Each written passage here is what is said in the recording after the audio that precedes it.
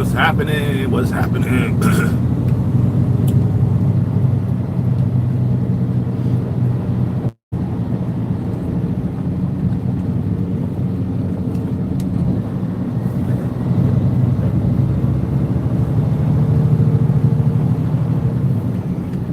Slow down, dude.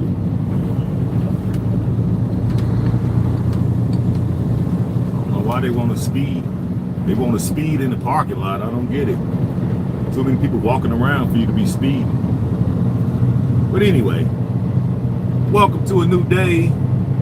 Happy Sunday. Today is the day we pay homage to the hero. And who is the hero? The sun. That's our hero. That's our savior. Without him, we'll just be a rock floating in space. Well, actually, an ice ball, actually. Without the sun, we'd be an ice ball floating in space. Without the hero. He rises every day. And he comes to the rescue.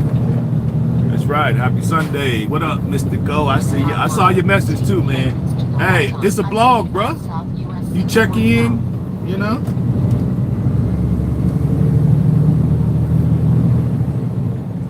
It's a blog. That's the reason why I named it blogs. That way I could just turn it on and you just see my life. If it's 2 hours, 3 hours, 50 minutes, 20 minutes, 5 minutes, it's a blog.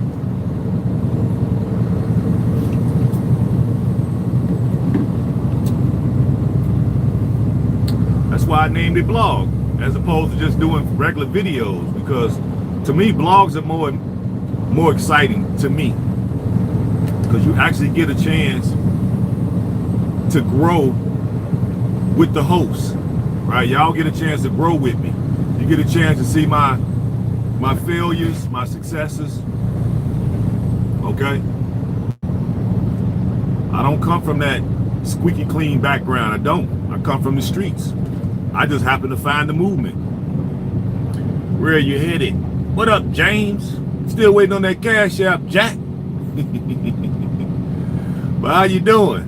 I guess I'll just be waiting, huh? We got Marcus to take over, man. What's the deal?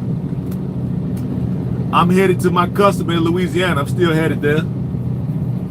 It was like a 900, almost 1,000-mile ride. So I knocked half of it out, and then now I'm knocking the other half out.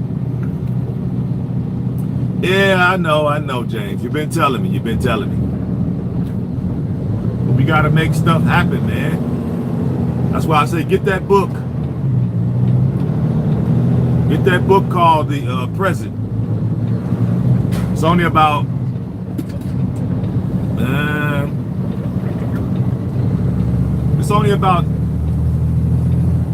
I don't know, maybe 10 pages long, so it's short. It's called The Power of the Present, but I think it's just called The Present.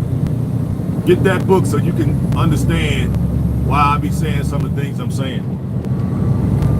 Yeah, but like I said, I don't come from no squeaky clean background. I come from the neighborhood where we were gang banging and shooting at each other and fighting one another, and totally opposite of African unity.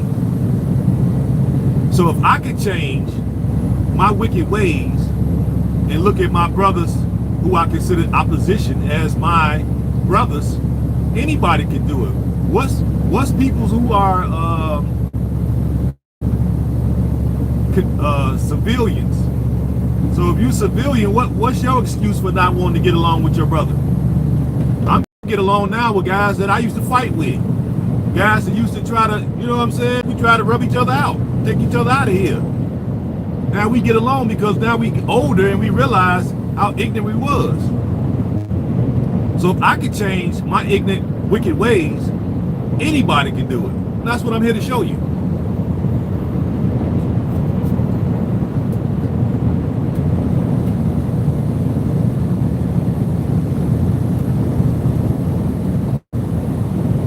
Yep, that's what we're here to show y'all. Even the most wicked among us can be used as inspiration for the movement. basically God has stepped in and intervened in my life and showed me my wicked ways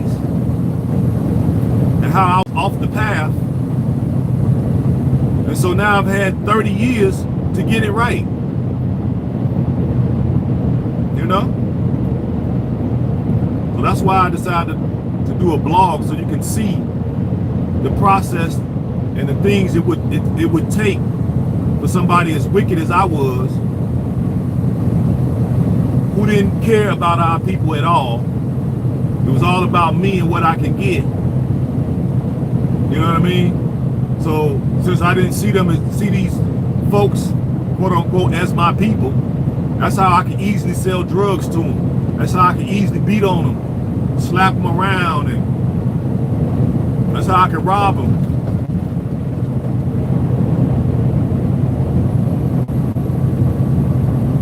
You know, shoot at them, stab them, whatever I gotta do, lie on them, kick it when they down.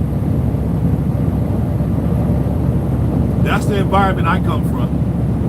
And for me to be able to change that and to be all about my people, see, people don't know that. That's why you need a blog for me to show you and me to tell you. You see? Guys I used to fight with, we cool now. The ones that still living. So a lot of them not here, you know. They transition.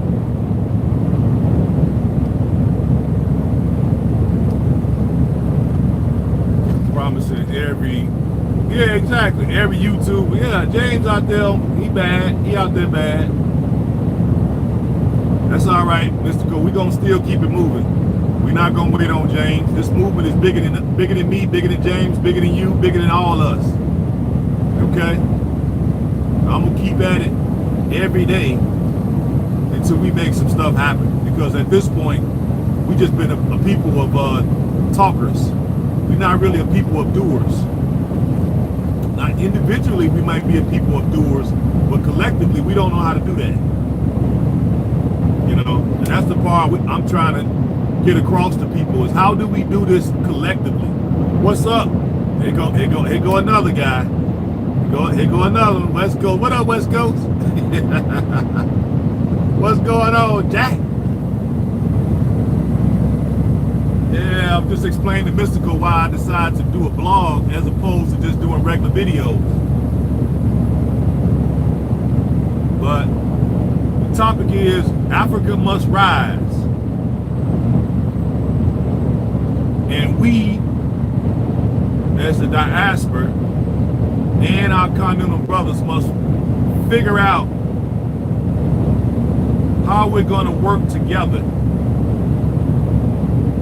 to promote Africa's rise.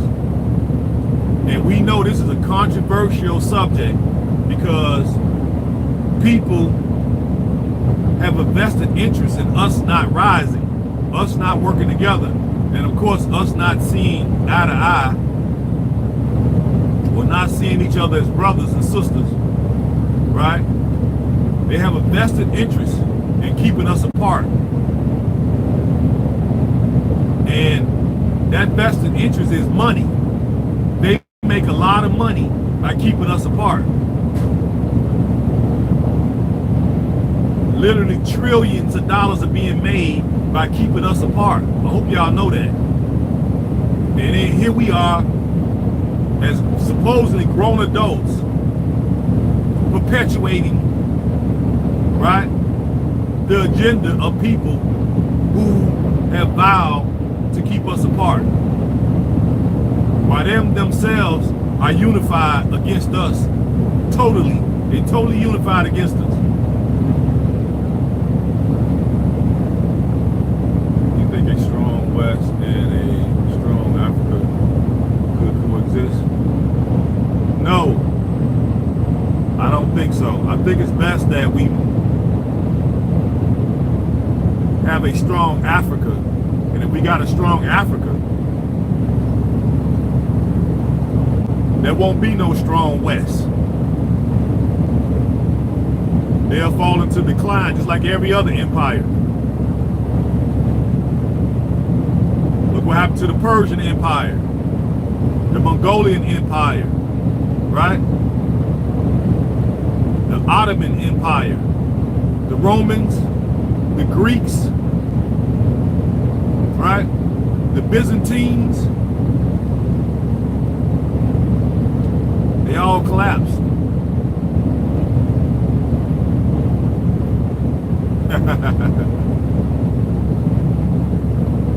But one thing about it, if we get right and exact with our motherland, we'll be good, because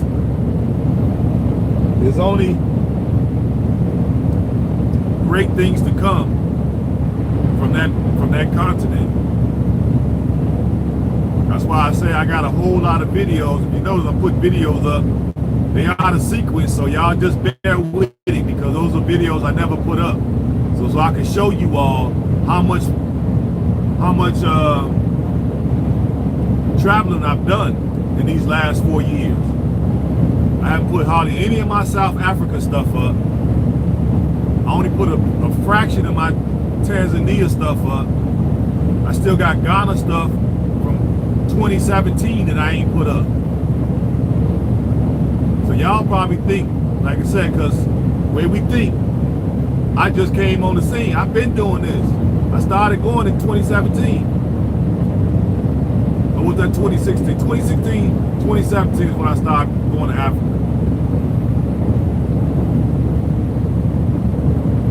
So yeah, I don't know, because the West is out to destroy itself, or the powers that be, wealthy families that run the world, don't want a strong, divided snakes. Every other nation has succumbed to their will. And that's why when you go places around the world, you see uniformity.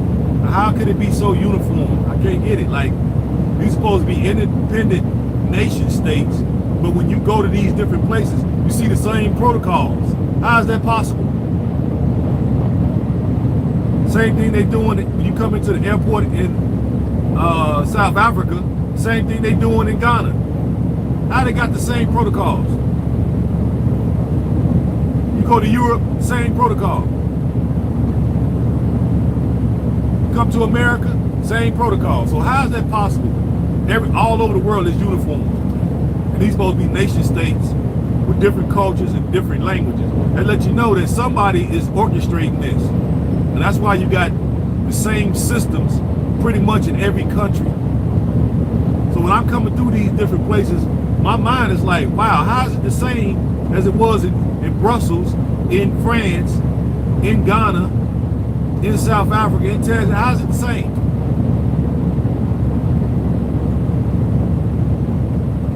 That's because we got puppet masters running the show. That's why. And while we down here picking fights with each other, we all being dominated by these families. But that's cool, because we can't see them. So since we can't see them, they get a pass. We don't even worry about that.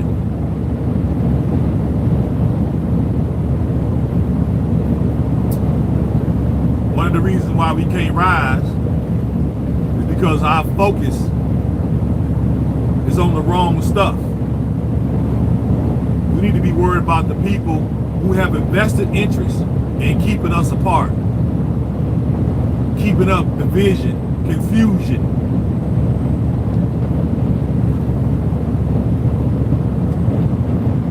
Come on, person, don't just, I hate when they just linger on your side like that. Of course, it's a woman. You know, Mississippi plates. She's just hanging on my side. For all you people who go places and you drive, don't never hang on the side of a truck, because you never know if that driver been driving all night. They could be sleepy. All it takes is a microsecond for him to fall asleep and be in your lane and run you right into a viaduct. So if you get to the side of a truck, get on past him. Don't take it for granted that he not sleeping. You know, I just woke up, so I'm fine, but don't hang on people's side like that. FYI, for your information. Yeah, but Africa has everything we need and the world needs for it to be a superpower. The problem is up here with our minds. We think somehow everything is running out over there, and that is a bold-faced lie. That's not true. Ain't nothing running out. Ain't nothing running out in Africa. I don't believe the hype. I know what they tell you, and I hear people regurgitating this stuff, but I've been all over that sucker, and what I'm seeing is it ain't even been tapped 10% yet. But yet they telling us everything running out. And we believe it. We believe these people. That's what's so mind-boggling for me. And then I come from the streets, from the gang-banging, hate people that look like me mindset, to come to the movement to where, okay, now I'm conscious, and I'm seeing people that's supposed to be conscious are falling for all of the lies that these people are telling us.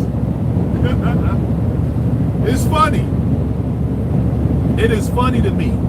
I come from the bottom to the movement through the back door, okay? And I'm expecting people that's in the movement to lead me, and I'm realizing they fall for the propaganda just like the people on the bottom. Because at one time, I remember, right, most of the gang wars are sparked by the dominant society, as Tariq Nasheed always say. Tariq, shout out to him, because I remember it was a time where they would catch us in my neighborhood, right? And we was out there, you know, tagging, we was spray painting our little gang stuff on the walls, you know what I mean? Tagging our name, doing graffiti, and then the police would catch us, and they would take us to our enemies, quote unquote. Sorry about the buffering, guys, but y'all know I'm moving, so the signal have to jump towers. So back with the rest of our members, and then we're gonna keep going back and forth for basically decades, and that's what happened. And I remember they took me down there before to my enemy's neighborhood because they caught me tagging and dropped me off. The only problem was we ain't know nothing about Anderson. We knew nothing about Dr. Chancellor Williams, right? Rinaldo Rashidi. We ain't know nothing about none of them people. I never even read books like that before. But at least we knew. Sorry guys, yeah, I know it's gonna be buffering because I'm moving, so y'all just bear with me, please. Yeah, but I was saying that they didn't jump on me. And why they didn't jump on me? Because even though we were brain dead, we wasn't stupid. Even though we were enemies, quote unquote, we wasn't totally ignorant. So that's why they didn't jump on me. And they actually granted me safe passage back to my neighborhood. So of course, when the police would catch them doing something, them safe. Now this happened, I don't know about other states, California and all these other places, New York. I don't know how they do it over there, but that's how we do it in Chicago. We wouldn't jump on each other when we seen the police actively trying to instigate a war between us. So most of the fighting is about, it ain't necessarily about gang stuff, particularly it's about money. Okay? Once they start flooding the neighborhood with cheap cocaine and cheap heroin and bombing fluid for the H.A.M sticks, that's what all the fighting is about. It's not necessarily gang stuff. Guys are in gangs, but it's what all fighting is about. majority of it as of now. But the fact is that I come up out of that through the grace of Allah to come into the African-centered movement. I could have avoided getting shot, fighting, getting beating up people, you know, people threatening me, I'm threatening folks. I could have bypassed all that, you know. But on my side of town, wasn't nobody talking like that. Once they got rid of the Panthers, most of all the guys kind of just went their own way. Because the Panthers was the link pin. That's where all the organizations came from. They was modeling themselves after the Panthers. And they all had allegiance all throughout the country with the Panthers. But when the Panthers got slaughtered like that, that's why I say, we let our champions get slaughtered. When they started shooting down the Panthers, I remember having an argument with some of the elders at the barbershop that I've been going to for about 30 years. So they like in their 60s, 70s, right? Been cutting my hair since I was like 9. And so I done came up in my knowledge, and they don't really read like that. So I've been there challenging them about their actions in the 60s because I was a kid. And of course they couldn't see that we dropped the ball by letting the Panthers get slaughtered like that. We're supposed to have the whole, but the reason why they wanted to do that and target the Panthers because they didn't want the neighborhood to become that. What up from the UK? What's happening? I'm just breaking down a little stuff that what happened back in the 60s and bringing it to today on why we need to work together.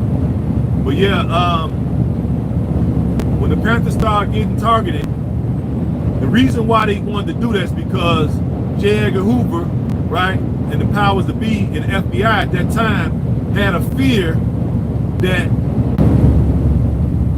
sorry about the buffering, guys. Yeah, they didn't want those concepts to be adopted by the general masses of would have been in the DNA, all the black people, and it got harder for you to target just one group among us without the rest of the people rising up. Yep.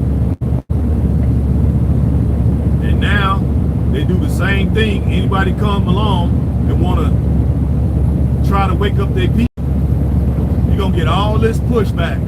You're going to get some of the most childish, immature talking points. Like, you can't even believe these are adults that's saying some of this stuff. And I'm just amazed because I come from the streets, so I was thinking that it would be a whole different ball of wax on the civilian side of things.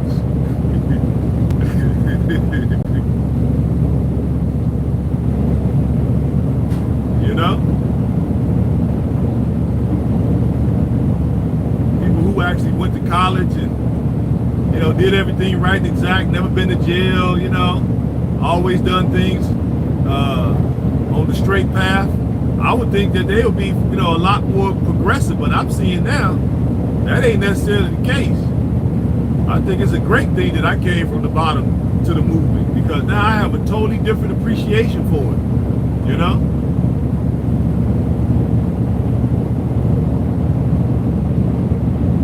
I got a totally different appreciation for our people globally, not just here in the divided states or the divided kingdom.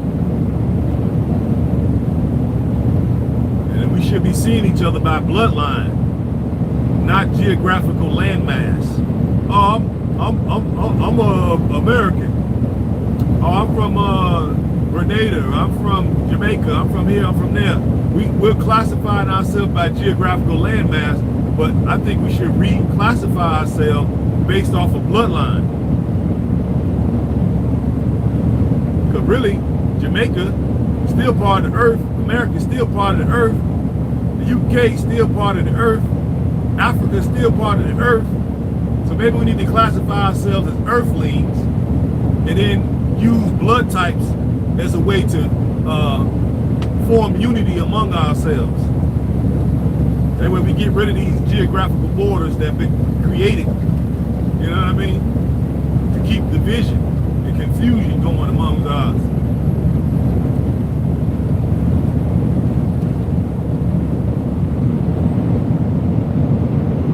But yeah, Africa must rise.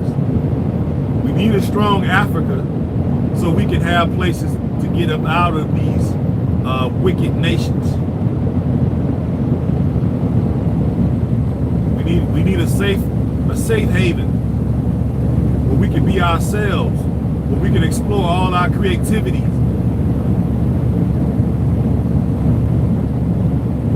We need a time to not be hunted. We need a break. You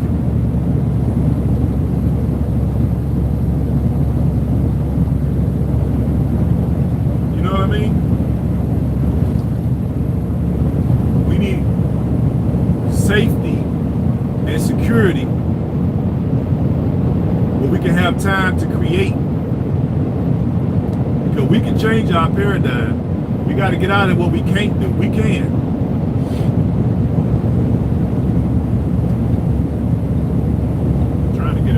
But I don't know how the heck he keeping up with me, because normally Warner don't have nothing but 60-something miles an hour, but he's being able to keep up with me. I'm going 70 miles an hour. Yeah, we literally got probably billions of acres in Africa with nobody on it. Nobody on it. Billions of acres. Most fertile soil on the planet that'll grow. That's why we gotta challenge these narratives. Oh, it's too many people. That's a lie. It's not.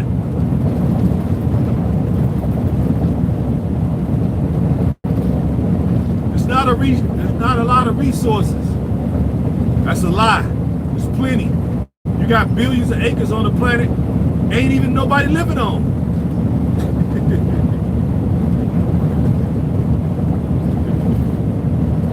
We almost depleted all the resources. That's what they're telling us. They saying that so they can keep it all for themselves and have us fighting each other over silly ideas. Oh, I'm a Christian. Oh, I'm a Muslim. I'm a Hebrew Israelite. I'm a Jew. I'm a this. I'm a Buddhist. I'm a Hindu. I'm a Sheik. I'm this. I'm that. And we fighting each other over ideas, while the same people who got us doing this are coveting all of the planet resources, including water. They're in the process now of claiming all the waterways.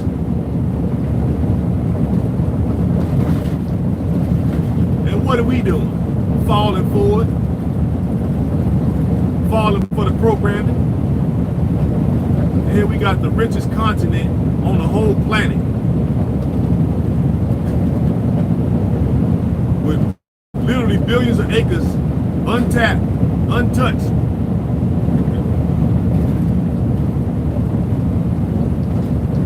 And all people that come over here, not all, but several folks come over here and tell me what we can't do, what they ain't gonna let us do.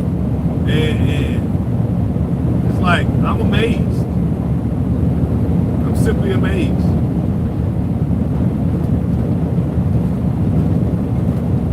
Just wait till more guys from the bottom like me come up and find the movement and come in.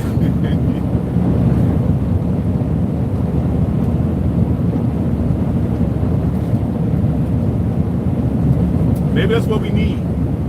Maybe we need more street soldiers to come to the movement. Fight on the side of our people instead of against our people. We definitely need new life in the movement. Maybe we need younger folks in the movement. Maybe we done got too old and too set in our ways and too attached to the earth and too attached to our belongings and our possessions that we really don't want to put up no fight. so we can make sure that Africa rises. Maybe we do need to recruit more younger folks to come into the movement.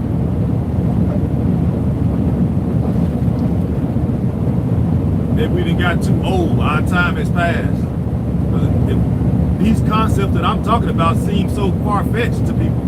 Yeah, all these things. I'm like, it don't seem far-fetched to me.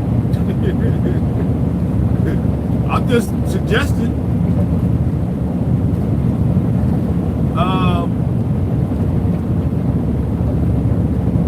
ideas that's already been done. I'm not even talking about anything new. These ideas are the same.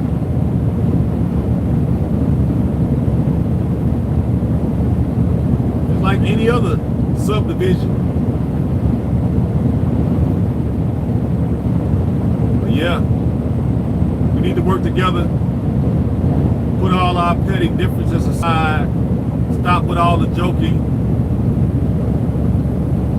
I don't really see nothing funny. The people that's running the world, they serious. They got their death, murder, kill cultures going on, and they got these soft kill weapons. And they looking to get rid of folks because they got to be able to keep their ill-gotten gains.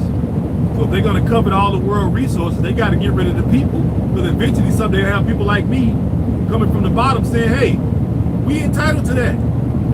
That's our birthright. They got to get rid of people like us.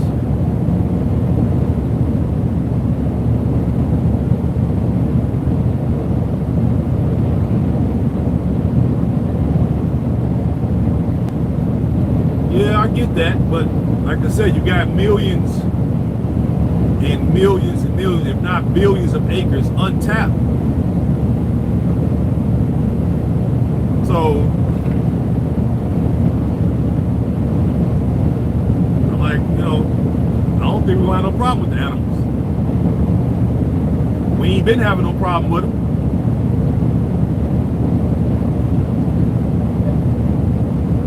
Okay. We ain't been having no problem with them.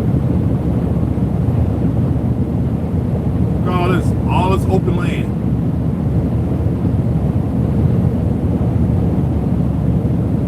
Look at it.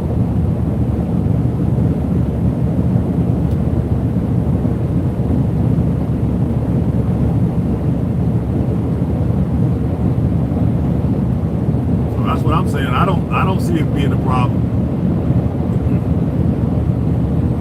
The problem with the animals is people are eating them. That's the problem. That's the problem.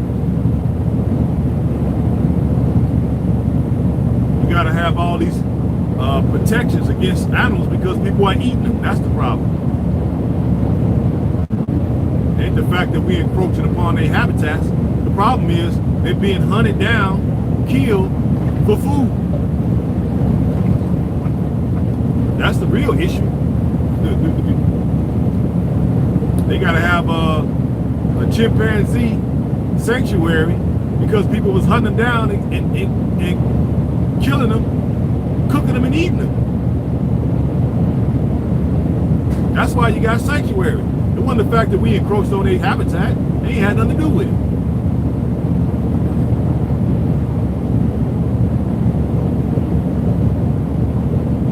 But yeah, that ain't gonna be no problem, man. It's literally billions of acres over there. Billions with a B. All over Africa.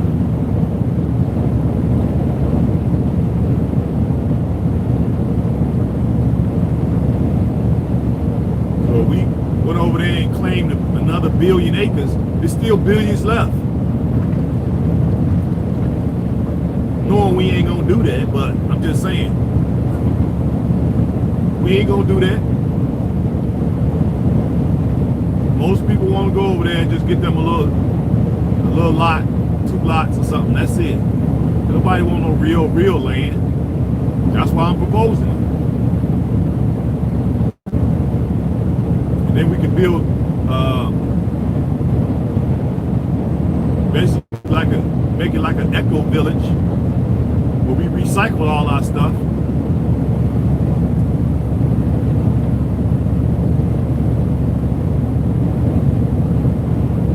Yeah, recycle all our waste.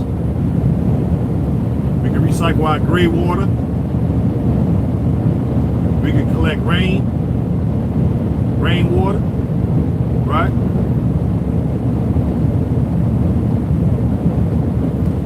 Do a lot of things, and that'll be all to help Mother Africa rise. Because if we sit over here and do nothing, come up with all these talking points, other folks are going over there and they're gonna claim it. They're gonna buy it.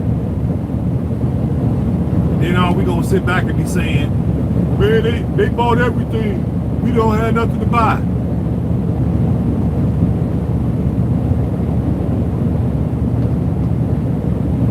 Being forced out of Africa because they bought it all up with fiat currency, and they literally got all the freaking access to all of the earth, all of the continent's resources, and they gonna covet it for themselves. And here we is over here.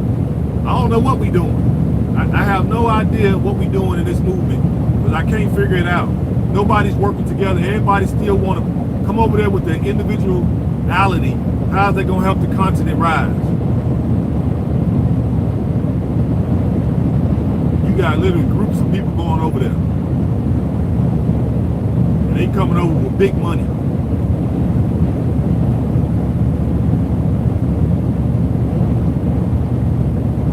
But they realize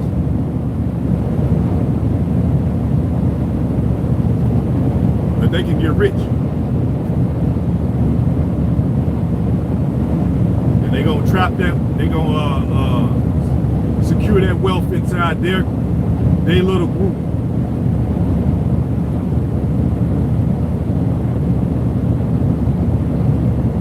They're not trying to look out for the brothers and sisters. They could care less.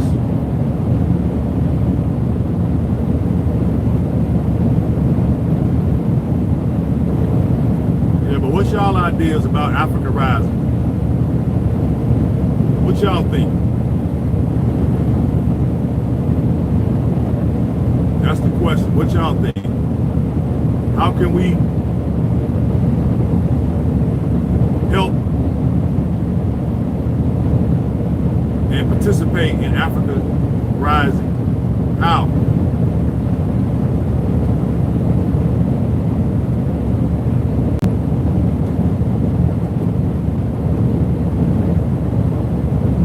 People always got something to say. Until you start asking real questions, then all of a sudden everybody's quiet.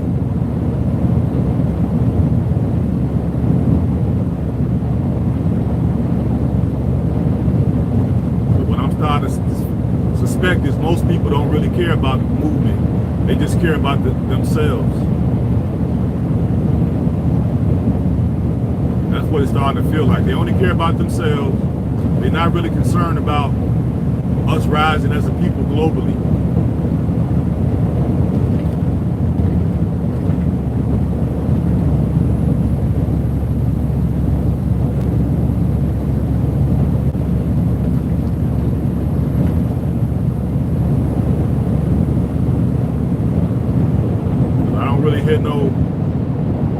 No ideas just speaking to that. All I hear is what we can't do, this, that, this why it might not work, and what about this, what about that. I don't hear how we can make it work. How can we make it happen? What do we need to do? What steps we need to take? What things we need to implement?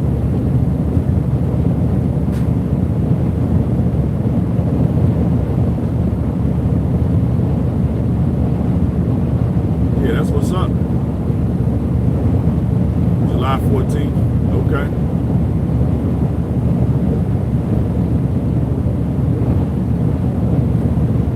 That's what's up. Safe travels. I probably won't get a chance to do no more traveling until August. I'm thinking about going to Nigeria. We'll see.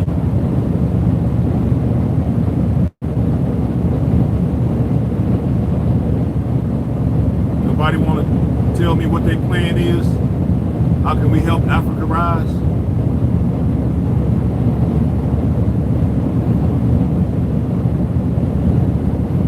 And don't just tell me some pie in the sky stuff either. Some stuff that you're prepared to do.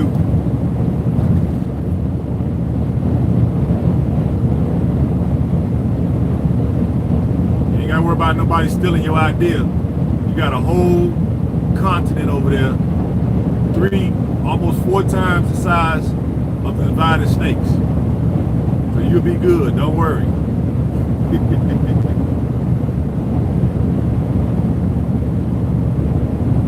Farming.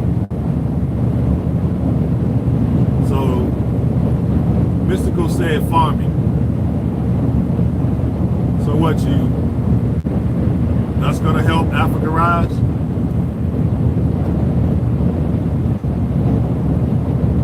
I have to go there in Numbers and stir the pot.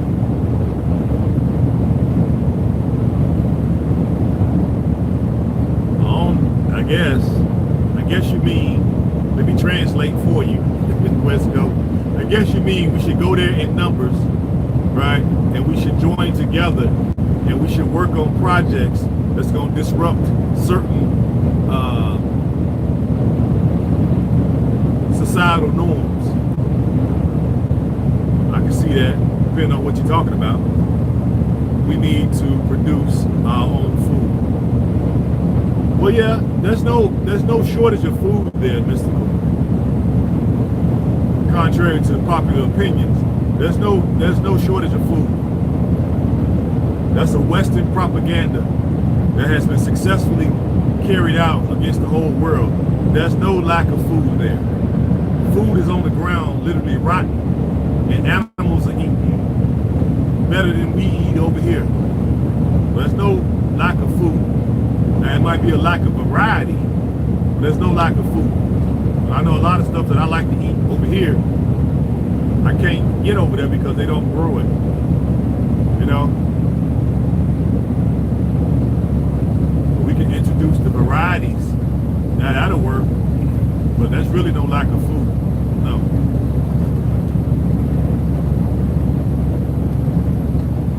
Let me get past this truck.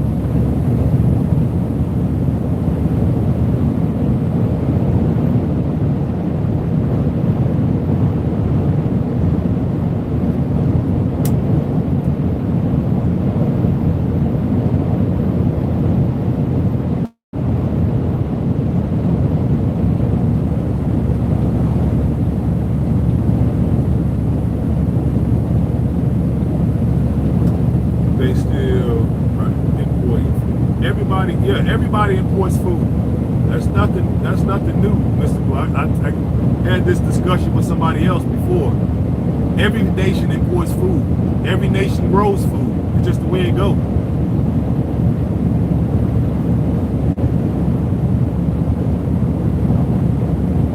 If we all went over there and started farms, they still gonna import food. You know what I mean? They still gonna do it. I'm telling you.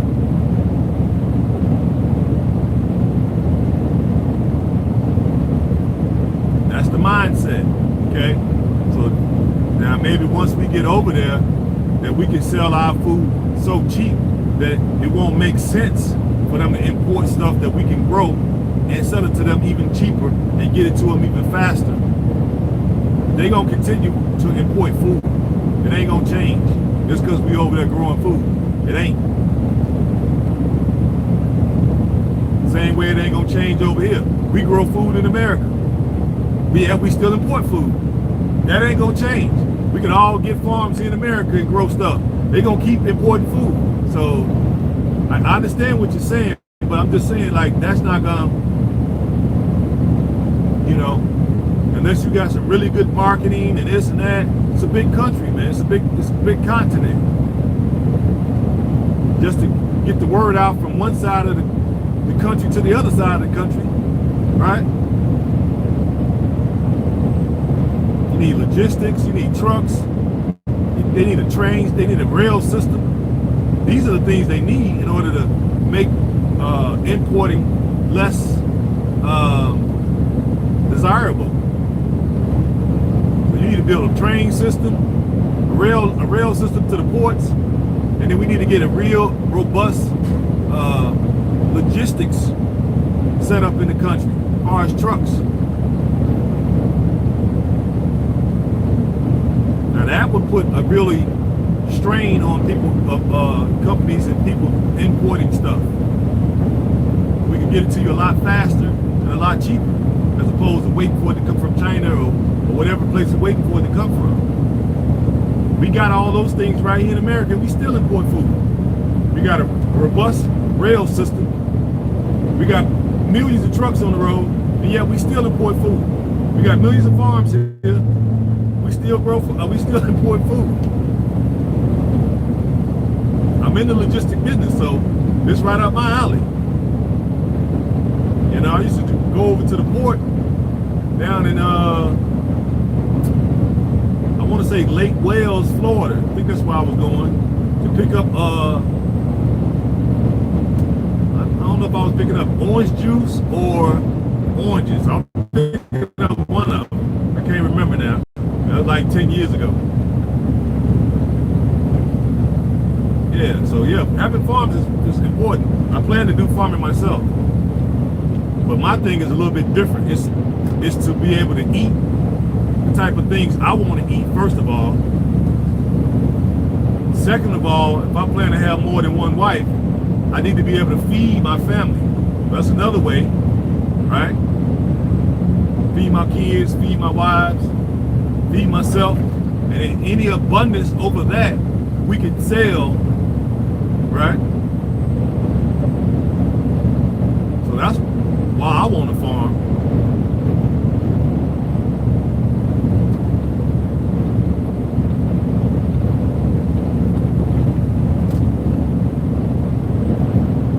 You know what I mean? You gotta grow everything you want, you can eat. And then I want a restaurant, so it makes sense if I have a restaurant, and since I'm I guess Presbyterian now, I guess that's how you say it. I eat a little fish now, but mostly fruits and vegetables. Have you know, like a vegetarian joint, so I can get all my food from that. Whoa, whoa, whoa! What up, Black Love? What's happening? How are you? How are you? Happy Sunday to you. But yeah, to me, that's what we should be doing. We should all have farms, or have access to farms, or have a community farm, or whatever, right? But to me, what's going to jumpstart the rise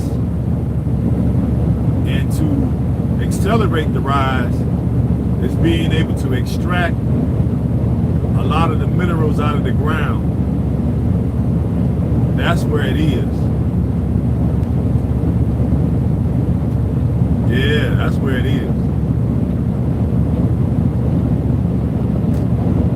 All of the different minerals, we need to be able to figure out how to get that stuff out the ground and get it to the market at a fair market value. That is what's going to accelerate the rise of Africa. And that's the reason why so many populations of the nations are running over there.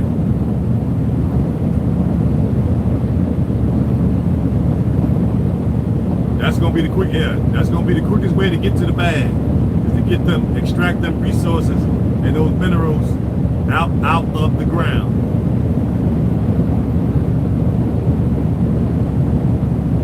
Yeah.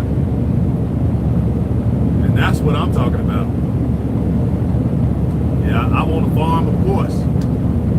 But now how do we, because you figure, why are these other people going over there? Since Africa's supposed to be so bad, why they all breaking their necks to get over there? They getting over there because they want to be able to lay claim to the resources under the ground. Nah, but you can go to the Cash App. From what I understand, YouTube take 40% of the super chats. So I ain't trying to do that because they already rich. So you go to the Cash App. It's $Rakinkhaliq. Again, that's $Rakinkhaliq.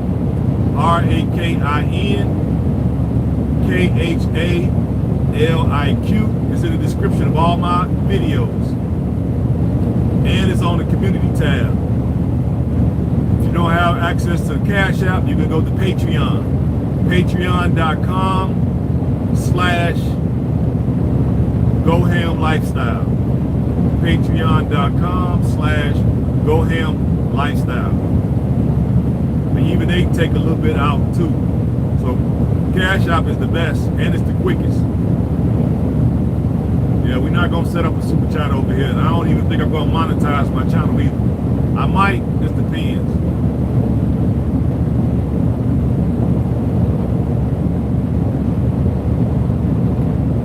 Yep. But yeah, that's what the rise is, guys. I just want to see what some of you all's minds was at. It's really in being able to extract the resources out of the ground. And I gave you I gave you all an example last week. Look at Dubai. How did Dubai get to be on the map so fast? Somebody say, oh, it's tax dollars. No, it wasn't. It wasn't tax dollars. It was oil money.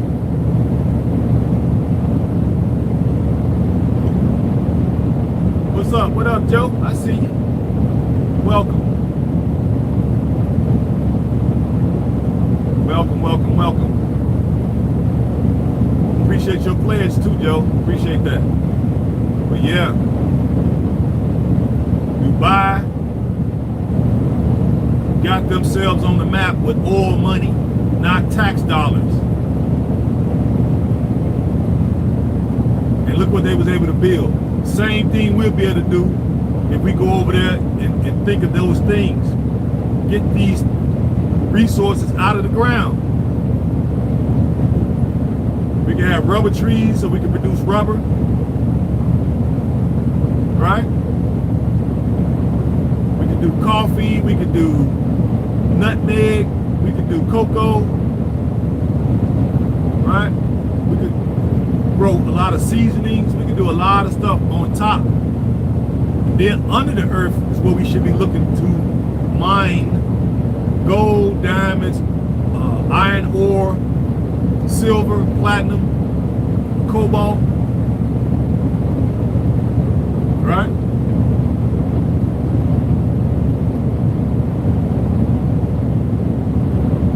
Oil, natural gas.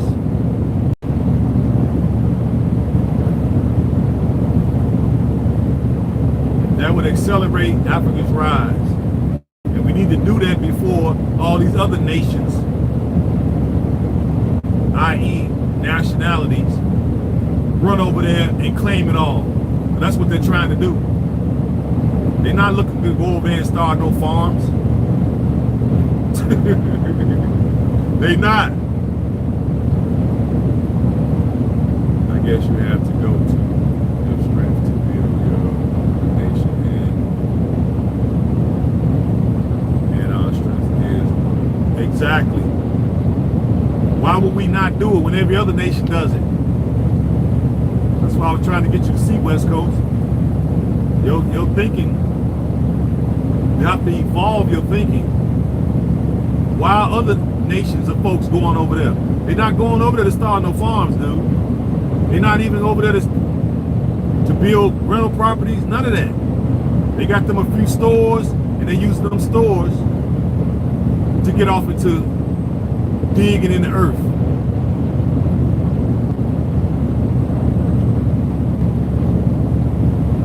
What is what? Mainly having the ability to process the earth. Well, that's what I'm talking about. Let's learn how to process them then. That's why we're talking about this. We haven't had access to these type of minerals in the first place, so we don't know how to process them. That's why we're having these conversations. So at least we're on the same page. So we can extract them out the ground and learn how to process them. Correct.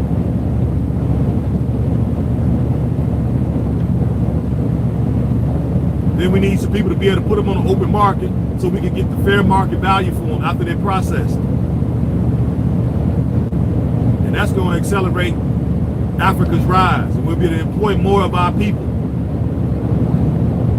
i.e. our continental brothers and sisters, and we'll have positions waiting for the diaspora folks that's coming over with those type of skills. UK, Canada, America, and the Caribbean islands. Hey, what up, what up? What's going on?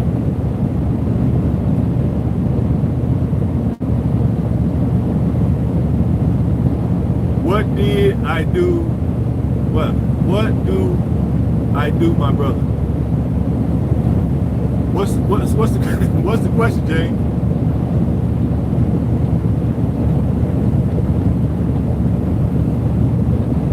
I've been in the Gambia, but I'll be in the Gambia May 31st. Okay.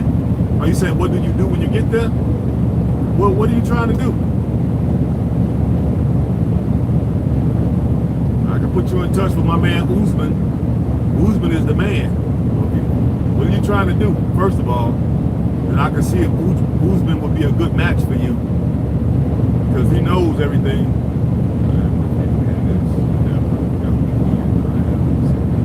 That's what's up. Appreciate you, A.M. My Sierra Leonean brother. Yeah, we ain't trying to hash out and have discussions on how we're gonna go about Africa rising. I gotta help folks get on the right page because our mentality is all over the place when it comes to this. We all over the map on how we should do this, and ain't none of it to me. All the people that have been coming over here, I haven't heard nothing. I haven't heard nothing that is going to accelerate the rise of Africa as a whole. Nothing. And then even when I'm telling people what I think it is, based off of my travels, everybody's pushing back against it. Like, what I'm saying don't make sense, even though I've been there and been to several African nations, and I've been seeing these folks from these other nations and other nationalities over there, and I see what they're doing. But people telling me I don't know what I'm talking about. And I'm like, seriously? You know, I agree. Getting it out the ground is one thing, processing is one thing, getting it on the open market for sale is one thing.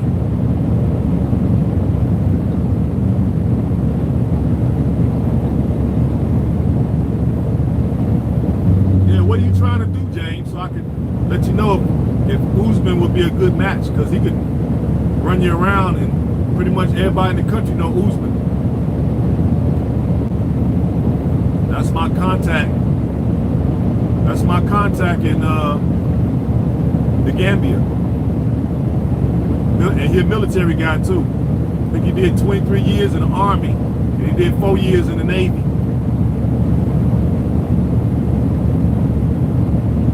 So if you're gonna be there solo dolo, then yeah, you need to let me hook you up with Usman. Just pay him to drive you around and tell him everything you want to do, and then he can make it happen. He'll help you with the COVID test and all that. Get you to the airport, help you with accommodations, where the best place to stay, that type of stuff. But what are you trying to do? Maybe you need to email me, let me know. So we make sure that your trip is fruitful.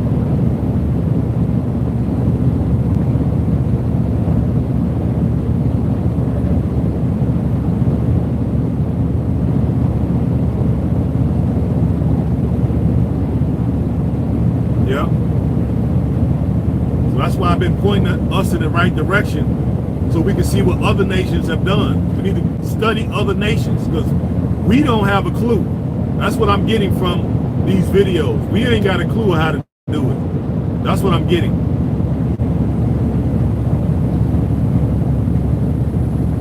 We literally do not have a clue how to do it.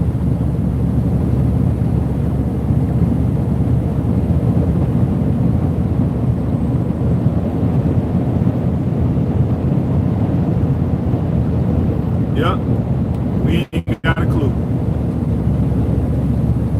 We pretty much just want to go over there as individuals, get us a business going, and hopefully get it popping off where we're doing some really good numbers. And that's pretty much what everybody wants to do. I don't really see how that in itself is going to make sure that you're able to take care of you and yours.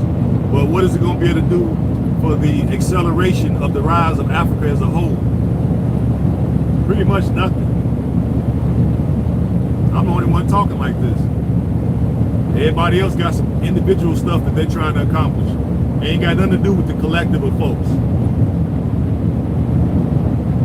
And I'm trying to explain to people, we need the collective to be doing good because that way you could be doing good, right?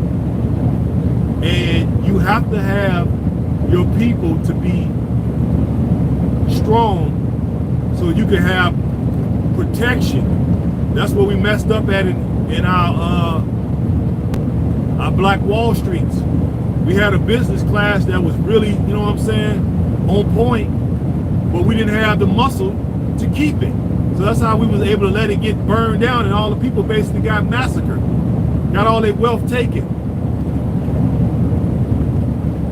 And yeah, we act like we ain't learned. We haven't learned from that. We all know the story about, you know what I'm saying, Black Wall Street. But from what I'm hearing from folks, we doomed to repeat that again on the African continent.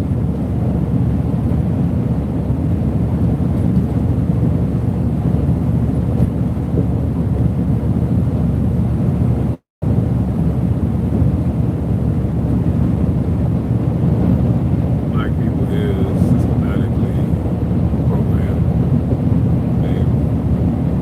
Yeah, well, either way, we ain't getting it done. So whether we got a clue or we don't have a clue, it's not happening. So to me, it don't necessarily matter which way, you know, it's half a dozen on this hand or it's 50 cents on this hand. It don't really matter. It's the same thing. It ain't getting done.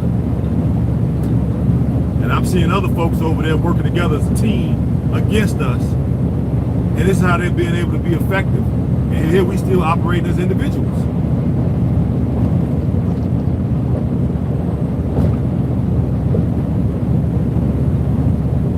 Other nations didn't rise up out of their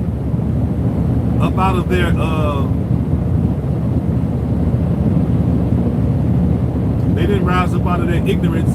They didn't rise up out of their poverty until they went around coveting and taking all the gold from other people,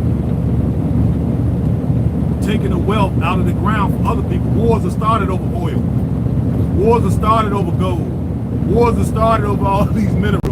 But yet, somehow we don't think like that. You know? I'm not really a geologist or none of that stuff. You know what I'm saying? I come from the streets. I just realized just by looking from a unlearned position, that's where the money is. It's in the ground. I don't even know nothing about all this stuff. I'm just looking at what I'm seeing. When I'm over there looking at stuff, I'm like, okay, everybody getting stuff out the ground. Why we ain't getting it? We want to have a restaurant, which is cool. We want to have a farm, which is cool. You know what I'm saying? We want some rental properties, which is cool. You know? We want a hotel. All that's cool. I ain't got no problem with none of that. You know, some of us want a coconut stand. All right, whatever. What about the stuff in the ground, though? I ain't heard nobody say nothing about that. I'm the only one talking about it. Every other nation have used this same thing, these same resources to build up their freaking nations. And they've been going around the world coveting and taking stuff from folks to build up their nation.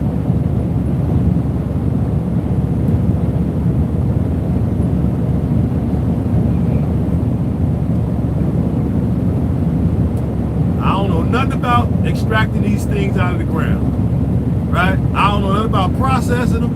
I don't know nothing about the markets on how to get them sold. I don't know nothing about all that. But I think one thing I do know, I know we got some melanated people somewhere on the planet that do know how, and we need to bring them together and put some money behind them, i.e. as stockholders, so we can learn how to do these things and get that stuff out the ground, get it processed, and get it sold for fair market value. That I do know.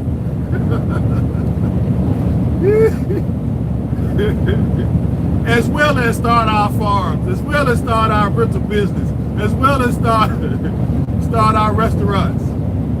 We need to be able to do all that.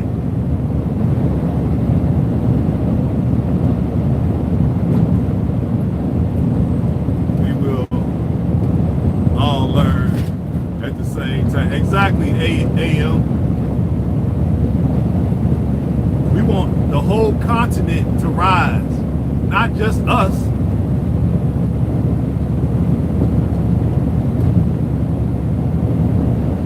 That way when the mother folks come running over there, we'll be powerful enough to get them about the paint. Economically. Not physically, economically. We'll be able to get them about the paint. Do you have an email address? Absolutely I do. It's gohamtrucking@gmail. gohamtrucking@gmail.com. It's in the community tab on my page, on my YouTube channel. And it's in most of the video description. Cash App is there, Patreon is there, email is there.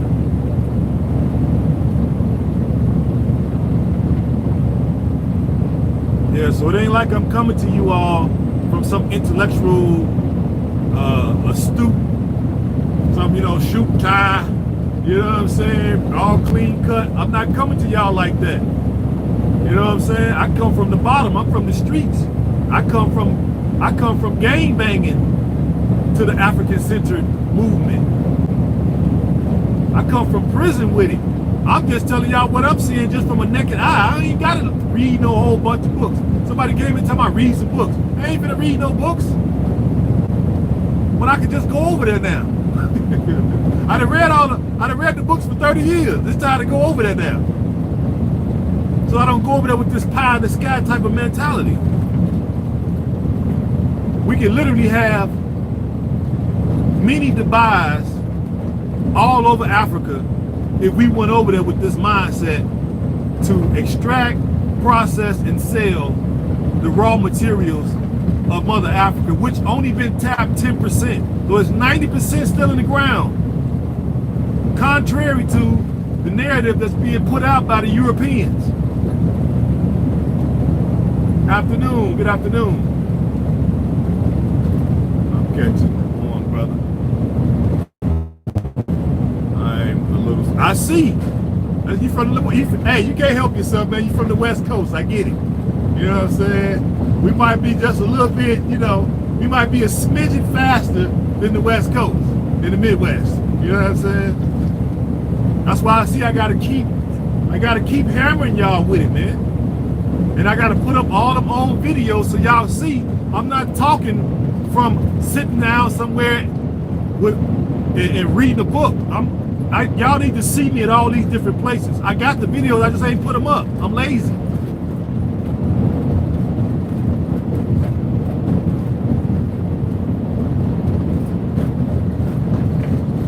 But I'm gonna start putting them up so I can shut some of y'all up.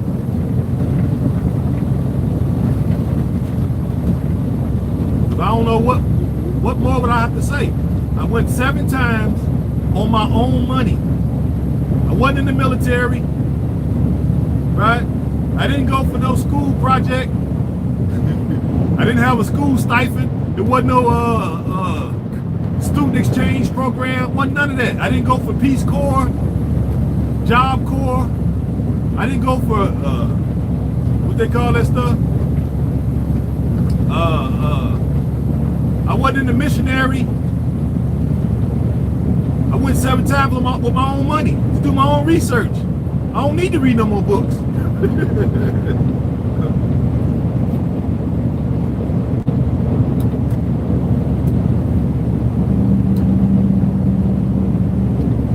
Yeah, you saw the South Africa. Oh, okay.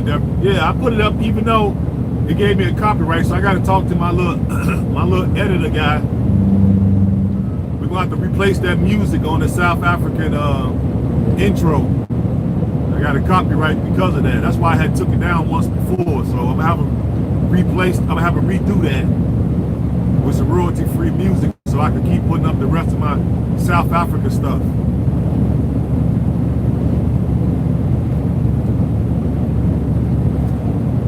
Yeah, that's why I put it up, and I'm not putting it up in order. So don't be talking about when was I there? Yeah, I was there 2 years ago. Y'all just not being introduced to me. I went there 2 years ago.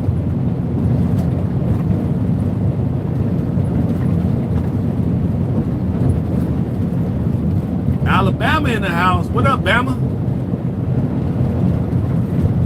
Let me see.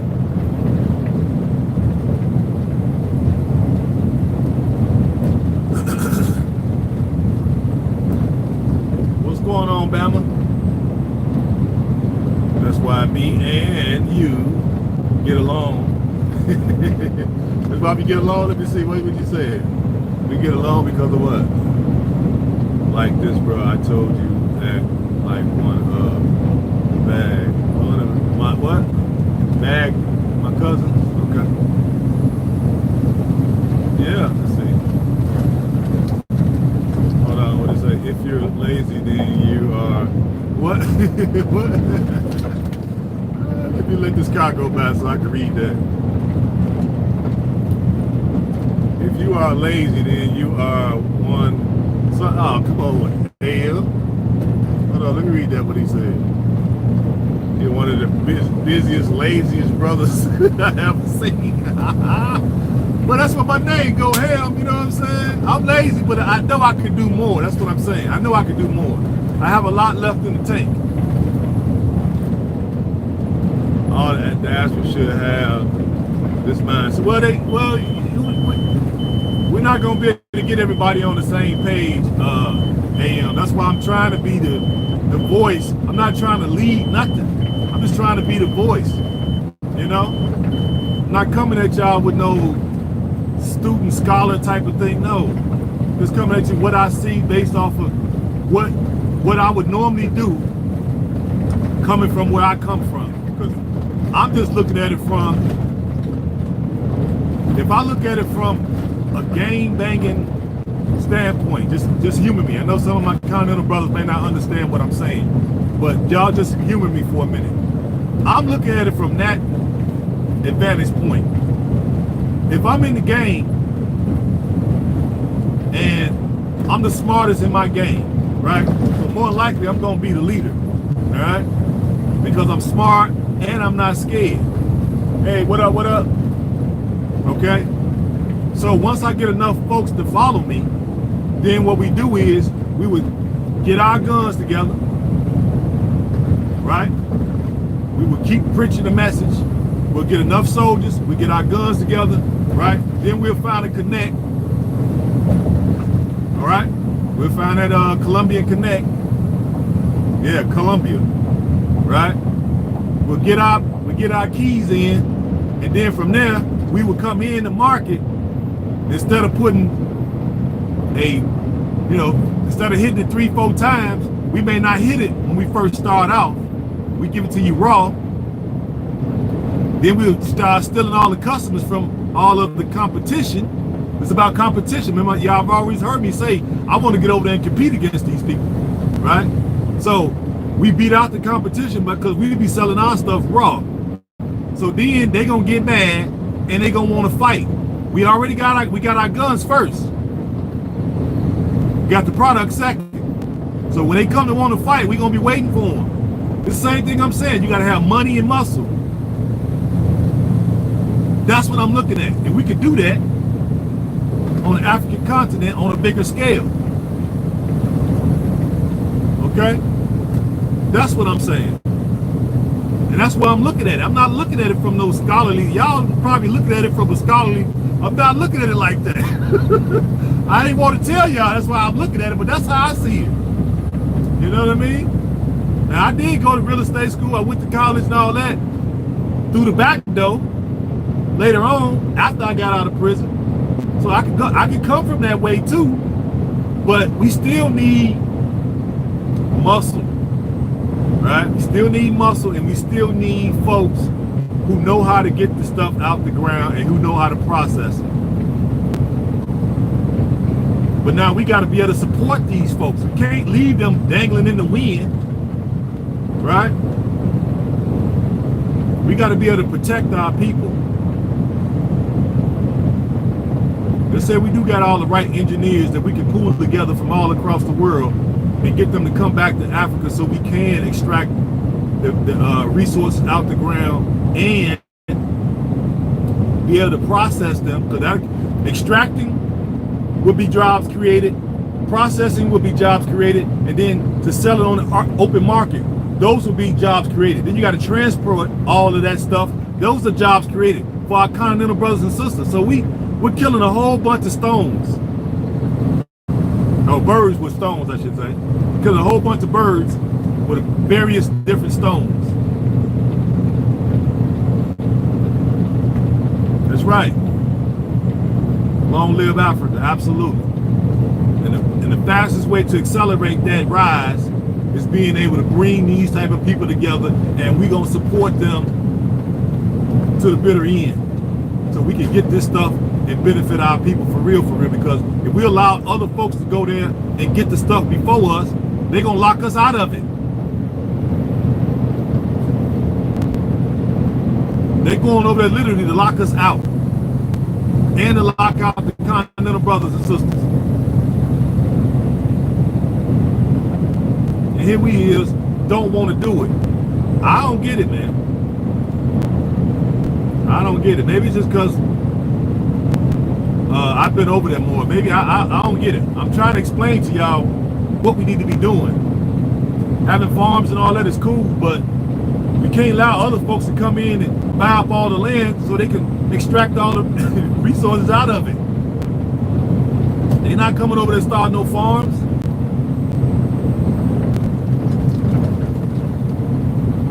You got a few of them doing it. A few of them got restaurants. A few of them got hotels. A few of them got, a couple nightclubs, but we got to be careful that we don't mess around and get locked out of our continent. What the real wealth is, we don't want to be there. We don't want to compete. No, I want to compete against them people. I want to compete against them. Let's see who the better man, us or them.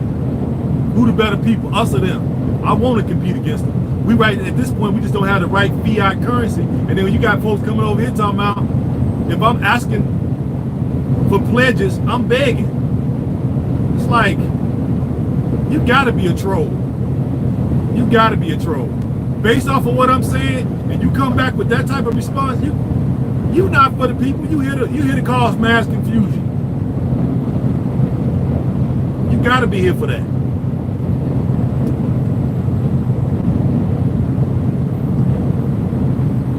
That's why I said, let me put up the rest of the videos I have. I got at least 25 more videos that I need to put up.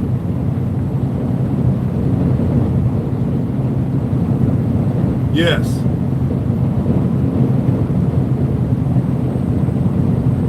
Exactly. Chinese got so much heart, they go there and start doing illegal mining. Here we are scared to death to do anything. Then we won't even support dudes and brothers and sisters who ain't scared. We won't even support them. Chinese come all the way from China, can't even speak the language, in Africa, don't know their way around, and over there doing illegal mining. Them people got some heart, and they ain't that big. Most of them can't fight. So what do they got that we don't have? Here we is, some of us the same size as the gorillas. And we scared to do anything. I don't get it, man. I don't get it.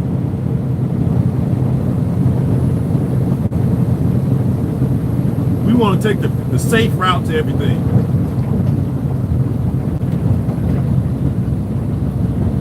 Yeah, they need to be locked up. That's why I'm glad I'm a citizen now, because now I can go over there and be part of the change. They don't have no problem telling on us in their country, so I get over there, they doing some legal stuff. Yeah, I'm bringing them people. Hey, go over there and see what the hell the Chinese doing over there. I think they illegal mining. Hell yeah, I'm calling the authorities.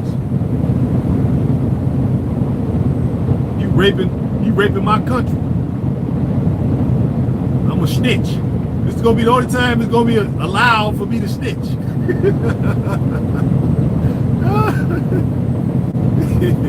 You know what I'm saying? But they ain't my people, so I don't have no problem snitching on them.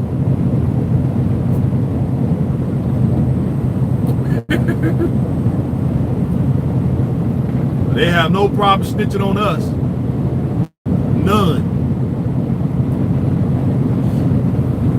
So that's what I'm thinking, guys. Exactly.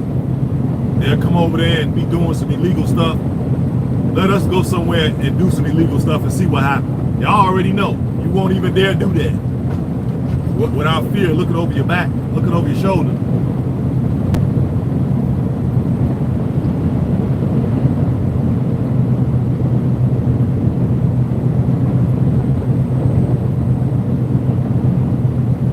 Yeah, we need to do both, people. You need to be doing your individual business thing, entrepreneur thing, and you need to be doing something collectively.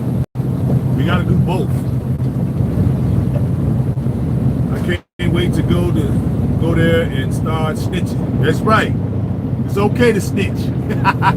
It's the only time it's okay, West Coast. Other than that, we got a no snitching policy. We ain't telling on each other, but we gonna tell on their ass. Get their ass right about the paint. See, the brothers and sisters over there probably don't want to snitch on them because they're getting some type of benefit from it.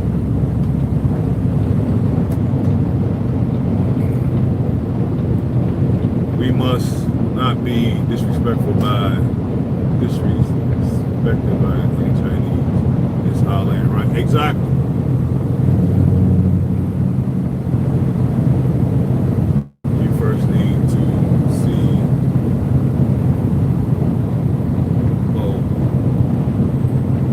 The president to get straight with him, and we are good. Yes, A.M. That's what I'm trying to do. So we ready. Y'all start calling, emailing. All who want to be on this December trip, so we can get folks there. Hope y'all doing what y'all need to do on y'all end. African ancestry. Through your father and mother side, any if you come back, that's a DNA match with any of the 15 tribes that's there, you can get citizenship. So you need that, and you need a passport with at least 6 months on it, and a background check. I need to call Ty. I keep saying I'm gonna call him. I keep forgetting. So we can facilitate the background checks. Birth certificate, visa application, and immigration application. You need 2 letters of reference, one business, one person. You get me all that, we can go over there and get your citizenship, and we can start looking and doing things as individuals and as a community. That's why I keep preaching community. Because we can't do it by yourself. You're going to be an island by yourself and have to work against all these other foreign nations.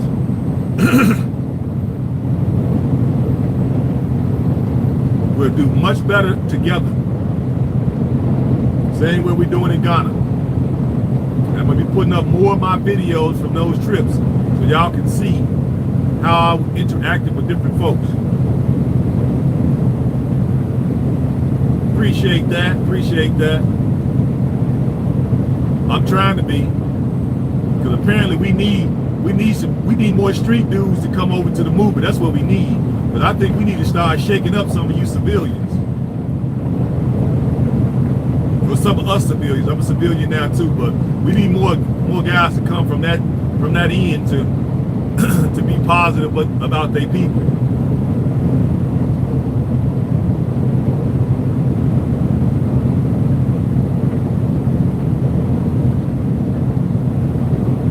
Because we won't be scared to go over there and lay the smack down if we have to.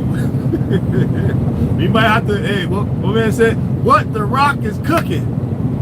You might have to lay the smack down on some of these jabronis with their candy butts. They ain't got no problem coming from China, can't even speak the language. They ain't got no passport, they ain't got no citizenship, they ain't got nothing. Come all the way over there and somehow get the machinery and be over there illegally mining. Just think of the gall that takes, guys.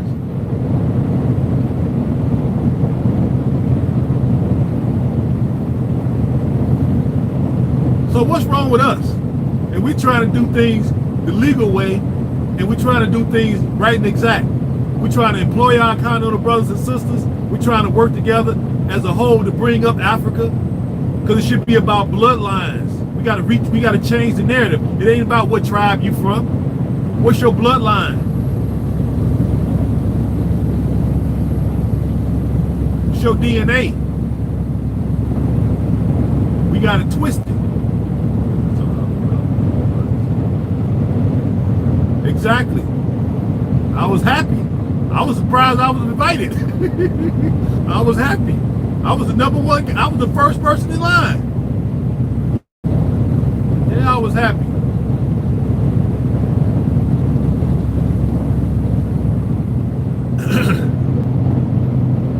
Yeah, I was the first person in line. I was loving it. Yeah, I'm just some dude that got introduced to the African-centered movement in prison. I don't hide that. I'm not ashamed of it. I'm happy. But it saved my life. Other than that, I would have been back out here gang banging, selling dope, probably shooting people. You know what I'm saying? Trying to take over little square neighborhoods that don't even belong to me. This is my neighborhood right here, and can't nobody sell nothing over here but me and us. You know, if Allah had to put in my spirit, I would have never been in the movement. Y'all never even hear me talk. Who knows where I'd be right now? I'd probably be somewhere taking the dirt now.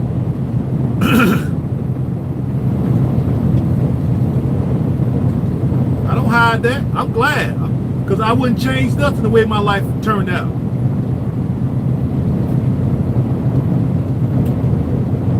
I never would have been thinking about Africa. All my guys that still gang banging, they won't listen to this.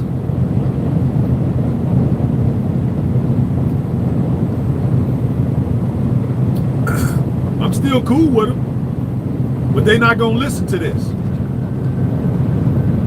They still in that deaf culture.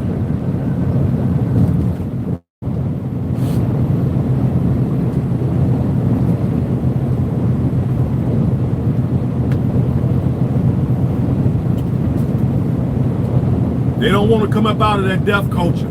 So we ain't got to worry about them coming to Africa.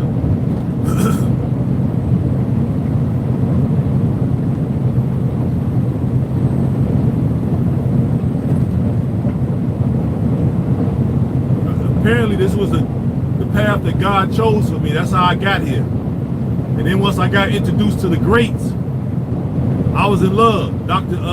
Kajufu, Dr. Ben, Chancellor Williams, Ronaldo Rashidi,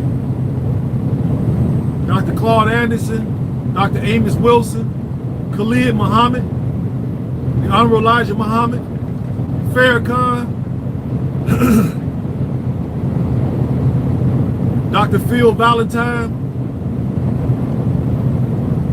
my man Booker T. Coleman, Umar Johnson, Tariq, Francis Cress Wellesley. God bless that sister. The elder D.D. Fuller Jr. These are all the books I read when I decided to start reading again. How do we get more African Americans to go and invest? People appear to be scared, plus not much work. Well, I think what they're gonna need to do is that it's gonna take the ones among us that's not scared. See, I'm not scared, and I know I got more guys out there like me that's not scared. So we already over there. So we just need the right money behind us. But people are so freaking paranoid because of what folks have done in the past. It's superimposed on people who ain't even done nothing. You know? But we need money. These other people, when they go, like those illegal Chinese, when they get over there, somebody is giving them money. They ain't just showing up broke. They're not showing up with no money. That ain't the case. They showing up with a lot of money. That's how they're able to get that stuff done, even though they're doing it illegally. They're not finna wait around for that legal paperwork. They're not finna do that. They coming in with money. That's how they're doing this illegal mining, because it takes thousands, hundreds of thousands of dollars to get the equipment. So where are they getting the money from? Somebody giving it to them and sending them over there. But somehow we supposed to get it done with no money. So for the folks who are scared, shaking in their boots, just straight up cowards, but you want to get up out of the divided snakes, then you need to be able to support people who ain't scared. And we'll lay the path for you, so y'all can come over later once we get rid of all the snakes. Go over there with brand new lawnmowers and cut the grass and get rid of all the snakes and lay a path for y'all, so y'all can come over and not be so freaking scary. We can't do it with no freaking money. That's why I said money and muscle. You gotta have both, not one or the other. I think that's what it is. Most people just scared. And you won't believe in somebody that's actually done it.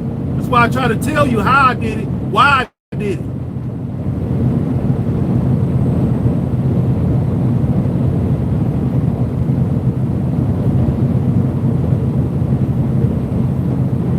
Exactly, A.M. Because our people think with their juvenile minds. They don't think with grown-up minds. They think they're grown-ups, but they're not when it comes to thinking. When somebody like me come along and start talking the real stuff, you can't decipher between bull crap and real talk. You can't decipher between the two, which is crazy to me. It's crazy.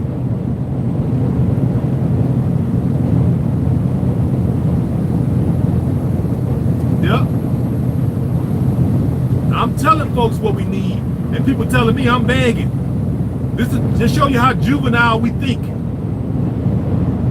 So when you open your mouth and you say stuff like that, it immediately makes, because I ain't like I used to be where I didn't read. I know stuff now. So now when you open your mouth and say something, it tells me who you are. If you come back after what I'm saying to you, you can't hear the wisdom and the science and what I'm telling you. And then when you go over there and see it for your damn self, I want you to come back over here and apologize. Yeah. Anybody got something stupid to say, once you get over to the African continent and you see for yourself, when you come back over here, I want you to apologize. Yeah. And I'm gonna forgive you because I see you know not. Now, I'm not talking from an advantage point that I don't know. I've been there. That's why I keep trying to tell you. I've been there on my own money. Wasn't in the military. I was in prison. I don't mind telling y'all that because it saved me. It saved me. You know, I learned a lot. I had 10 dads, all revolutionaries. Some Morris Americans, some 5%ers, some Sunni Muslims. I even had some good Christian brothers. Had the Hebrew Israelites. Okay? Had some ex-Black Panthers. I wouldn't change nothing. Because I would never been introduced to this movement. Y'all just finding out about me. But I'm deciding to come to this platform because I realize, even though I'm doing good for myself individually, how is that helping African people as a whole? One, and two, how is that bringing forth the rise of Mother Africa? Me doing good individually. How is that helping the continent? How is that helping our brothers and sisters on the continent? How is that helping brothers and sisters anywhere in the world? Me doing good individually on my own. How is that helping?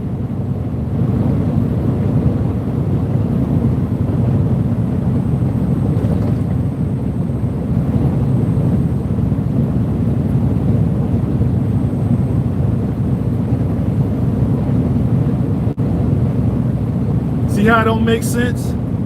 You see how juvenile we think? It ain't helping, period. Me doing good here in America, driving this chemical tank truck, I've been doing this 10 years. I don't have a girlfriend, I don't have a wife, I don't drink, I don't smoke. I don't gamble. I don't smoke weed, I don't smoke cigarettes, I don't smoke cigars. I have no kids. Okay? So I'm doing good for myself, but now, how is that a benefit to African people worldwide, one, and two, the rise of the African continent? How's that, what is that contributing to, me doing well, contributing to those two things? And I'm using myself, but I'm actually pointing the finger at y'all. So how are you, as an individual, doing well in the West, based off of whatever you're doing, engineering, whatever you're doing, right? How is that benefiting, one, African people globally, and how is that helping to bring about the rise of Africa? You doing well individually yourself, but you ain't doing nothing else.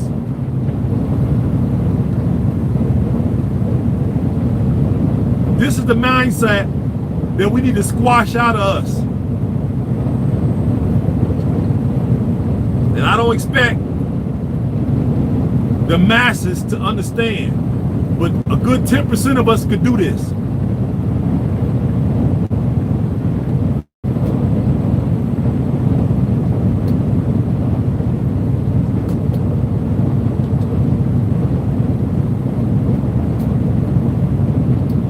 We don't need no hundreds of millions to do this. We need a good 10% of the African world population, or probably less than that. Probably just need 2% of the global African population to go back to Africa with the mindset of we gonna help bring about the acceleration of the rise of Africa and its people. No matter what tribe you from, what language you speak.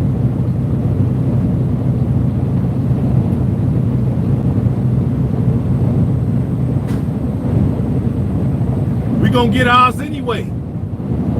You think when the Chinese go over there with the money that they go over there with to do illegal and legal mining, that somehow they don't benefit China?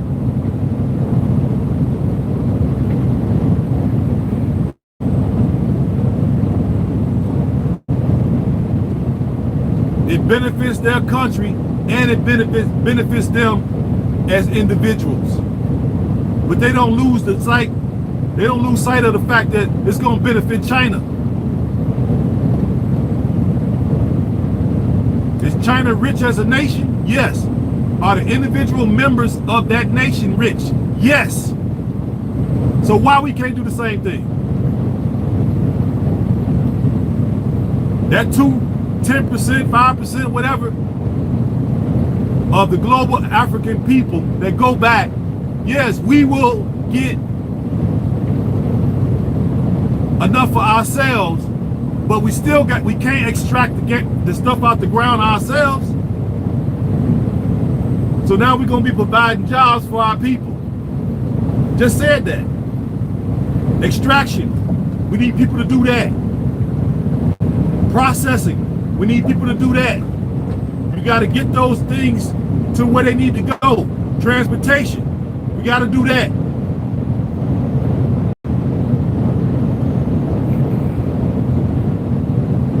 Yeah, I remember that song. I'm speaking to that. We got to get ours, and true enough, I get it. But the nation, the continent got to get theirs. We should have many Dubais going up all over Africa based off of the things that's in the ground.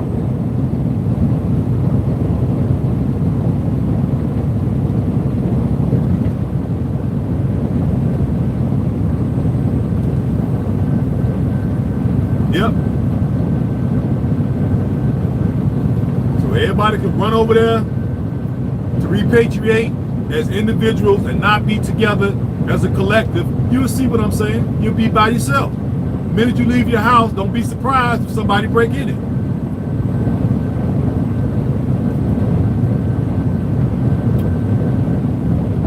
You go have dinner with some old diasporans at a restaurant in town, and y'all leave your house, don't be surprised if nobody breaks in it.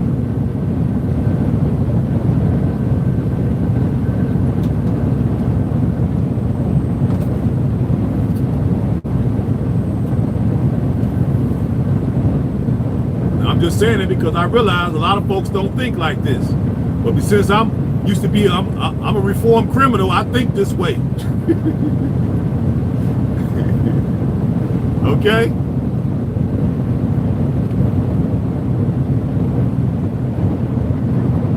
But if you move into a community with community watch and security, right? You can leave your house and be gone for weeks if you need to be.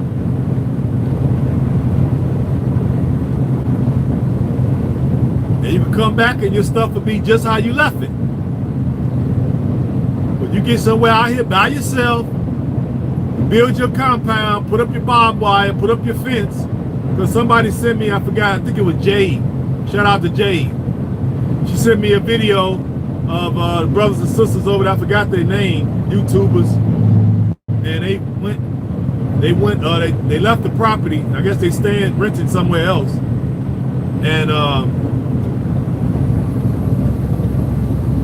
they went back home, and somebody jumped over the wall and stole their I guess they had a bucket full of cashews. They stole the cashews, and then whoever it was kicked over some of their plants that they planted in the ground, some of their aloe vera. And they did that out of spite. They let you know that somebody is jealous, envious, or whatever, because why else would they do that? Okay, you already took the nuts. Why would you kick over stuff that was planted? And I said, yeah, because look where they at. They out somewhere by themselves.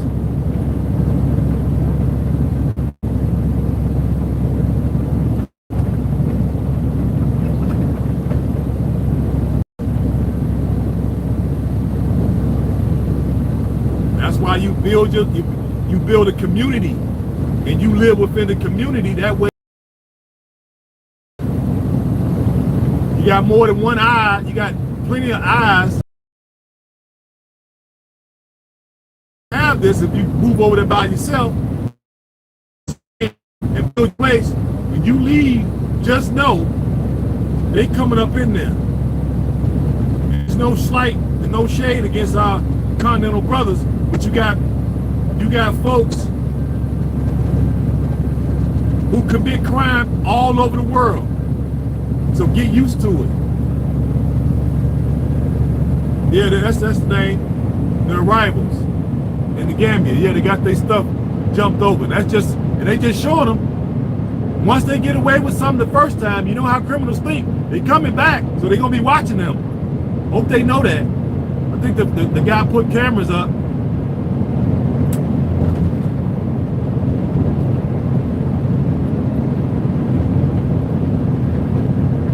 Now that proof, for all who don't know, go over there and look up the arrivals in the Gambia, so you can see what happened. You see, I'm telling you all right.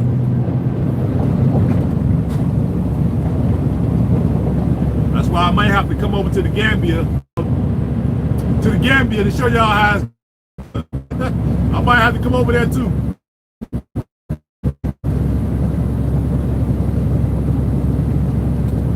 Y'all all looking to move over to the Gambia, which is cool. And y'all should be coming about with the same concept. Buy about 200 acres somewhere, and everybody move inside of 200 acres. Build a big wall around there and have security, right? A community watch and have 24-hour security that's gonna be driving around the perimeter.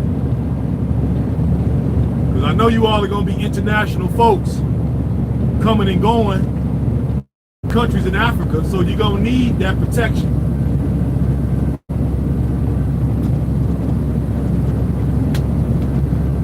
Or y'all can just keep going over there doing it how you're doing it.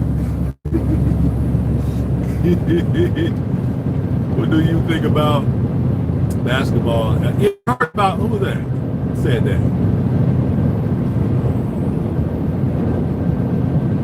Well, yeah, I heard about that. At this point, I think it's a good thing. We're not gonna do it. We can't even get together to see how to our own little stuff, so let alone put together a basketball league where it's gonna cost millions of dollars. We ain't gonna do it, so I guess we might well let the Europeans do it.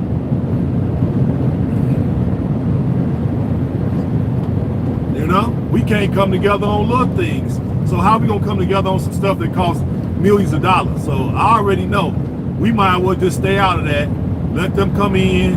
They'll get a few brothers some jobs. Guys can play ball. You know, you can have some therapists and stuff. Courts. They got to build courts and gymnasiums and stuff. So that'll get a lot of brothers and sisters jobs. So ultimately, they're gonna come in and create jobs. So I guess I can't say anything negative against it, because we ain't gonna do it.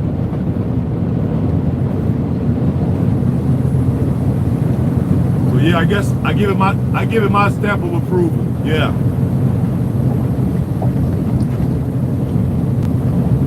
And I heard about that when I was there, so I agree with you. Yeah, we need to go and let it ride and get behind it, because we ain't gonna do it. We'll be too busy arguing back and forth about little stuff, and it'll never get done. So, because we got plenty tall brothers over there.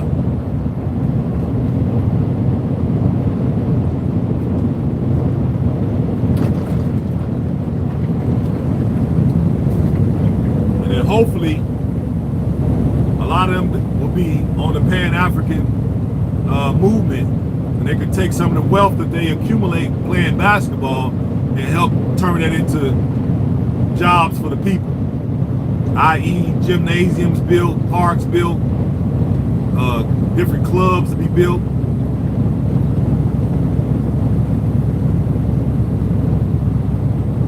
So we drag our feet on everything, so brothers and sisters ain't got time to be waiting around for us to get our act together, because that might take 5, 10, 12 more, 20 more years for us to do it. So the Europeans gonna come over there with the money, and they got the backing. Let them do it, because we got to still grow up as a people.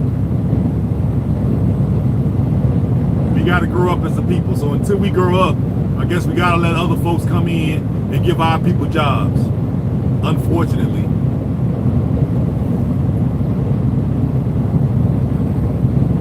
I give it my stamp of approval.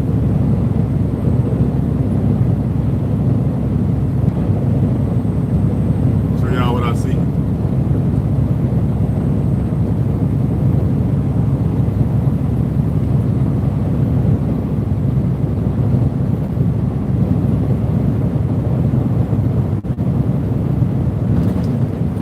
Look at all this land, nobody on it.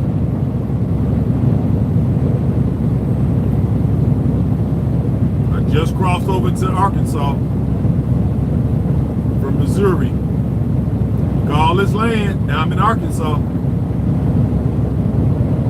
But the planet is overcrowded. That's what they tell us. And we believe it like idiots. We believe them.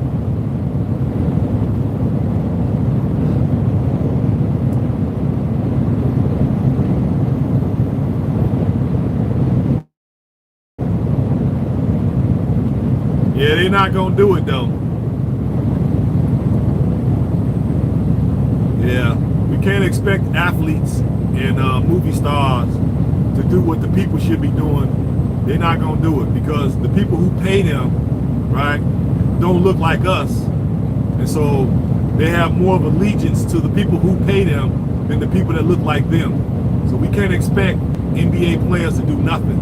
We can't expect Black Hollywood to do nothing because we don't pay them, right? Europeans pay them.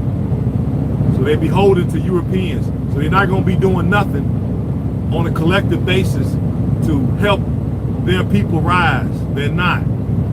So that ain't going to happen. We got to do it because we're not beholden to nobody. We individual, autonomous persons. And if we got together and did it, then, okay, then we can make some stuff happen because we'll be writing those checks. But folks who don't look like us write those checks. So they're not going to go against the hand that feeds them. Just know that. They ain't doing it. And if you expect them to do it, you'll be waiting to the end of your days.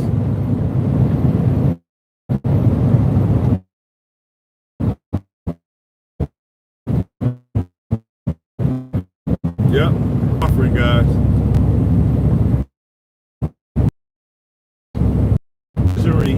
That has to get together to do it. That's why we got to work together. We work together. We make resources together over to support that. You got to build gymnasiums all over Africa. You got to have talent scouts. They need to go out and scout the brothers and sisters that can play. You got to have a developmental league. We need a lot of stuff. That's millions and millions of dollars. We ain't gonna put that kind of bread together. So we gotta let the Europeans do it. And they gonna make billions.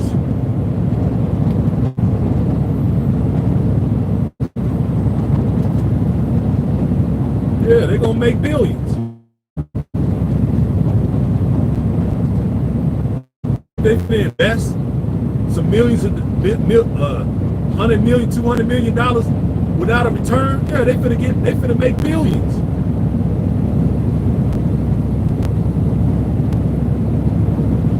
And here we are, basically want to go over there and do farming, which is cool.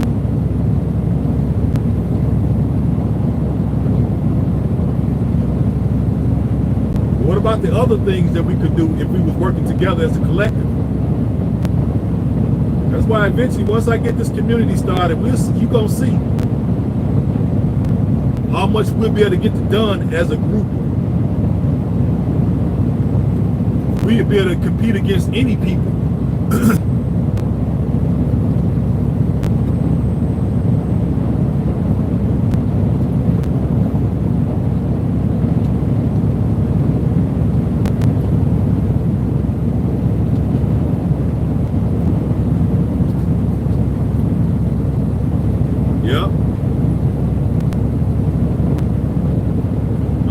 driving, y'all. It's just like, I'm so relaxed. I'll be covering like 600-700 miles with no problem. And talking to y'all, and uploading videos, working out.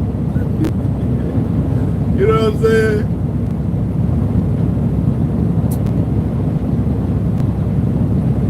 I've been kind of neglecting some of my other platforms. I need to start doing more Facebook. The Facebook don't be interacting. And neither does, I guess because I don't put enough energy into it. Facebook Live and Instagram Live, they don't be interacting enough for me. At least y'all will interact with me, if not just push back on stuff and just say crazy stuff, so it give me something to feed off of. And then we got brothers and sisters from all over the world on my channel. So even though I got a small channel, I'm just not getting going. I do got a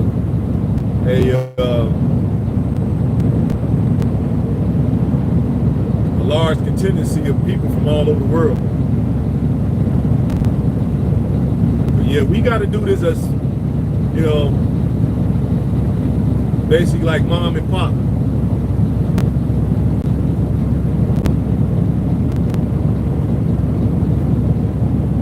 But we can't expect people at the top to do this. They're not. If they were gonna do it, they have plenty of time to do it. Why are we coming talking about doing it?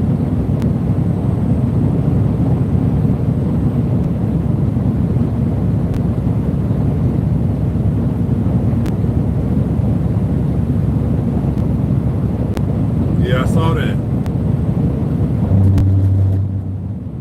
Right, I saw that. Yeah, because just think about it. If they moved it to the continent, one, they can basically be able to get away with whatever they're trying to get away with. There won't be no pushback. Brothers and sisters ain't gonna push back on it.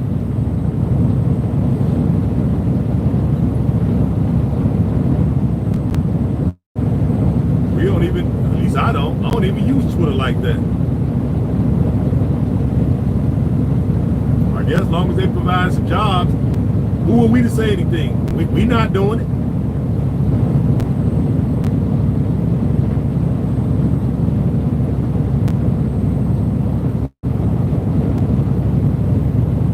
Well, I mean, growing up in a single parent household, one, just my mom, my dad not being there. Of course, the streets raised me on the masculine side. You know, mom can't teach you how to be a man. She can put a roof over your head and put some food in your stomach. But once you become a certain age, you got to go out there and test your manhood against other guys, right? Or basically against your peer group. So when you do that, you tend to get in trouble.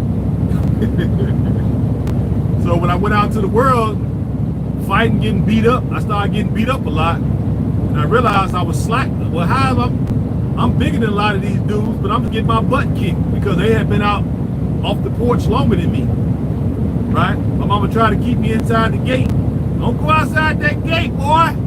Stay inside the gate. I'm like, mama, everybody else got it.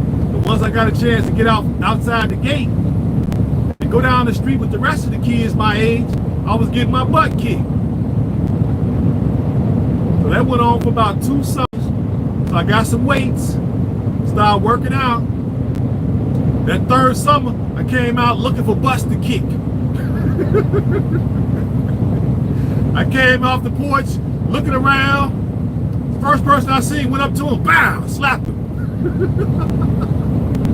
Once I slapped him, I felt good. I'm like, okay. Went up to somebody else, bam.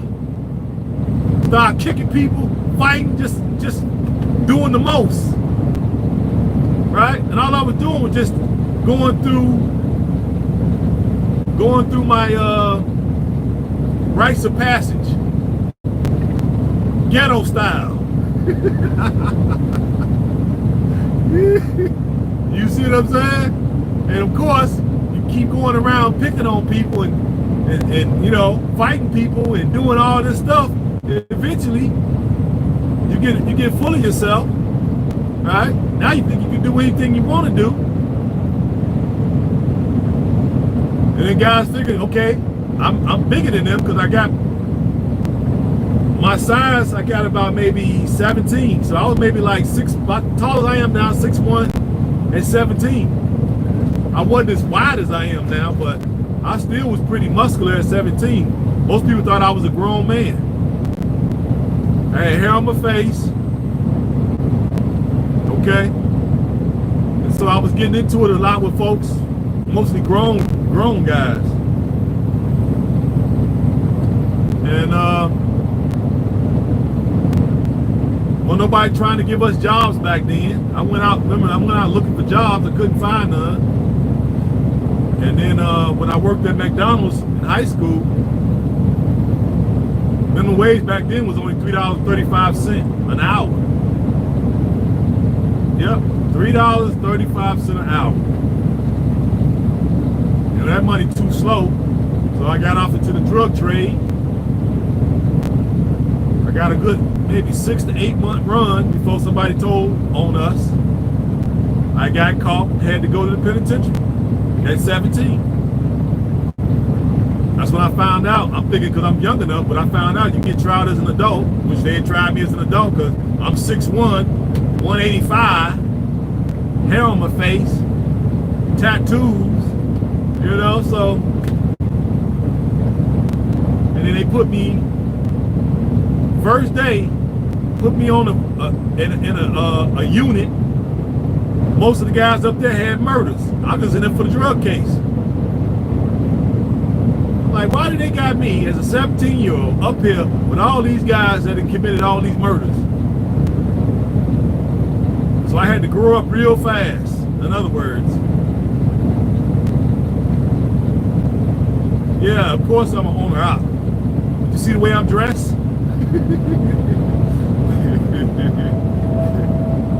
The way I'm dressed should have answered the question. Of course, I've been an owner out now for 7 years.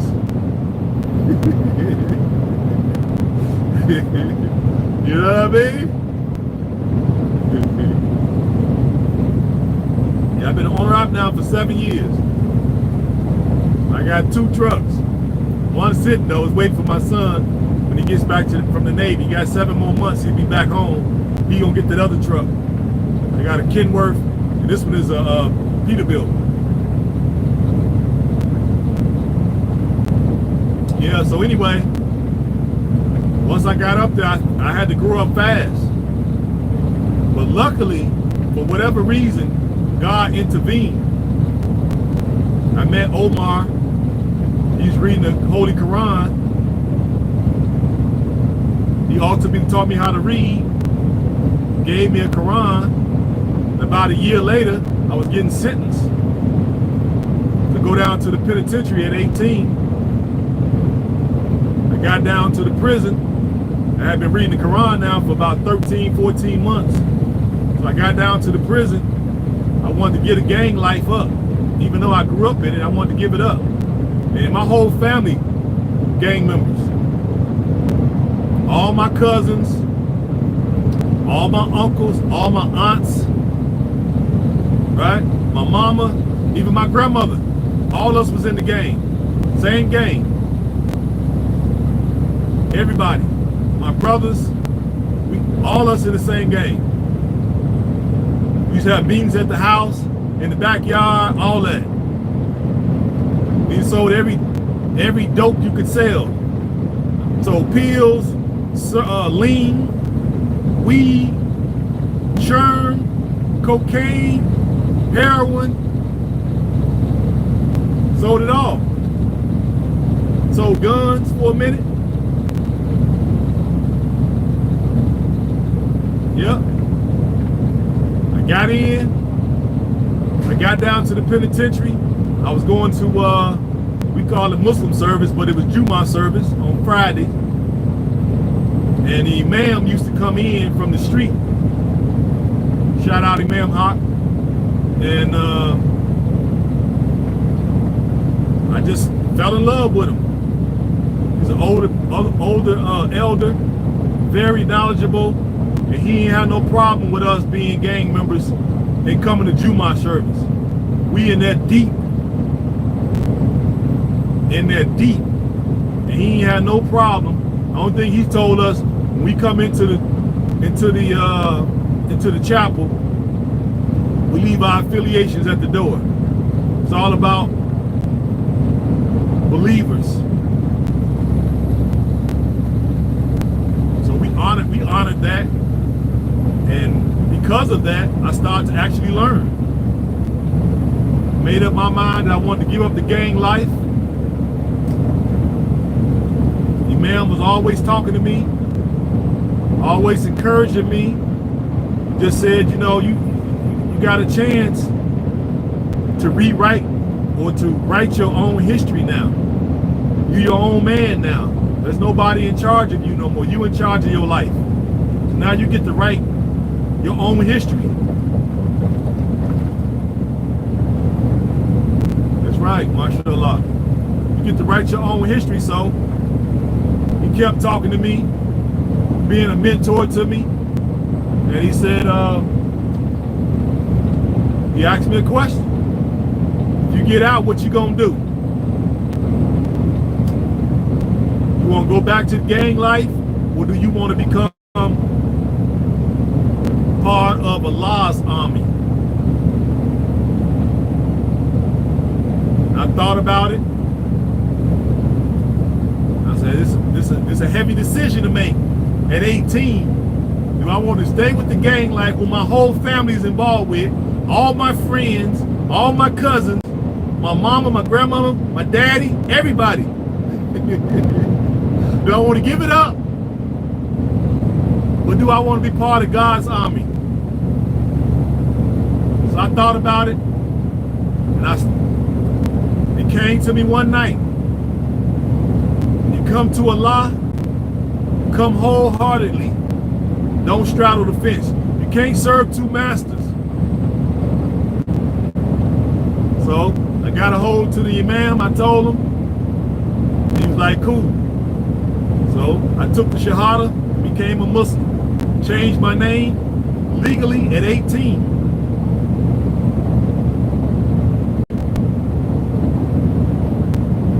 I renounced the gang life, so I retired at 18.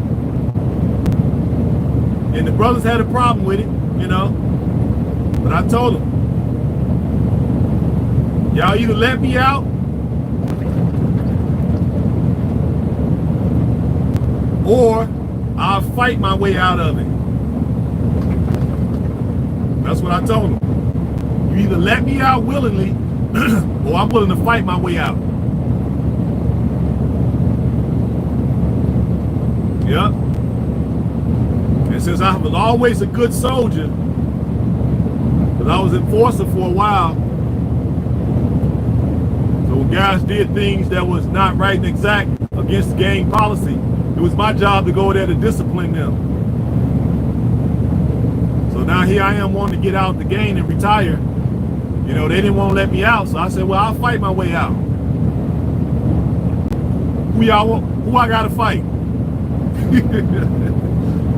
So they didn't really want to fight me because I had been a good soldier my whole life. But when they see I was willing to fight my way out, they wanted to have conversations, you know. Hey man, you know, it ain't got to come down to this. I'm like, well, apparently it do. Because I told you, I'm in good standing, so why can't I get out? You know? I want to be a Muslim.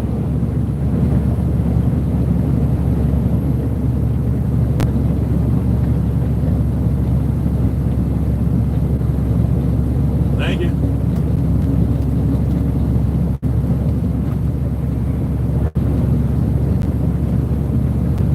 Secure land as quick as possible. Sincerely, the government has just leased 200 to Chinese to build a seaport mining company. Yeah. That's what I'm explaining to you. It was hard leaving. I had to basically fight my way out. When I mean fight my way out, you tend to get stabbed. You can even get killed trying to fight your way out. But luckily, since I was a good soldier and I was in good standings, they decided to just let me out peacefully. So I didn't have to do no fighting, even though I was prepared to. I didn't have to do no fighting. They let me out peacefully. And then I did going to service, reading, decided to go back to school, got my GED, I got my associate degree, I got my trade, welding certificate, then I welding TA, basically teacher's aide, teaching welding in the school. Then I taught technical math, blueprint reading. Then I went from there to the industry, building beds, foot lockers, lockers for inside the prison and outside. Kept my nose clean for 5 years, paroled out to the area where the prison was at, paroled out and went straight to the university. I went to SIU, Salukis, Southern Illinois University, straight out of prison. I had one of the counselors help me in the prison.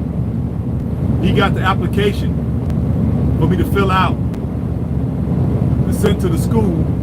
He wrote me a reference letter, and then he also brought me the applications for student aid, and he filled them out for me because I didn't know how to fill them out. I got accepted to go to the university before I even was paroled from prison. And my other teacher, my welding teacher, was so proud of me that he talked to one of his buddies that had rental properties in that college town and got me a place to stay and a part-time job with his friend cutting grass at all his rental properties. And me cutting grass was the payment, so I'd be in the apartment and I wouldn't be a burden to him. So I cut the grass to all the properties in order to have that apartment for free. So I paroled out. My grandmother came and picked me up, took me there, and I started school the next semester, right out of the prison. Had my one-bedroom apartment.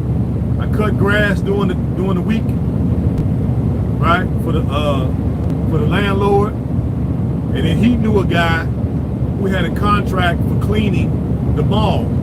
So that was my job. He gave me the introduction. I went there and I was cleaning toilets, wiping tables down in the food court. I would clean up the bathrooms, mop, sweep, take out the trash for the food court. So I did that, cut the grass, and I was going to school. Yep. So I got introduced to the movement with the Muslims. Once I became a Muslim, I started hanging around them. So that was the 5%ers, the Moorish Americans, the Hebrew Israelites, even though they're not Muslims, we hung out with them. Some of the Christian brothers we hung out with, and the Sunni Muslims. So when we get together, that's what we talked about, right? Business, economics, building, Africa, the transatlantic slave trade, pretty much everything dealing with black folks worldwide. That's when I was first introduced to the movement.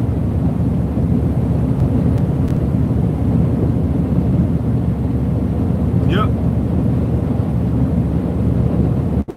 And shout out to any of them brothers that might be listening. Y'all know I love you, because without y'all, I'd have been probably, who knows what would have happened to me.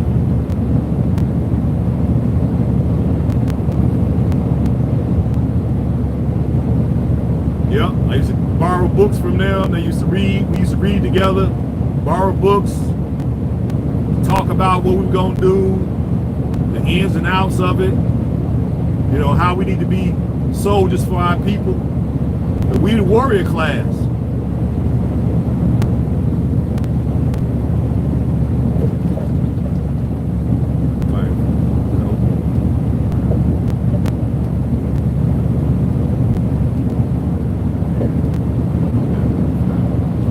would you, what, say meeting your future wife help around you more and then leaving and having a family?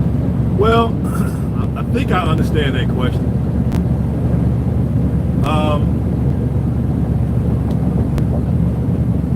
I would say, if I'm understanding it right,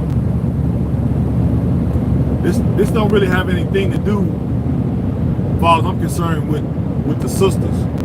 The sisters can be with the movement or not. It's our responsibility as the men to put forth the agenda, okay? We the ones have to put forth an agenda that's gonna make sure that it ensures us surviving into the future.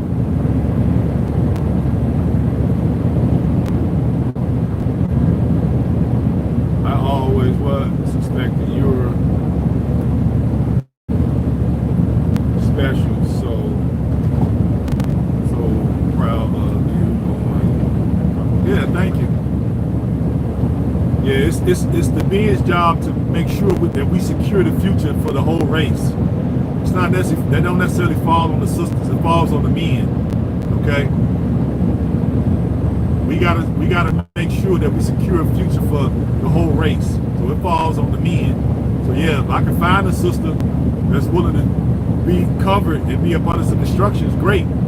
But we tend to find a lot of folks are just not on a square. So whether I find one or not, I still got to be about the movement of securing it for the rest of the folks. You know, it gives you a purpose more than just you surviving as an individual. This gives me a bigger purpose, a bigger goal, other than just me surviving. Okay? I want the survival of us as a race, as a collective, as a world population. That's a bigger goal to strive for, and it's bigger than just me surviving individually. So I know if I'm on this journey, I'll find the sister I'm looking for. But that's not gonna hold up the show. The show gonna keep going, whether she here or she ain't here. When she get here, it still ain't gonna stop the show. So she gotta be willing to be on board with it. If she ain't on board with it, then hey, it's good. We just go our separate ways. Cause I ain't, we only got a finite time on this planet. So what are you gonna do to contribute? Is what you gotta ask yourself. You figure, look at our greats, Malcolm X and Betty Shabazz. She had to, you know what I'm saying, share Malcolm X. Sister Coretta, she had to share Dr. King with the people.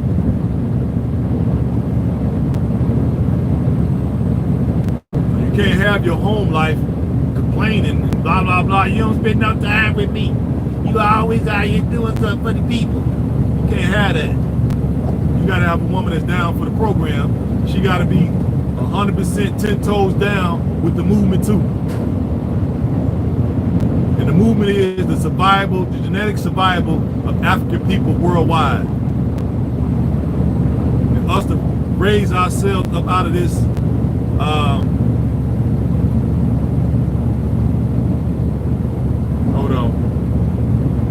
underclass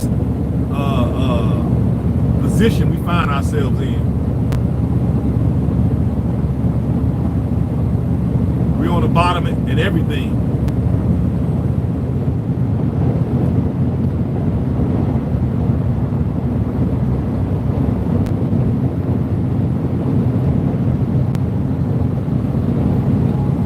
Yep, and since I got out of school, I've been doing great. I'm mostly just starting my own business. Like, this is my trucking company. I'm partnering with another company.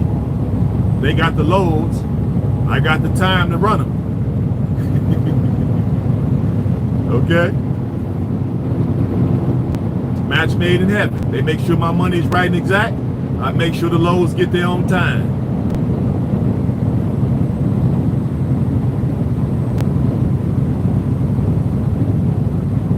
So that gives me time to think. Yeah, Yeah, you automatically lease out your company. You know, you leased out your company. So I lease my company out to other companies who have the contracts. Because, you know, the good old boy system, they got all the contracts. I don't know all these people throughout the country. Ain't none of them look like us, so why would they give me contracts? They don't look like me. But they'll give it to their people. And since their people can't run them all, they got to hire independent contractors like me, and I run them.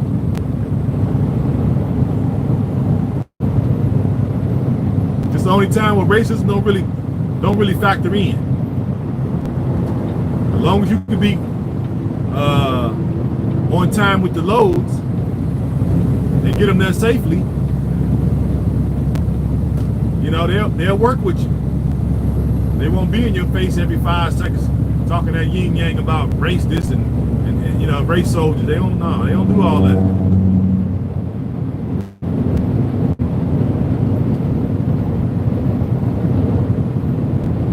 And then we have a shortage of drivers nationwide. We're short about 1 million drivers.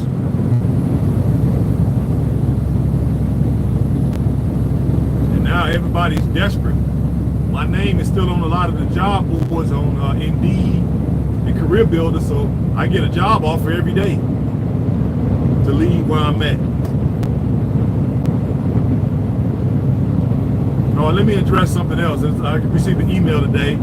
That person know who they is, talking about they don't think that I should be making a move to the new company because it's going to put me in areas where, you know, I'm going to be in small hick towns where we're going to have a lot of race soldiers. The problem is with that is I've already been doing that for the last 7 years. I go to all these little hick towns now.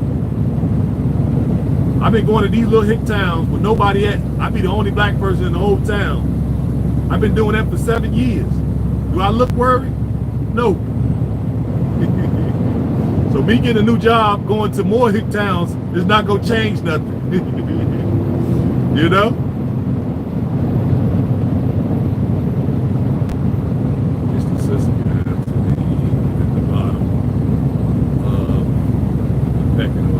Well, yeah, I already know we're at the bottom. And we all at the bottom of the pecking order. It ain't just me.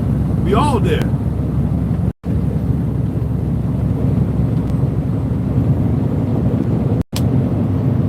You know?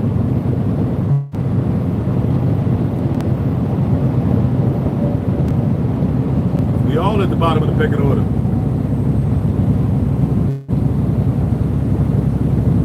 You shouldn't walk this earth scared, but we do. And the reason why we is because it's been programmed and it's being programmed into us every day.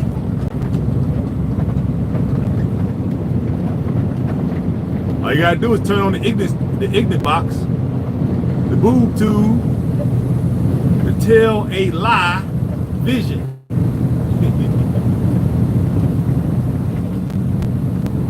They got us on there looking stupid, wearing dresses, carrying purses, walking in heels, makeup, blonde wigs on, right? That's the image they putting out there.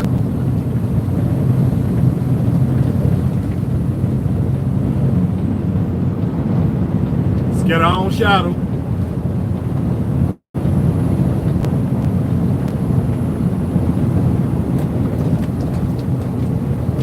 Walking around with our eyes all bucked.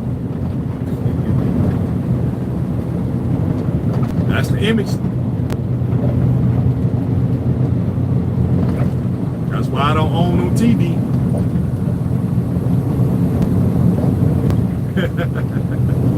You know, brothers want to wear dresses and shoes and all that. Hey, y'all go right ahead and knock your socks off, fam. We over on this side of the fence, we doing something totally different. We ain't falling for the flim flam.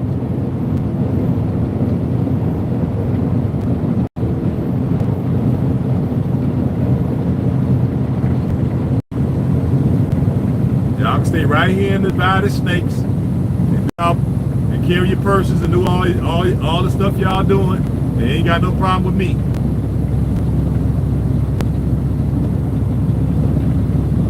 We on two different paths in life, homie.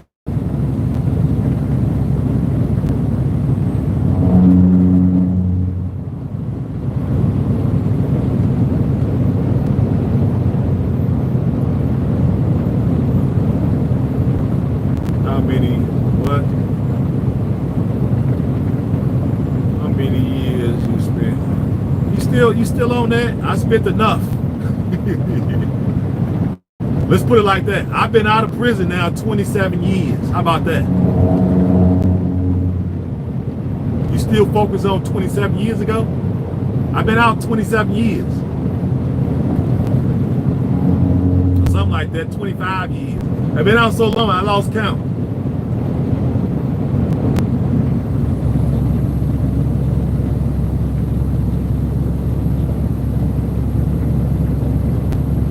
Does that answer your question?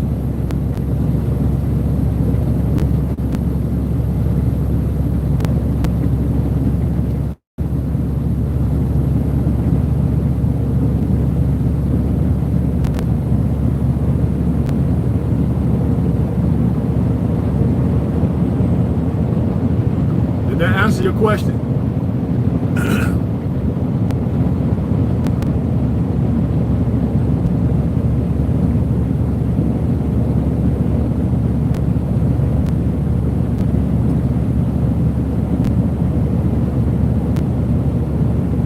That's the reason why I'm saying it like that, West Coast. I've been out 25, at least 25 plus years.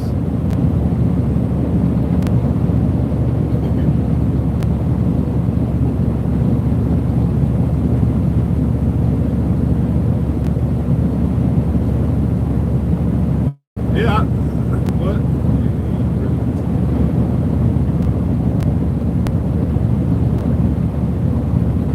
Ain't nobody talking to you, Rico. Mind your business, man. I've been talking about this for years. Everybody that know me know about it. I've been out 25 years. I probably accomplished more than you have, and you ain't been nowhere. What have you done? That's what we need to ask. How many times you been to Africa with your own money? How many companies have you started? How many people have you employed? I done had 10 companies I built. I work for myself now.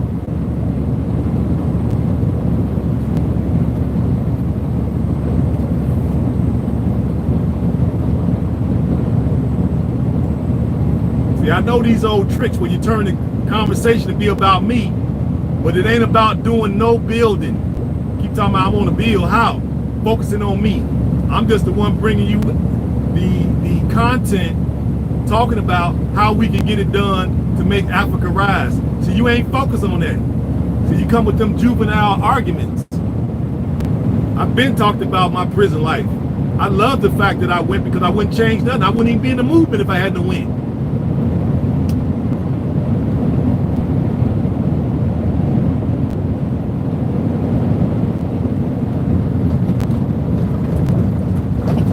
It helped turn me around.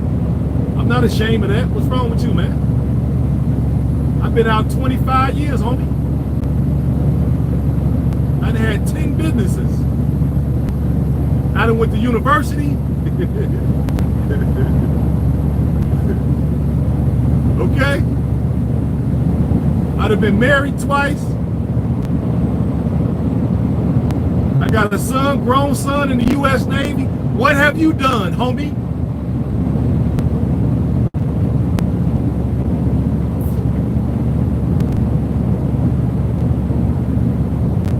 Yeah, I know. I just like to bring it up, you know.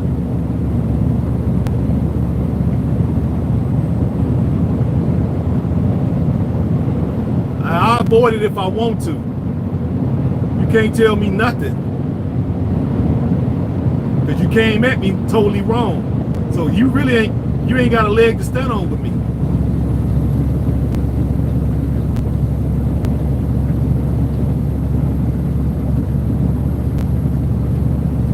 Come over here trying to tell me nothing. You keep talking about you want to build, but then your questions is focused on me. You ain't came up with one suggestion yet. You ain't said nothing but contrary information.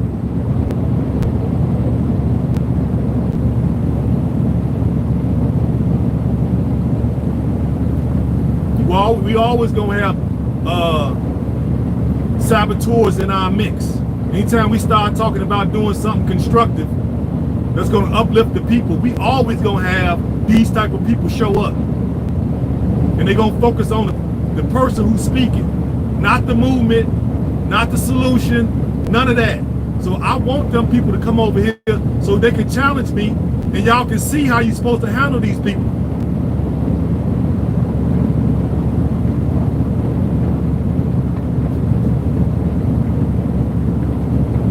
They use the same playbook on all our people, all our greats. That's what they do. You come in with a great idea, here they come. They paid and unpaid. Some of them are paid saboteurs and some of them are unpaid. And their job is to divert the energy. Like Brother Umar said, shout out to him in Hidden Colors 1.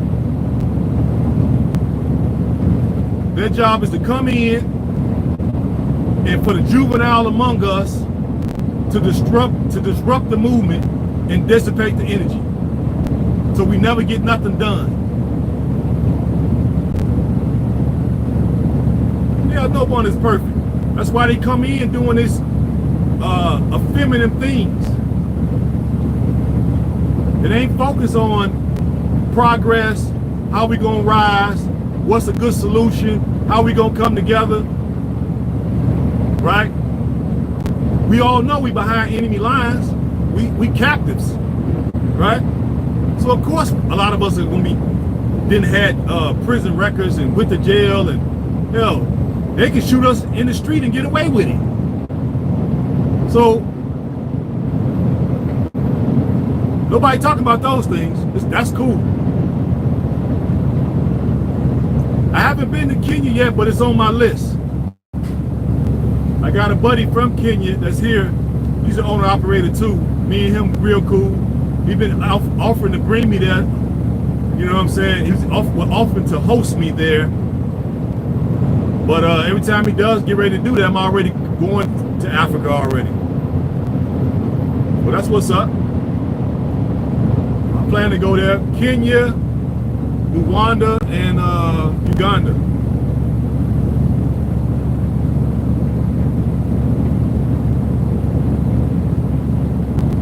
Now, I'm going to bring the negativity straight to you. You can't tell me nothing, man. I do what I want to do over here.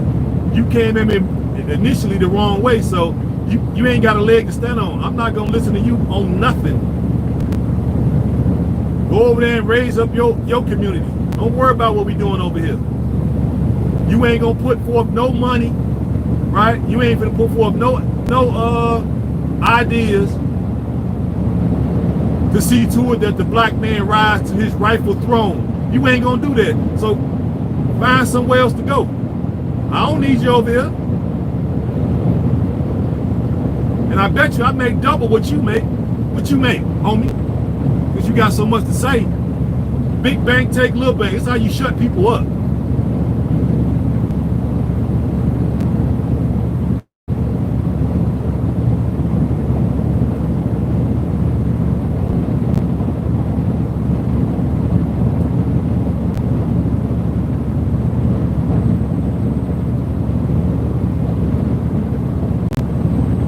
Oh yeah, we ain't gonna get off the path just because some goofball showed up talking crazy. We ain't finna get off the path. You think we ain't gonna have people showing up while we on the continent talking crazy? Yeah, they gonna show up. Yeah, but we gonna have the muscle there to put our foot in their damn mouth. See, I come from the streets, so I ain't got no problem knocking your teeth out. I ain't got no problem for my people. Let's see you do it for your people. I already don't rock with y'all no way. It's a black thing, homie. I'm not impressed with y'all, period. All y'all culture is plagiarized from ours anyway. But truth be told, y'all ain't never been for no liberation, real liberation. So we don't need y'all. Go over there and liberate your people.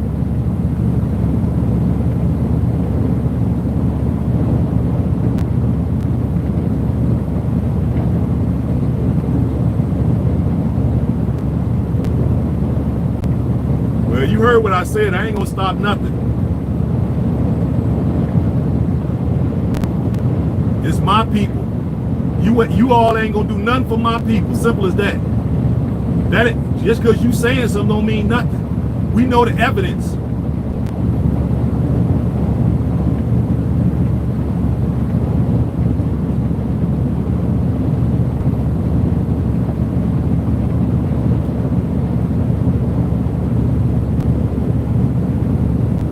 What I'm talking about is to put the black man and woman on their throne, rightful throne. We're talking well over your pay grade, homie. Y'all just got to the planet. You need to get somewhere and shut up. Don't try to tell us nothing. We the original custodians of this planet. You chumps just showed up. So you can't come over here telling us nothing. If you ain't gonna help us get back to our rightful throne, shut up.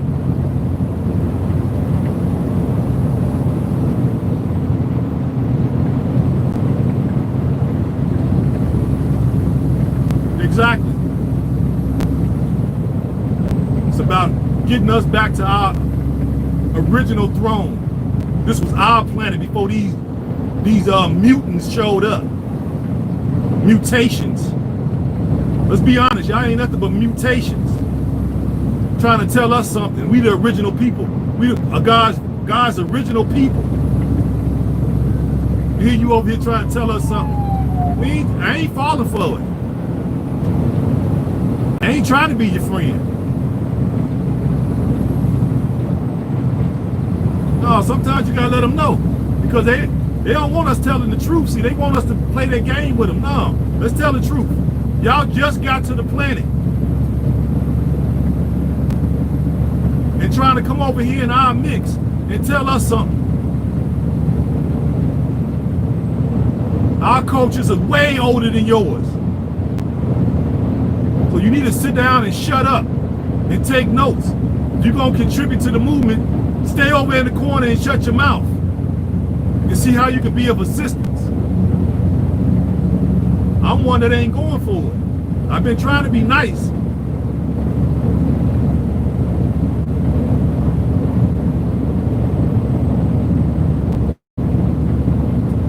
I just want to let you know what you're dealing with.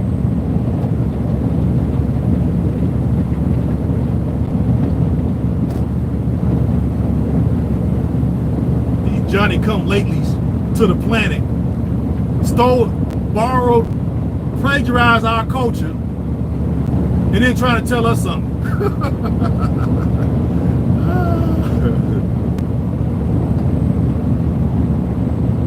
And we supposed to honor that. Man, please. Be the same people right up into these people's butts. We can't allow y'all to be in our midst no way, because you don't have no problem running back telling some stuff. I've been locked up with your kind. I know how y'all get down. You ain't gonna fool me, homie. You may fool the rest of the people who ain't never been nowhere, but I know about y'all.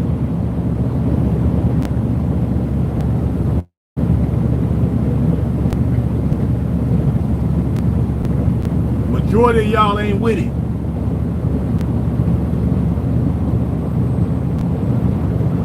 I know a lot of brothers and sisters don't know because they're civilians, but I've been locked up with Hispanics. I know how y'all get down. Now, I know our brothers and sisters probably over here don't know, but I know how y'all get down. So you think I'm gonna trust y'all? No. You might get them to fall for that mess, but I know about y'all. And you don't want me to pull back the layers, but I don't think I don't know the history. Don't think I don't know y'all history. I'll pull back the cover on y'all history so our people can really see what y'all really about. Don't come over here messing with me, I'm telling you. I'm focused on the road.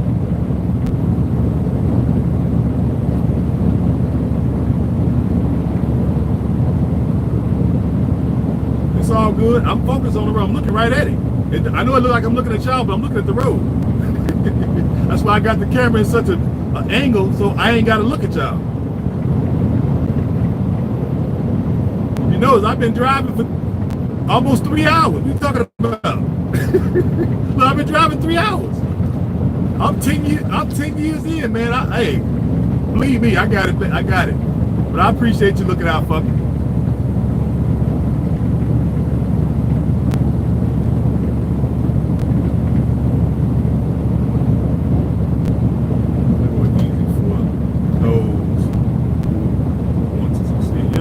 I'm just saying, we got to keep in mind, we got to be able to point out when we get saboteurs in our mix.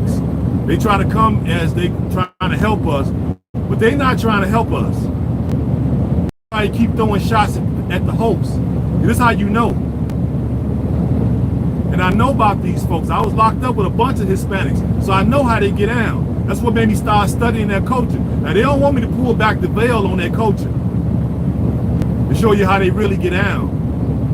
Some of y'all may not know because y'all may not have been really like intertwined with them, but I've had to live with them, and they jealous of us. Don't get it twisted. They are jealous of African people.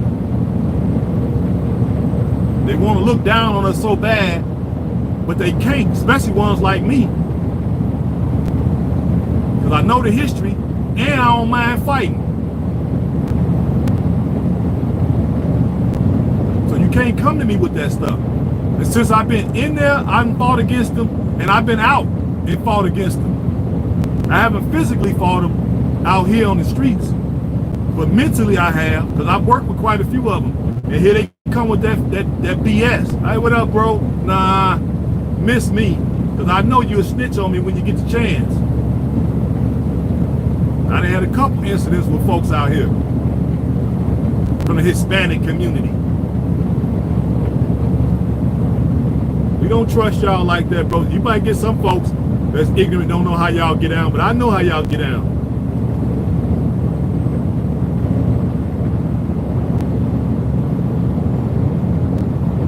Exactly. They've been snitching on us. And then try to sit up in our groups to see what we doing so they can figure out ways to counter what we doing. That's what they doing. They not coming with no real tangible arguments on how to help us get back to our throne. No, they're looking to step on us to get to the next level. That's what they're looking to do. What night are we, man?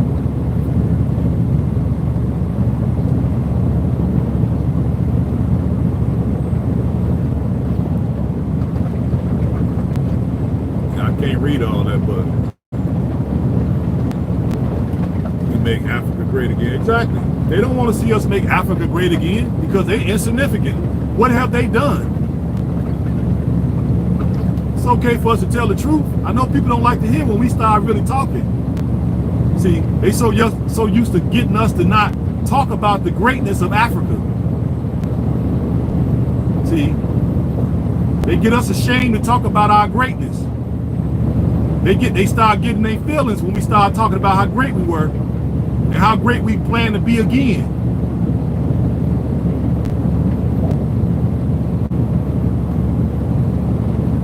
They don't want us telling the truth.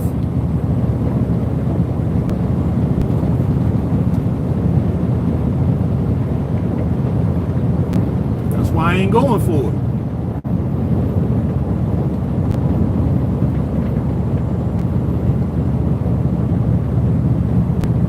I'm gonna start when they start coming over here with that BS. We gonna start hitting their butts with the truth. Let's see you deal with that.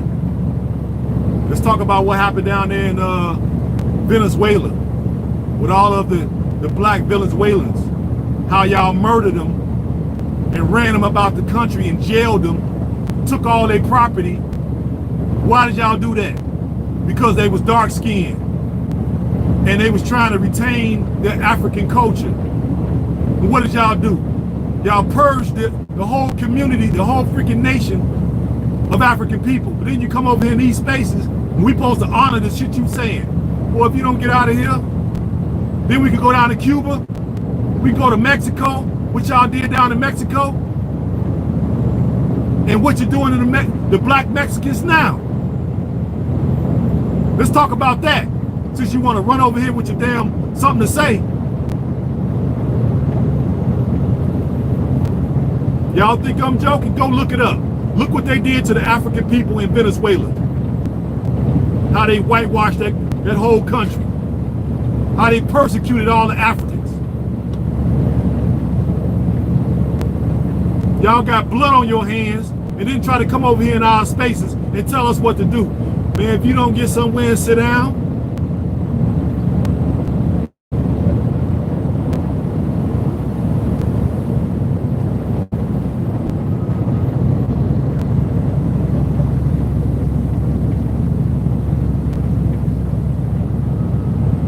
for all who don't know about this, go look it up.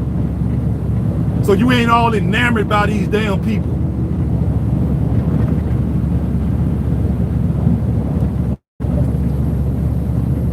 So they don't be tricking you, thinking there's gonna be some freaking black and brown alliance. Ain't no black and brown alliance.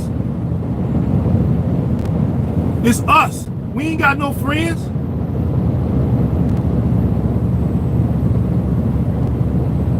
And if we gonna rise, we gonna do it with our own people. We don't need their help. They ain't gonna do nothing but turn on you. And we got plenty of history showing how they turn on us. And you think I'm lying, look it up. Because I know a lot of y'all don't read.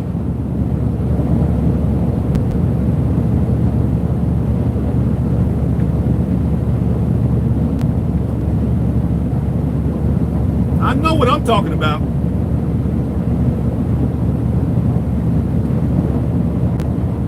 Some people got literally blood on their damn hands and trying to come over in these spaces like we don't know that.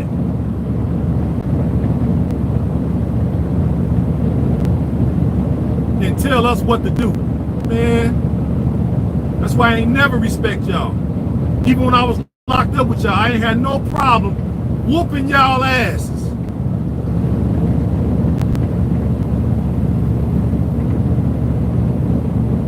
Every time we had to go up against y'all, we beat the hell out of y'all. And you know I'm telling the truth. If you know anything about what goes on in the Illinois prison system.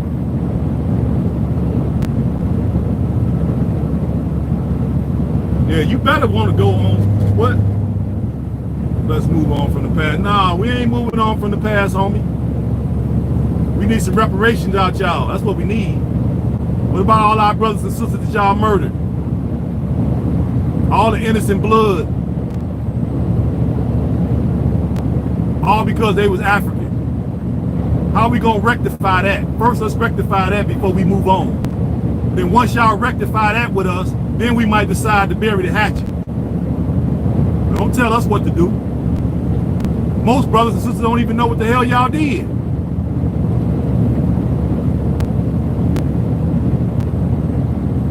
They don't know y'all got blood on y'all hands.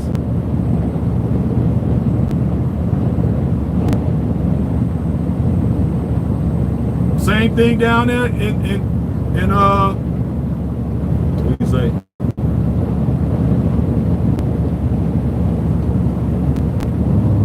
Never would look at Latinos as friends. Exactly. You know, of course, out west, doggone Nathaniels and freaking Southerners, Mexican mafia, all them hits they was putting on brothers, and then we got these clowns coming in certain our spaces like we supposed to honor what they saying. Dude, we don't trust y'all. We ain't never moving on from the past, homie. But I bet if we was putting y'all on a elimination list, y'all would never forgive us.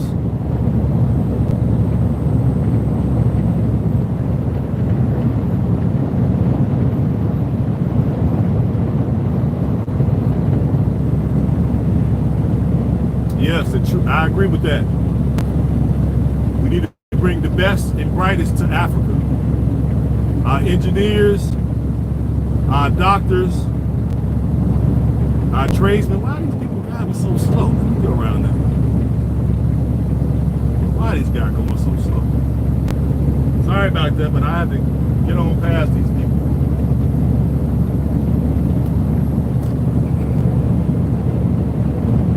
Yeah, I've been out to California. Don't think I don't know what's going on out there and how they was targeting our brothers and sisters to to get them out the neighborhood. All the innocent people they done killed out there in California. You think I don't know that?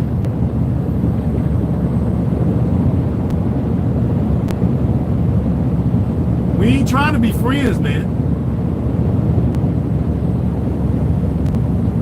And we ain't never leaving that alone. Y'all owe us.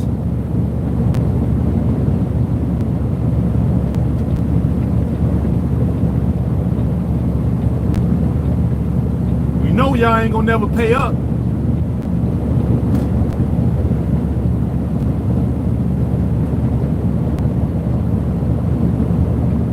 Ain't like we targeted y'all like that. You ain't got nowhere in history where we targeted y'all like that. Yeah, you may have a few brothers on some rogue male stuff that robbed a few folks, but as a collective, we never targeted y'all.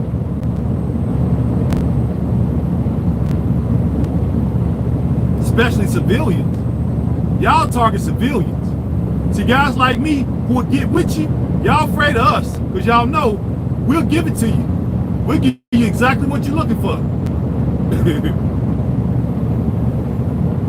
Y'all know what we'll do. Let's not play games. Y'all know.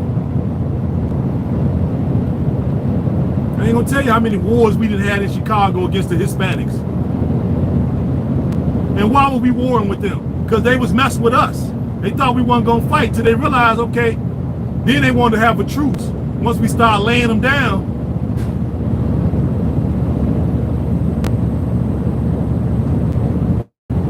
but wasn't nobody even picking with them like that.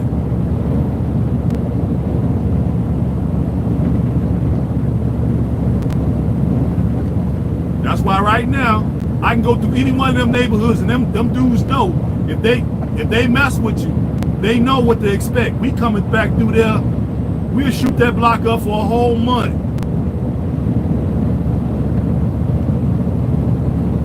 That's how we fought them into a standstill, so it had to be a citywide truce. And now it give us safe passage, gang members and civilians alike in Chicago. And they know if they kill somebody, you better not kill the wrong person. And they know better, because they know what's gonna happen. Let's talk. We're gonna start talking some shit. Let's tell the truth. They know what's up. See, that's why you want somebody, you want a real champion that come from the streets. They ain't gonna let that stuff fool you. Y'all might be fooled by them. Y'all might think with some type of alliance with them. Hell no. Them people will turn on you.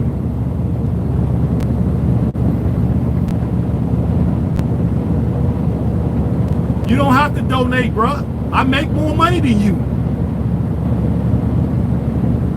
How much you make a year? You gonna play big bank, take little bank. But I'm not asking you for nothing.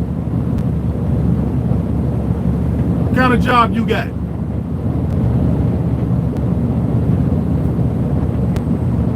This how I know you're gonna shut up now, because I already know. The fact that you keep talking about it. I'm at work right now as I'm talking to you. I guarantee I make more money than you do. And been doing it for years. I'm at work right now. You in my office right now. Yeah, I'm gonna block them eventually. But it's good. This is good, so y'all can see. That's how you're supposed to handle these people. See, I'm not scared of them. I live with them in jail. I know what they're about.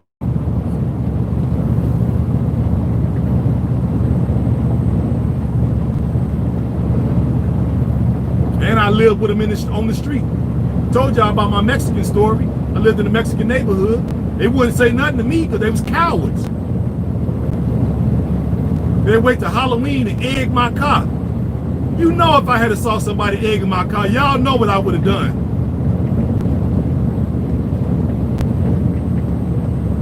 This is what you got. They cowards.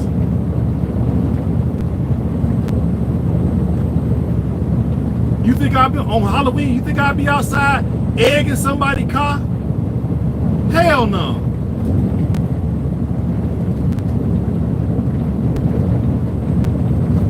Then I told y'all about the Cinco de Mayo when they broke my car window. Now, if I had killed one of them, I'd be in jail right now. They wouldn't even look at the fact that they broke my window. Luckily, I got a level head. Why would I kill somebody for breaking my window? I can replace the window. These are the things we got to think of when we're dealing with people. But they're going to be coming in our mix trying to stop us from doing what the hell I'm talking about. They got a problem with Africa Rising. Believe that. I am going to block them eventually, but y'all just stay tuned. We need these type of people in our mix so we can see that we ain't got no doggone friends.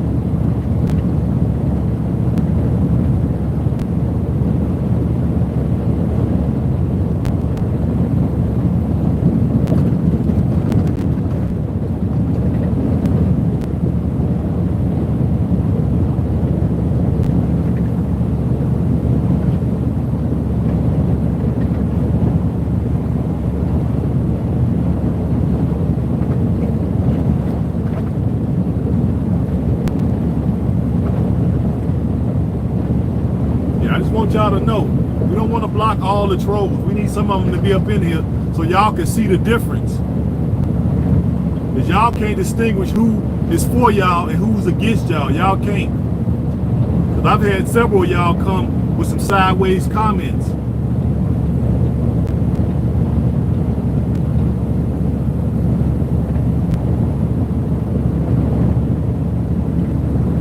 You need to be able to see who for you and who against you. I'm taking the time to learn these folks. Just because I ain't talked about it, I've been saving it. Now he's here, they coming. They gonna keep coming.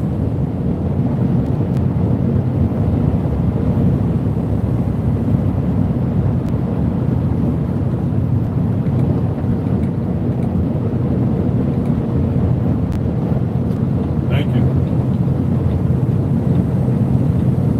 Anytime we talk about doing something constructive, we're going to have a lot of haters, a lot of envious folks, and a lot of enemies show up.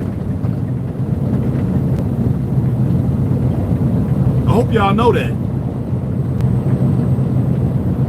Even amongst our own that look like us, we're going to have some haters and some enemies. Hope y'all know that.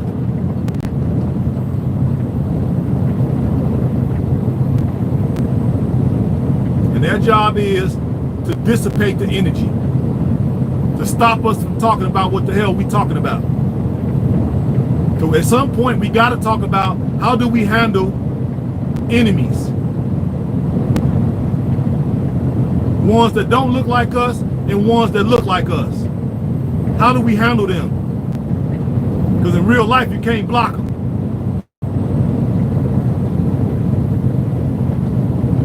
Y'all tell me how we handle them,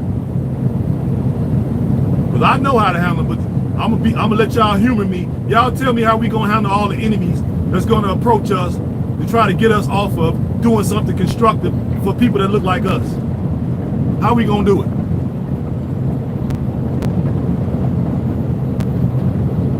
That's what's up. I'll vote for you.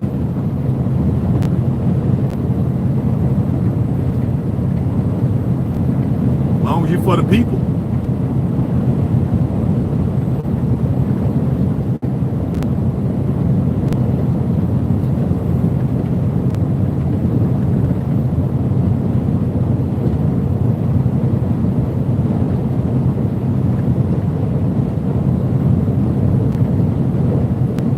I'm listening. Got 25 folks in here. Y'all tell me how we gonna handle our enemies. Ones that look like us and ones that don't look like us. How do we handle them?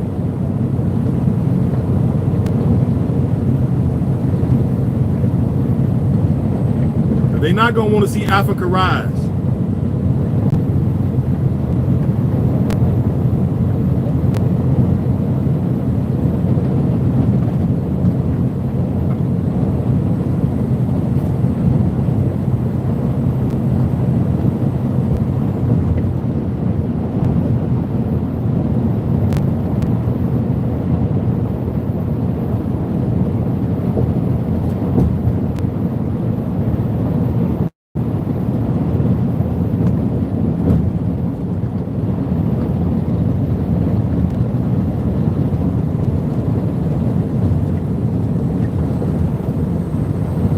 Okay, I agree with some of the things y'all saying.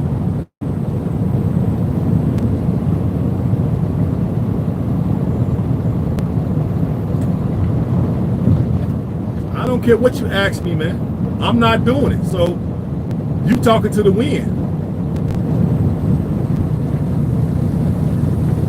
It's gonna always be racial tension. You coming to us with blood on your hands. Your people got blood. Our blood on your hands. So I'm not gonna do it. If you don't like it, go somewhere. Matter of fact, let me see how do I let me pull over and I'll block it right now. We're just gonna get you about the paint because we ain't gonna stop talking about these things because you got blood on your hands.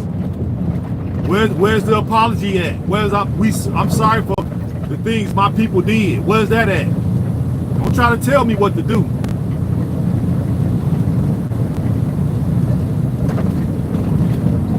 Where's the apology at for all the African people y'all killed?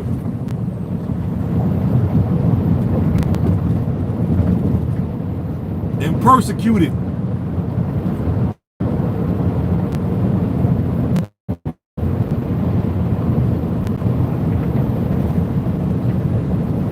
Whatever. Earth is home, goofball.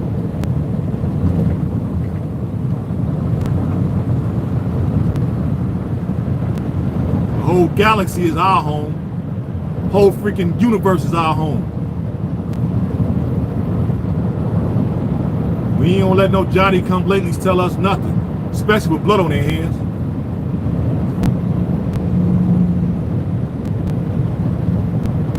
Yeah.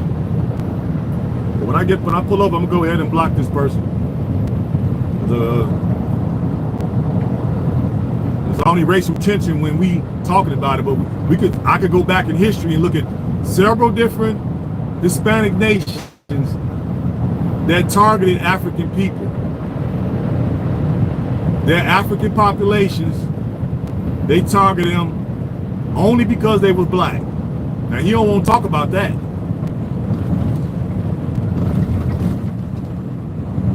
You ain't gonna get no apology out of them, nothing.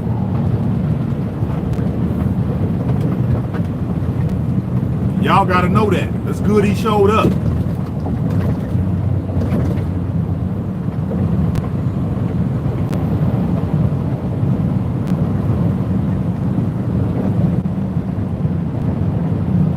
Y'all need to learn about the whitewashing of those Hispanic nations and what they did in the hell and the trauma that they put and the horrors that they put African people through. Y'all don't know. I can tell y'all don't know. You're telling me to leave it alone. I'm like, no, why would I leave it alone? They ain't have no problem persecuting our people.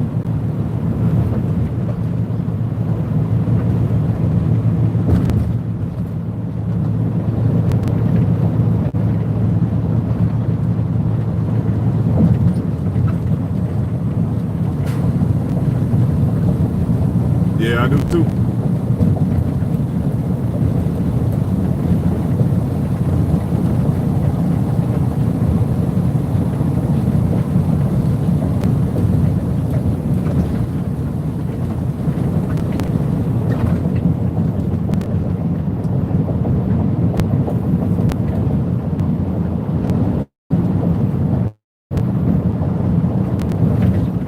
What would he say? We'll target your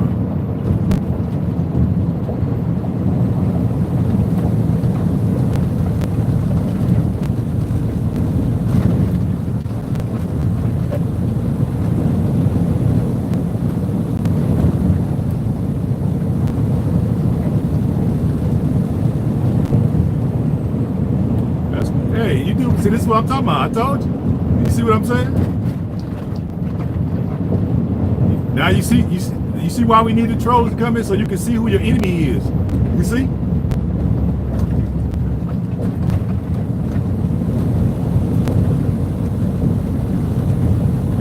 It's all good. If you do, you do. It's not monetized no way, so I ain't making no money off of it. And you still ain't saying how much you make.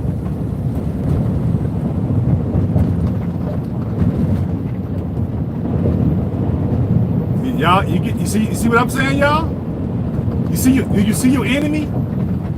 You see why you need to talk like this? So the enemy can show themselves. You see how you see how they come out and say what they saying? I told you. You ain't gonna get no apology. They act like we don't understand the history of the relationship that we have with your population. No apologies, none of that. See? That's why you need to support your champions.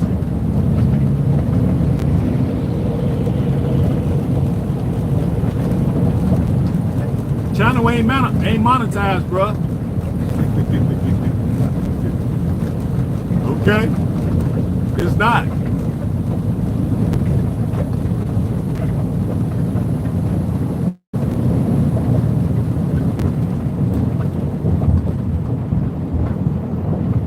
Channel not monetized.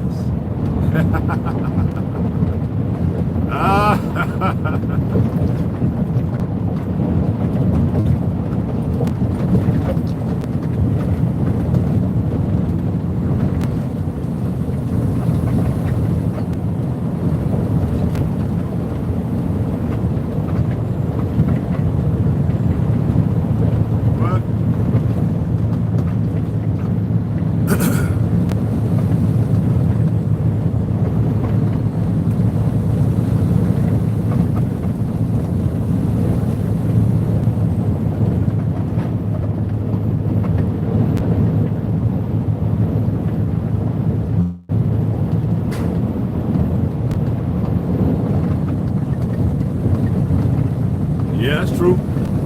They gotta hide it from us because they're afraid what we may do if we decide to finally wake up and realize that we have a lot of enemies in our mix.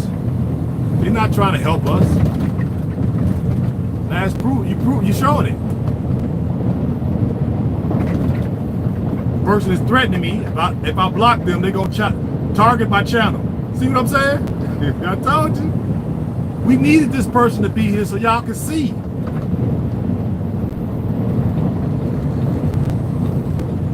That's why y'all need to do your own research into their history. Look at what happened in Venezuela. Look what happened in Mexico. Look what happened in Cuba. Look what happened in a lot of these so-called Hispanic nations. And look at what they did to their African populations. So you see who your enemy is.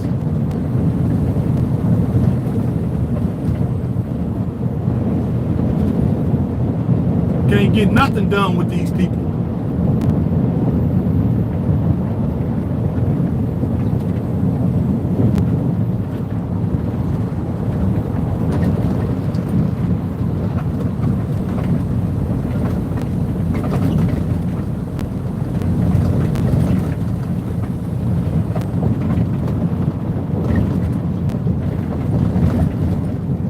Shows you these people don't like us. I told you. Ain't gonna address none of the things I'm saying because it's true. It's documented. You can go find it. It ain't that hard to look it up. Look at the genocide that took place in their nations. Look at all the genocide that took place in their nations.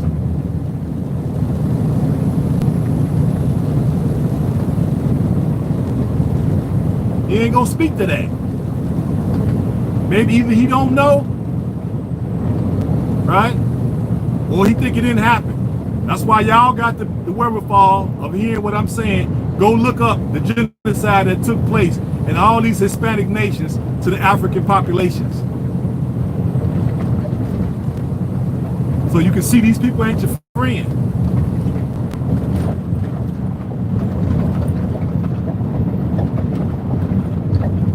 And look at what they did in California with the Mexican mafia targeting innocent civilians.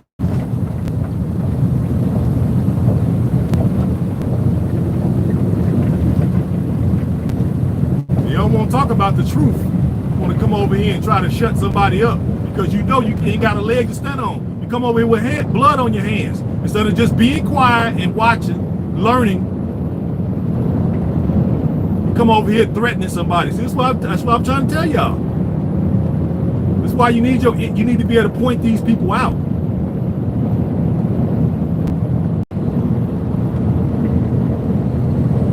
Anytime we start talking about doing some things that's constructive, they gonna come. That's why you need somebody to be able to point it out. Why we shouldn't be listening to them. Talking about racial tension. We ain't never targeted y'all.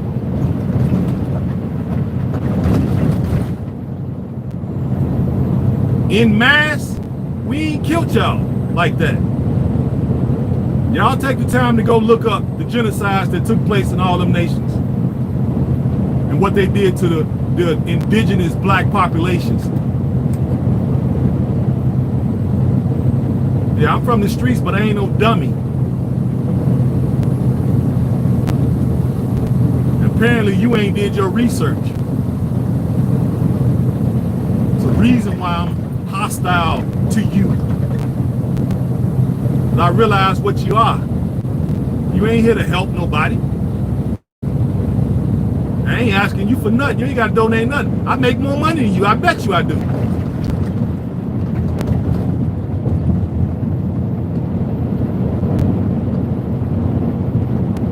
You ain't gonna tell that. What your profession is, homie. You ain't gonna say that. How much you make a year? You ain't gonna say that.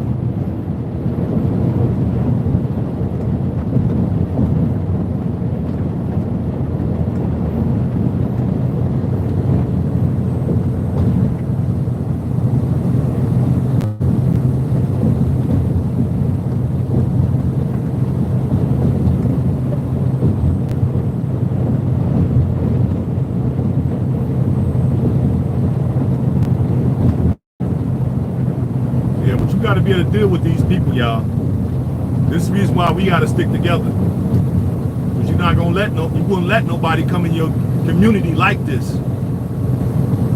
Gonna tell you about racial tension, and yet these people got blood on their hands. Your people's blood on their hands, but then they gonna sit up here and try to tell you about racial tension.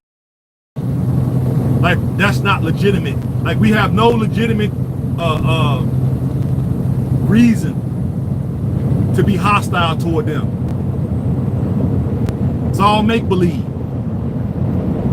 They've always been our friends, always tried to help us. Yeah, right.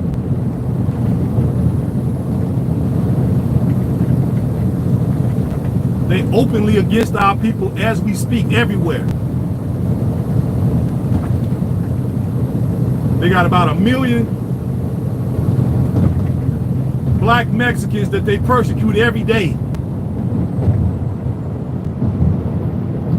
They face the same type of racial profiling that we face here in America. Getting shot down, getting in prison, getting their possessions confiscated. Why? Because they black and they want to keep their focus and their mind toward Africa. It's about 1 million of them down there suffering hell from the fair-skinned Mexicans. You don't want to talk about that. And that's going on right now. Look it up. For all you who don't know.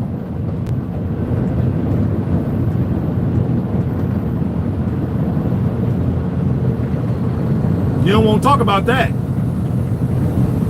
Let's talk about Malcolm X's grandson was down there and got killed. Nobody been brought to justice for his murder. What about that? Got killed in Mexico a couple years ago. What about that?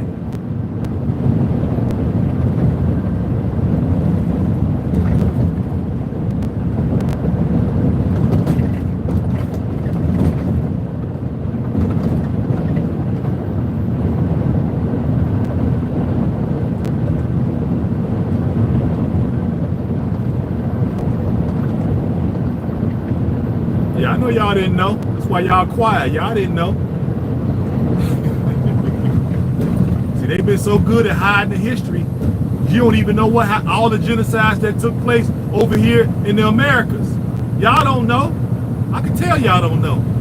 Y'all probably shocked at what I'm saying. Yeah, you ain't know street dudes knew this, did you?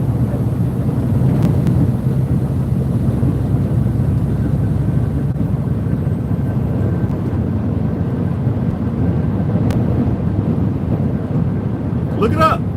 Look it up. Look at everything I'm telling you. Look it up. So you know I'm telling the truth. They don't want to talk about the truth.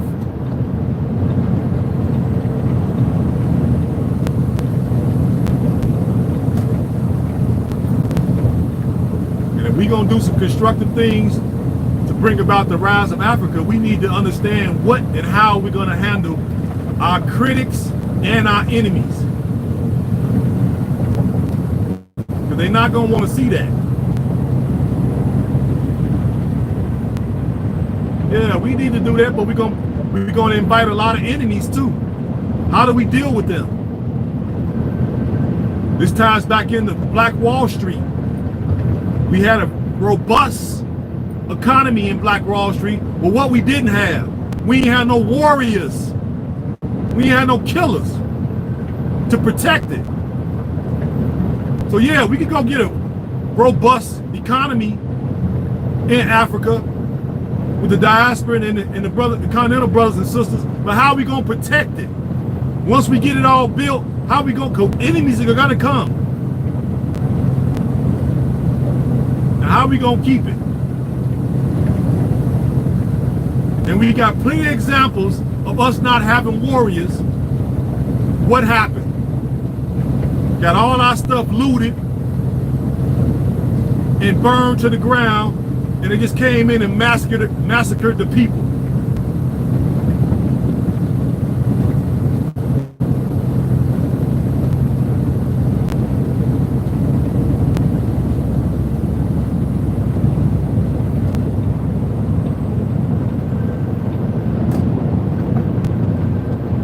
Well, it has to be generalized while we're talking on open platforms. That's one. But we're going to be in closed door meetings, face to face, without cameras. Same way they do. We're going to do the same thing they do. Them behind closed doors meetings.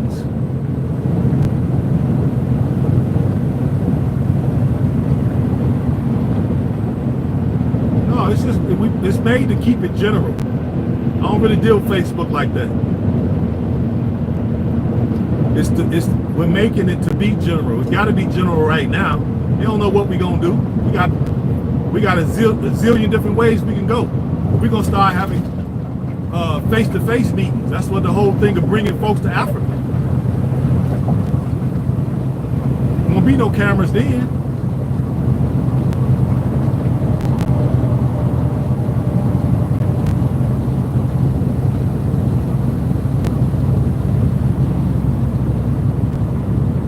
They won't be in our mix. They just on our mix because they can come through a free platform and threaten you.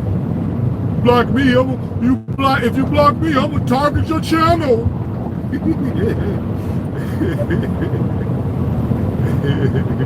I'm gonna target your channel. There's all this racial division and all this racial tension, and it's unwarranted. Yeah. Well, let's pull back the cover of the formulation of these Hispanic nations. What happened to the indigenous black populations? Let's pull it back and let's see who really has some racial tension. Instead of you acknowledging that and maybe apologizing what your people did, you're over here threatening. See, this is what it shows you. I'm not over there. I don't subscribe to no Hispanic channels, none.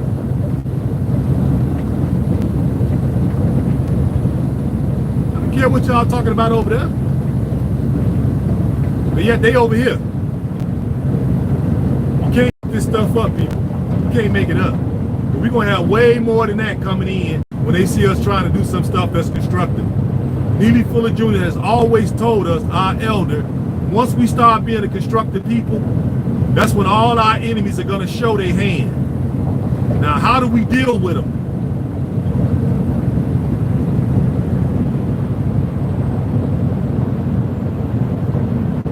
When I'm hearing is no appropriate way of dealing with them. We'll just have a more robust economy.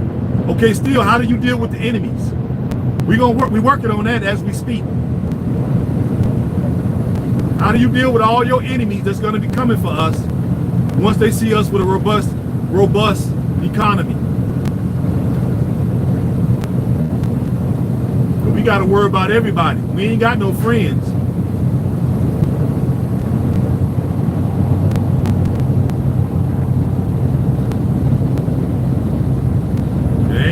Nothing from you all on how we should deal with them effectively.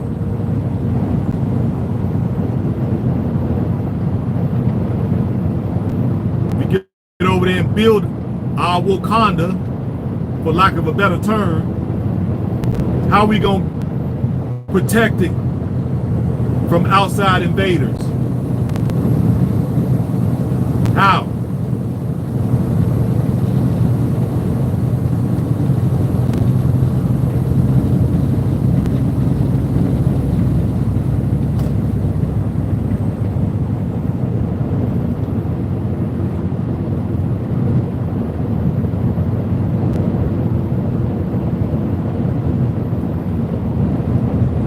More than the Hispanics.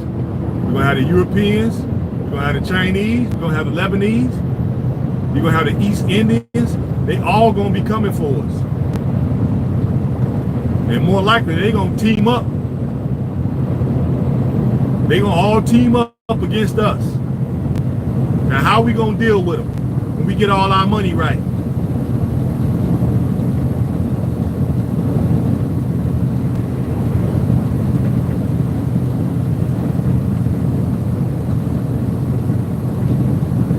Praying and making salat and praising Jesus and all that ain't gonna work.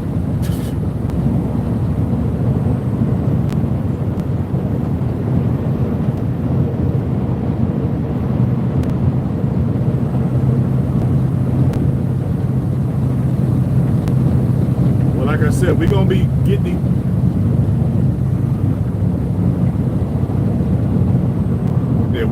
together and doing face-to-face meetings. That's how we're gonna keep them out, first of all.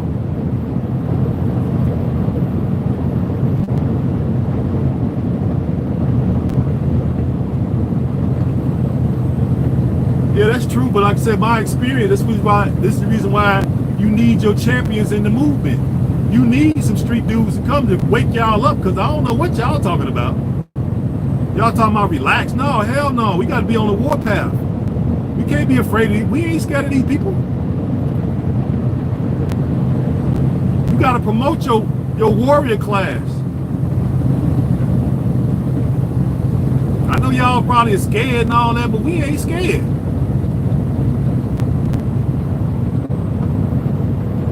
You need your business class to go out and do what they need to do, so we can have a robust economy. But then you also got to turn around the business class, and you're gonna have to pay and support your warrior class, so we can be the ones to defend you when all these other nations come for you.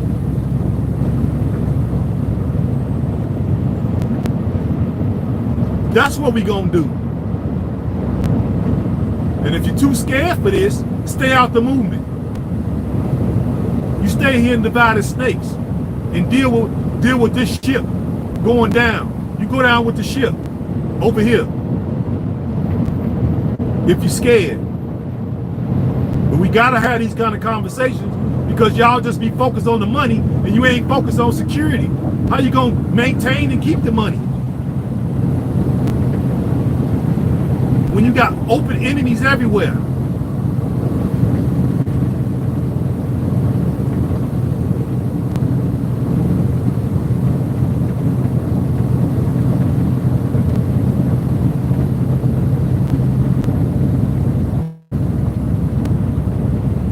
like any other nation would do it. That's why I give y'all books to read, because I know most of y'all don't read. All who ain't got Confessions of an Economic Hitman by Robert Perkins, go get it. So it gives you a window into what Europeans have been doing to most of these little puppet nations around the world.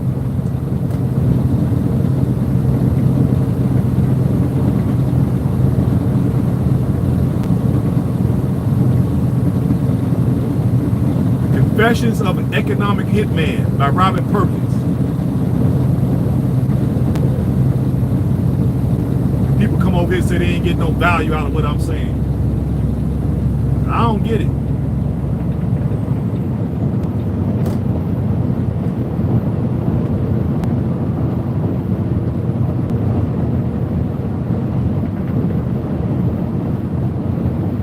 While you're at it, go pick up Chancellor Williams' book.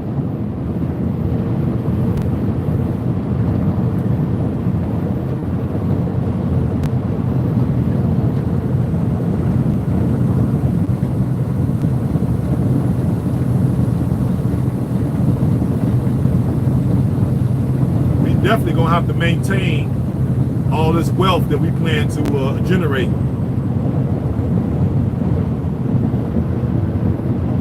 There's a lot of people well vested in us staying apart, keeping the Continental Brothers and the diaspora apart. It's a lot of money to be made to keep us apart.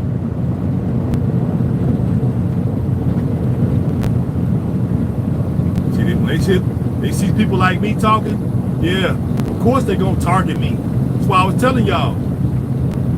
Y'all with some of y'all, hey, some of y'all, boy, I be wanting to get on y'all, but I be like, let me, maybe y'all just don't know.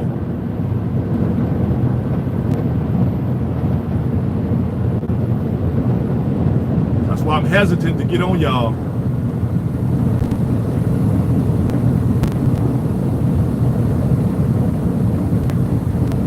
I realize y'all don't know. Your question or your statement gives me a window into your brain, to your mind, to see how you think based on your statement and your questions. It tells me who you are and what you're about. A lot of us are just simply scared.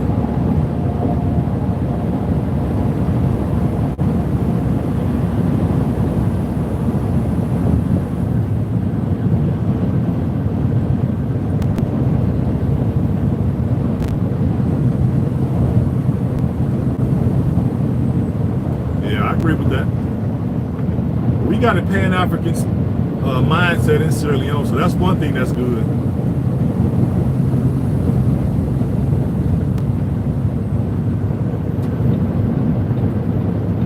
This dude behind me speeding, I can't even get in front.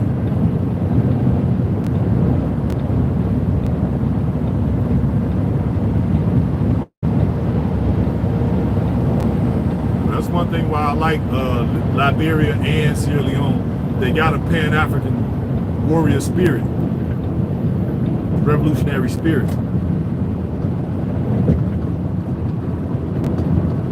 And we definitely got to foster that. Since we got a lot of foreign nations already there setting up shop, we got to go over there and compete against them. I'm not talking about harming them physically, unless we're openly attacked, then yeah, we're gonna have to, but I'm not talking about harming them physically. But we definitely got to be able to compete against them. We can't do it as individuals, we're gonna lose. They coming as a group and we're going over there as individuals. We're gonna lose.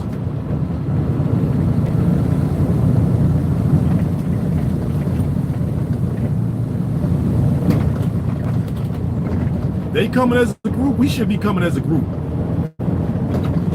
They ain't even got no ancestral ties to the land, or the people, or the culture, or the language. Nothing.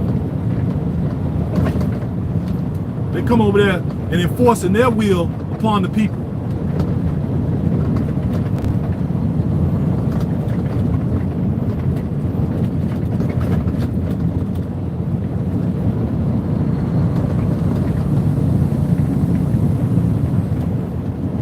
And we got an ancestral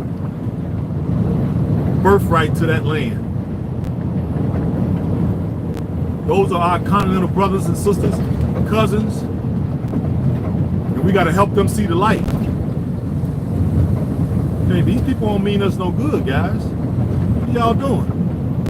I understand they're the only ones bringing forth jobs right now, but we're going to come in and replace them and give you all jobs.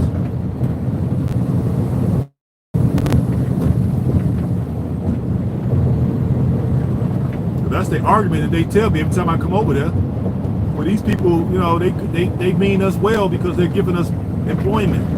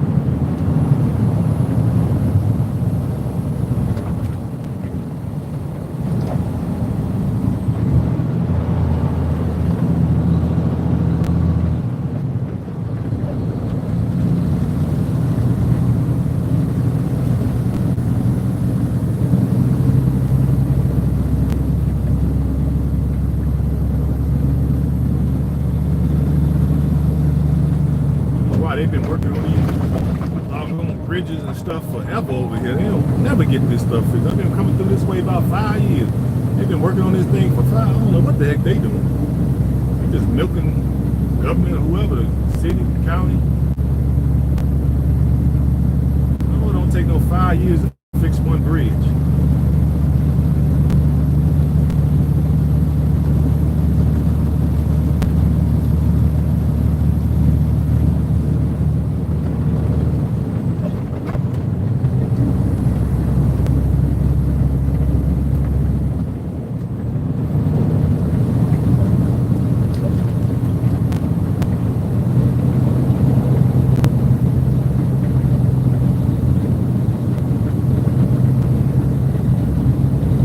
We need both guys at the same time.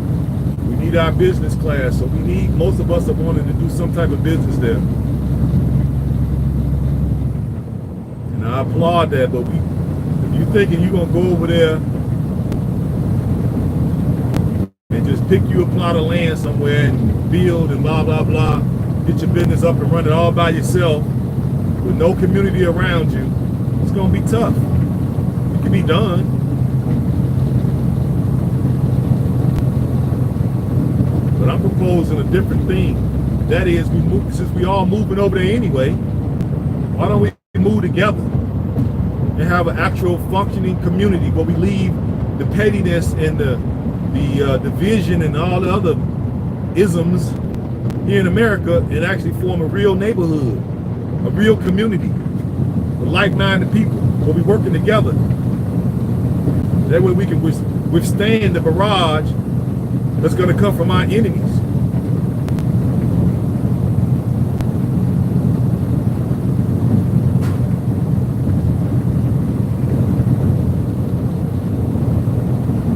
Especially in Sierra Leone, they got it to where these foreigners can't be citizens.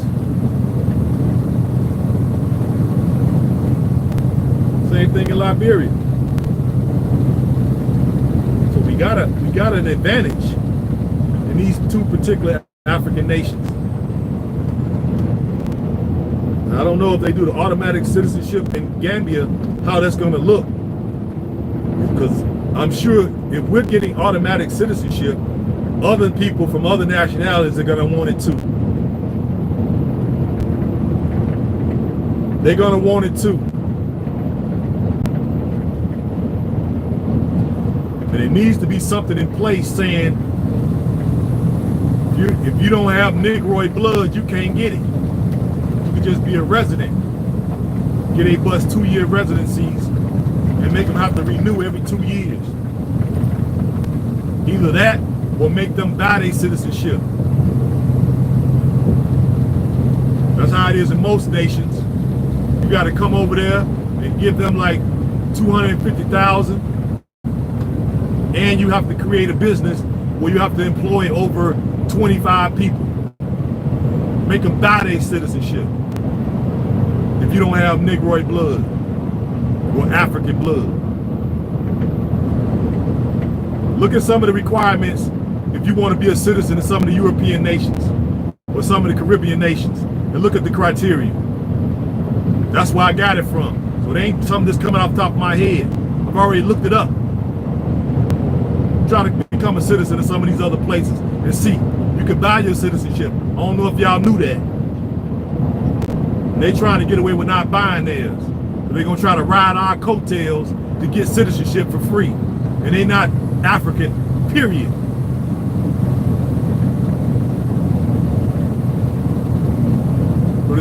So that citizenship piece is a big deal. Don't let nobody fool y'all. Other nations is charging hundreds of thousands for become citizens.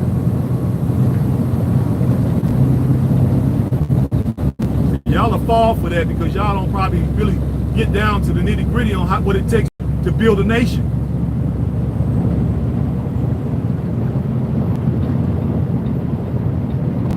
That's why y'all got to get into some of these greats. They done got y'all so scared of the Muslims. For all who ain't Muslims, you won't listen to them. Go listen to Message to the Black Man by Muhammad. That's all he talked about was nation building. You let the religion block your mind instead of listening to what he's saying. If you notice, I don't come with religion on my channel. Black liberation. That's what it's about. You ain't gonna hear me talk about it. I can work with the Christians, I'll work with the Muslims, I'll work with the Hebrews, I'll work with the traditional African religion folks. We gotta set the religion to the side right now. It's all about this. We rally around this.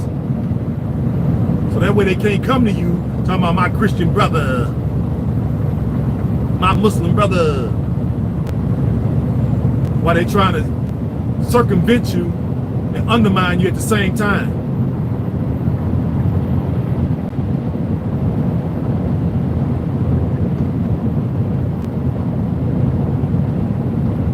I ain't falling for that.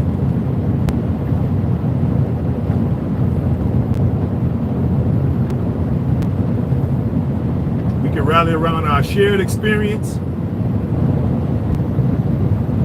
Right? There's African people on this planet.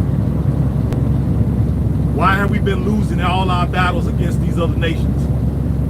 Because we secretly trying to be their friend. That's why.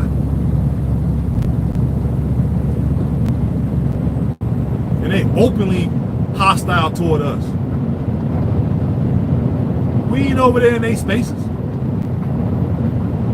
But they feel comfortable coming in our spaces. So they think we won't do nothing to them. Because y'all hold y'all warrior class at a disadvantage. You won't support them.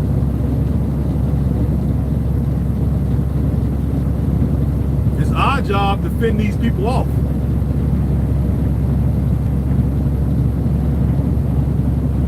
Exactly. Exactly. I agree with that last statement. We got too many examples of these people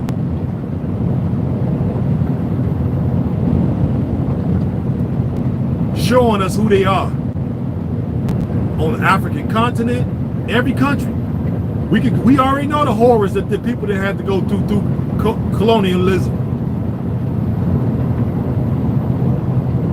Look at the Arab slave trade before the European slave trade.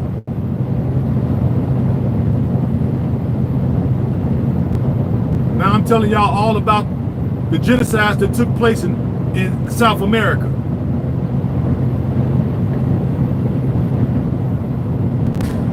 Yeah, genocide. Why would they execute the people and exterminate the people? Because of this.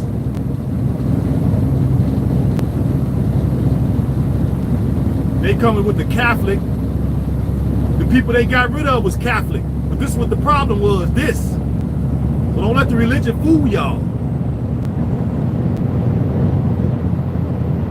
The fair-skinned South Americans got rid of the dark-skinned South Americans who were also Catholics and Christians.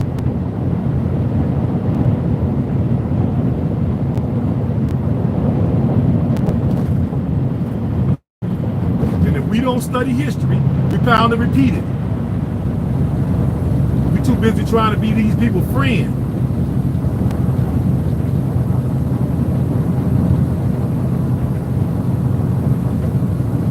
And they openly trying to undermine us. And when I say us, I mean African people globally. They do not want to see the rise of us.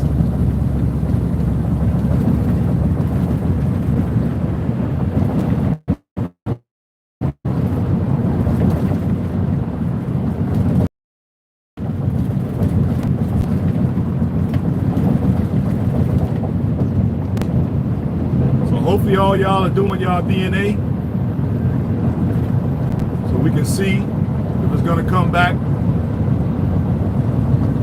as a DNA match with the 15 tribes that's in Sierra Leone, so y'all can go back with me so we can be chopping it up face to face off camera on the African continent so I can show y'all what I see.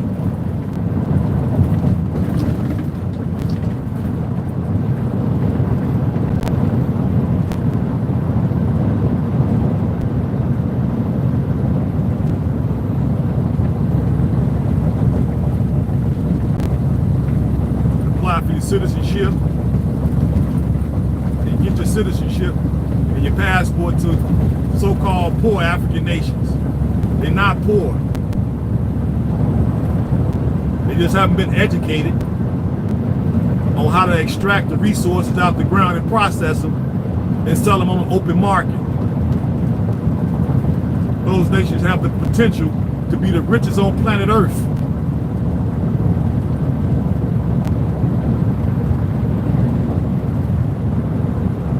80% of the population is under 30. Got plenty as a workforce.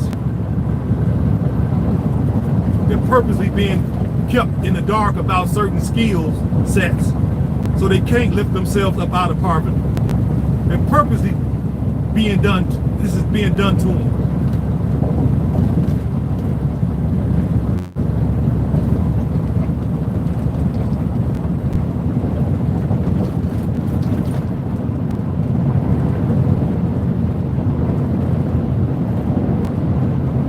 For the continent to rise, we must work together from all over the planet, first of all, to identify with our blackness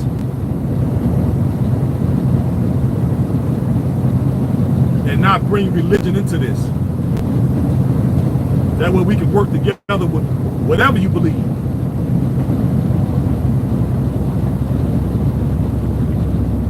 That way they can't get in front of us talking about my Christian sister, my Christian brother. And you fall in love with that, thinking that these people are your friends. They're your friends in faith. They're your fellowships in Christ. No. These people are your sworn open enemy. These same Christian fellowship brothers and sisters. Churches everywhere over there. That doesn't change the condition of the people. Nope. There's churches over there, millions of them. And what are they doing to lift the people up out of poverty? Nothing.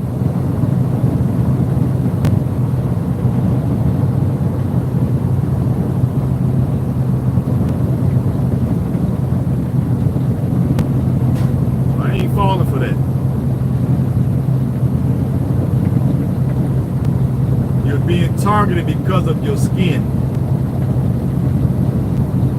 Your DNA, your bloodline is what they're targeting. It ain't your religion.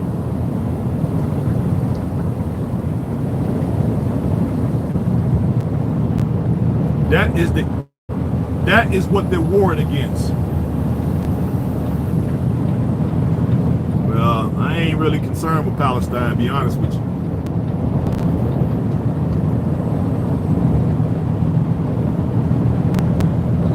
We got our battle, they got their battle. Good luck to them. They ain't giving us no aid and assist. You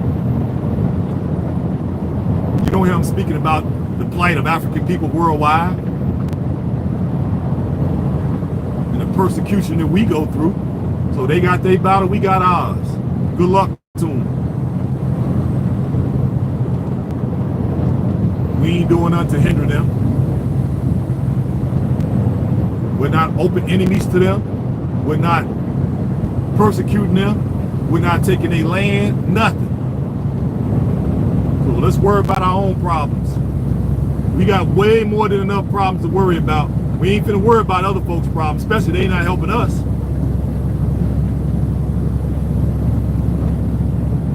There we go. See, I just got through talking about it. We talking about skin tone right now. We ain't talking about religion. Leave religion out of this.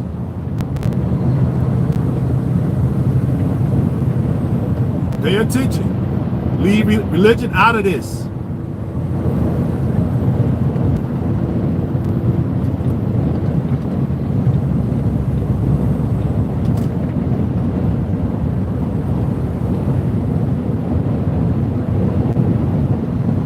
We're talking about bloodline. We're not talking about religion right now. Leave religion out of this. We're talking about African bloodline. That's what we're talking about right now.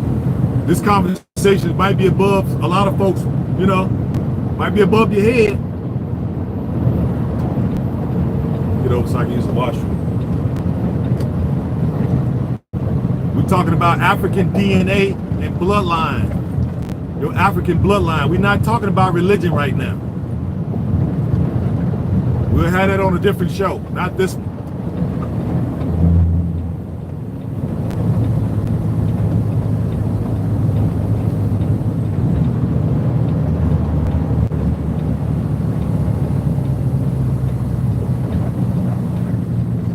You say they my brothers and sisters, my Muslim brothers and sisters.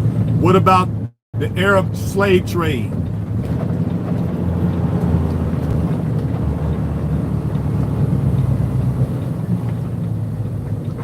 Talk to me about the Arab slave trade before you start telling me about the Palestinians, their condition and what they're going through. Talk to me about the Arab slave trade.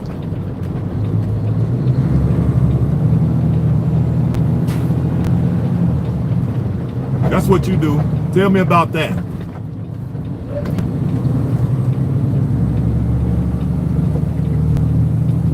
And I don't want to hear it was so long ago. Because we can go to Libya right now. And what's going on in Libya right now?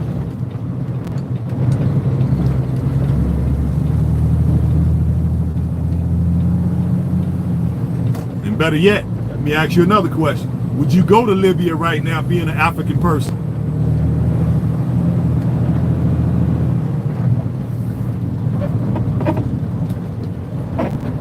You don't want to play around over here. This ain't this the no play zone. It's the African no play zone over here.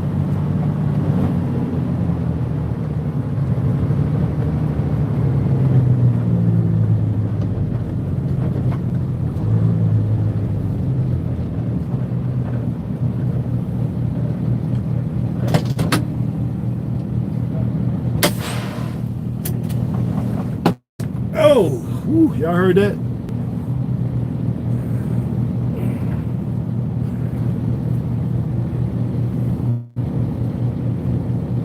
Y'all heard that cracking?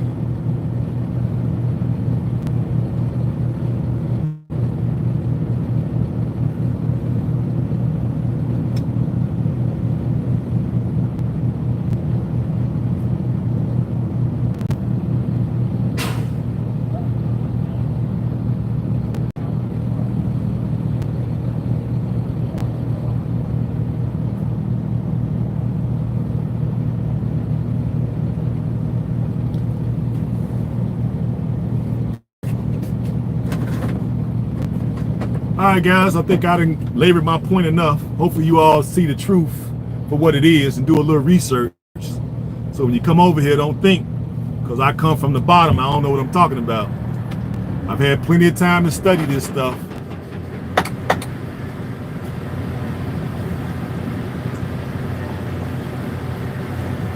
Matter of fact, hold on for a minute.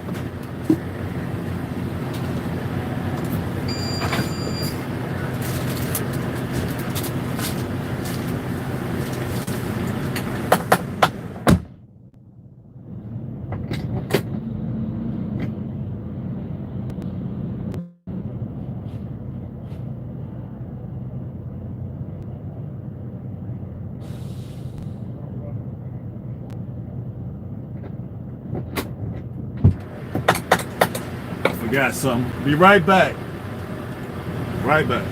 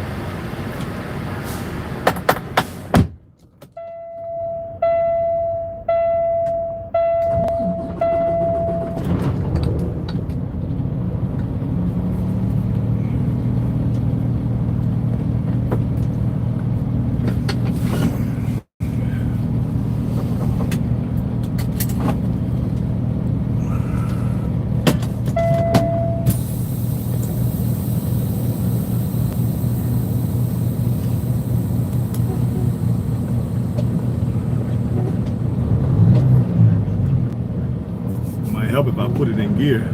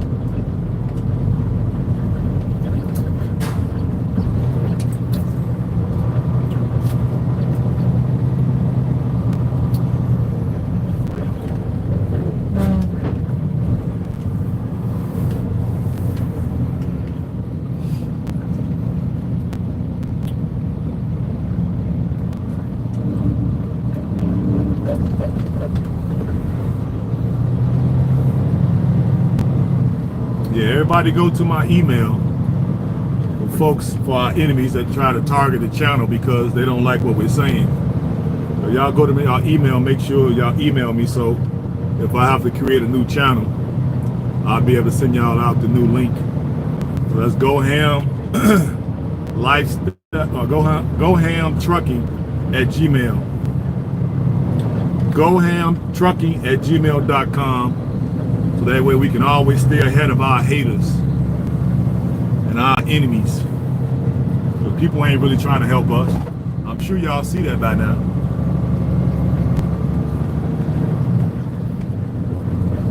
You got to get in the habit of supporting your warriors. You got a warrior class that's out here just killing each other. We got to be able to reach them. That's your warrior class, so you can write them off if you want to. I don't know why they made this on such a hill.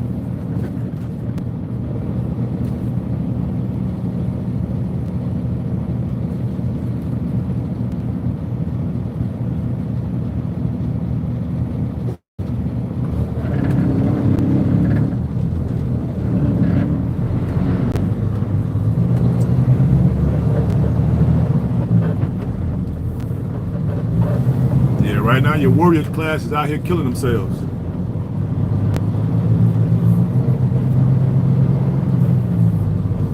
Because we ain't gave them a reason to fight the correct people. we gotta redirect that anger toward the right folks.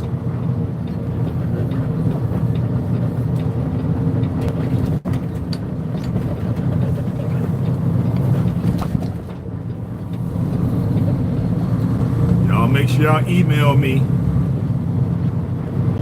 gohamtrucking@gmail.com.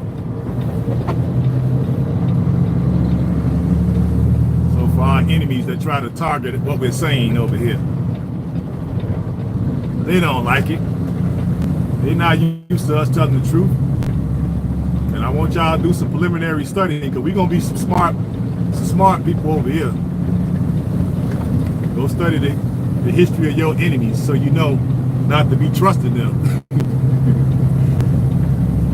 We'll believe them before we'll believe ourselves.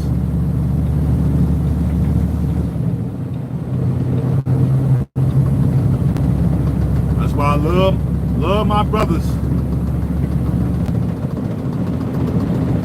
All right. What say? We gotta take care of ourselves. Exactly.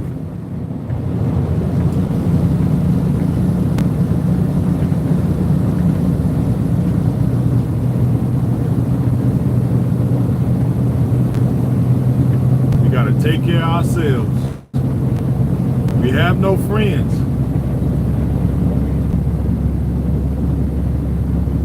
Dr. Henry Clark said that you have no friends. All who don't know who he is, look him up and put Dr. Henry Clark and we have no friends and let him tell you. You have no friends. You don't.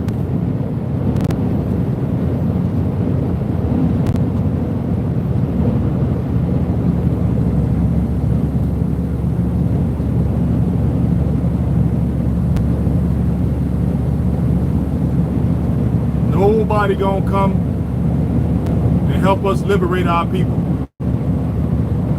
globally, not just in Africa, not just in America, not in the Caribbean islands, UK, nowhere. We got to be about the business of liberating our people globally, because we really a global superpower and we don't even know it. I know it. So I got to get y'all off this individual, rugged individualism stuff. I got to preach to community. We all repatriating anyway. There needs to be whole communities set up around each other. That way, if I want to come to the Gambia, I ain't got to go all over the country to see y'all.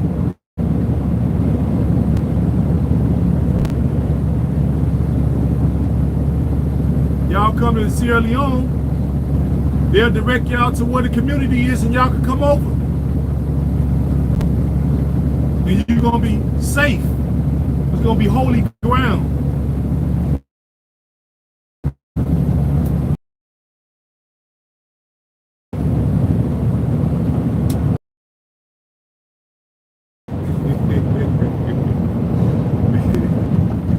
You know? I ain't coming to y'all with no suit and tie, which I ain't got nothing against suit and tie. I dress in suit and tie, no problem. Or I come to y'all in a t-shirt. Either way, the message is the same.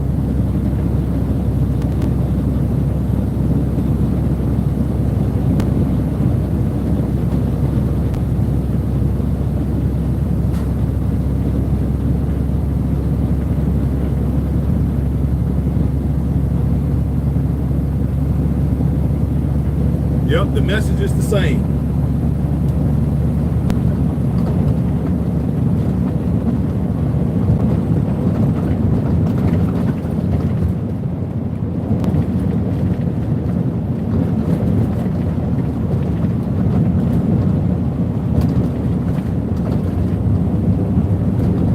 We got all these ex-soldiers,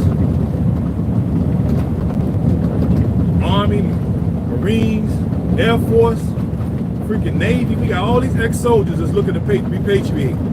But we got a force, and then we got the continental brothers and sisters. But we got to know who the enemy is first. If we're not careful, we'll turn them against ourselves.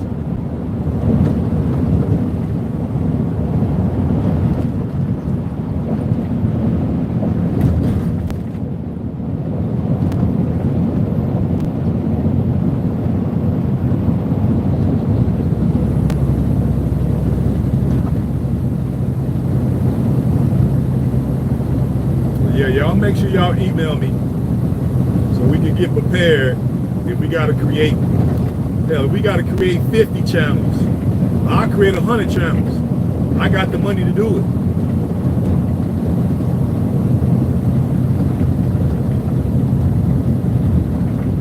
I ain't been here long, and we don't have a whole lot of contributors, so we only got 5. But I make enough where I can create 100 channels.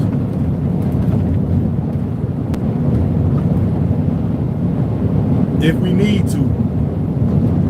I'll do it out of spite.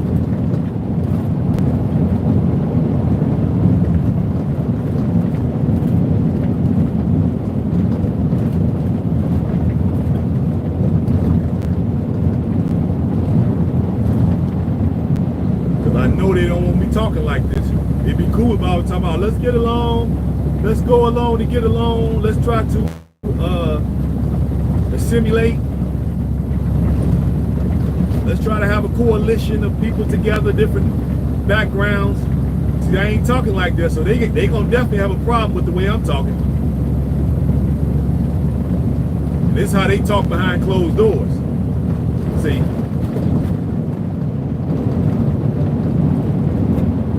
We ain't got no doors to shut.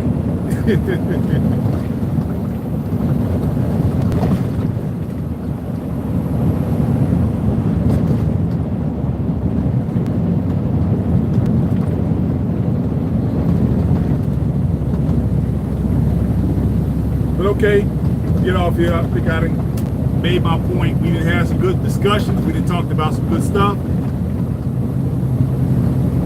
So if you all are so inclined, you like what you heard, we definitely accepting pledges over here. You can go to the Cash App, $RAKIN KHALIQ.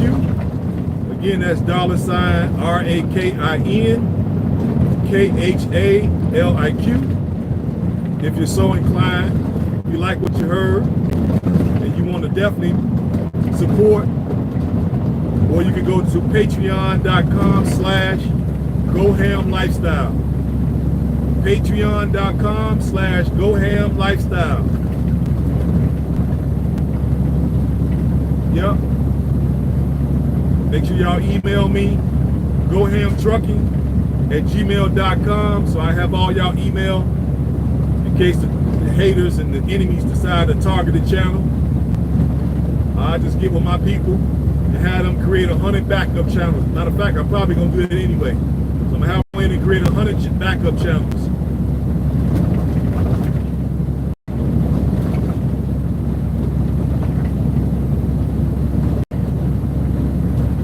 We gotta fund our own liberation, one, and we gotta talk like this because we not used to talking like this, and I can tell we not.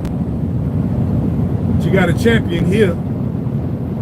They ain't gonna let us get lost in the sauce. I'm gonna keep us on task. Don't get it twisted.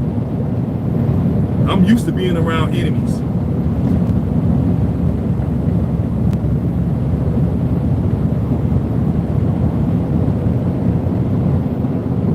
Ones that look like me and ones that don't look like me. Your actions dictate if you for the cause or not your rhetoric. You ain't gonna never fool me with your rhetoric.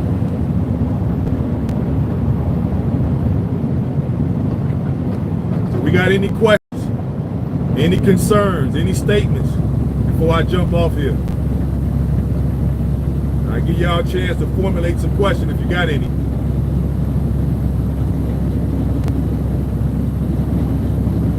And I'll make sure I put the Cash App and the Patreon in the video when we done. When I take my break, I'll put it in there for folks that didn't have time to write it down. The 3-4 times I said it, but we're gonna still put it in the description. So you have no excuse if you do want to pledge.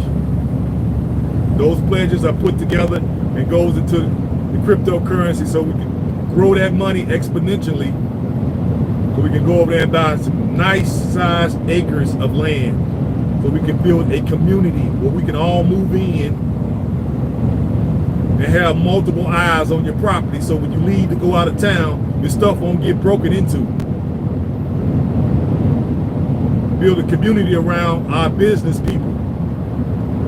So when they come in and try to target you, they're going to have some people to deal with. There ain't going to be no targeting of our business class.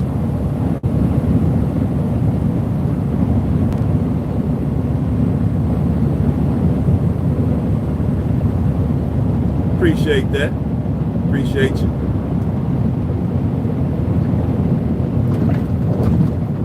Appreciate that. I read most of it, so appreciate that.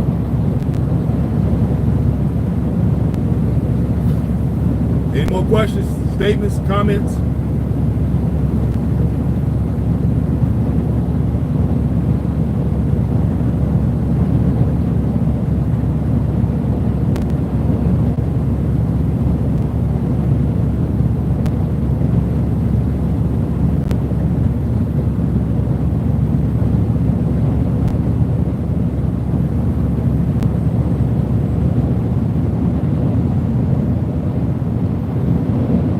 Questions going once. There we go. Thank you. And thank you too, Mystical. Hope we all learn some. Don't get it twisted. Don't think all our street dudes is stupid, because we not. We might be some of the smartest among us. Y'all been taught not to listen to us because we come from the street. I'm breaking that narrative right now, but I'm seeing how y'all think. I'm seeing how y'all think. Based off of your comments, your questions, and your statements. What's going on, Horace? Happy Sunday to you as well, my man. Yeah, so don't underestimate your warrior class or your street dudes. We're a lot smarter than you all have been led to believe. So don't be so quick to dismiss them, because you're really dismissing your warrior class. These are the guys that are willing to get down for the cause. We just gotta redirect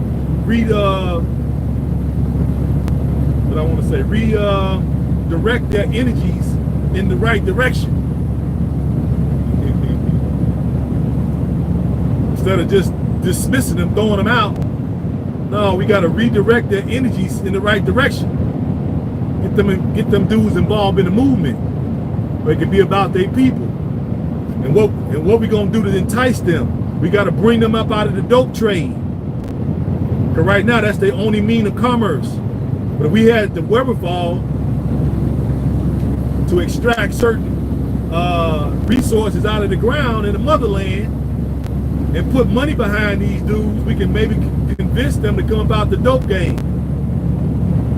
I came up out of it. I wouldn't go back to it. I got enough money to buy a lot of drugs now. I wouldn't dare do that. It's all about the straight and narrow right now.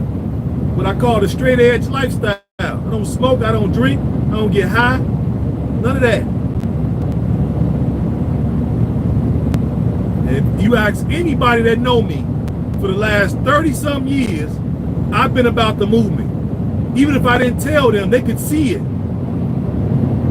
Okay? They see the flag. They see the flag in my house, or my business, or my car. You know, or I'll be wearing something with Africa on it. Ask anybody.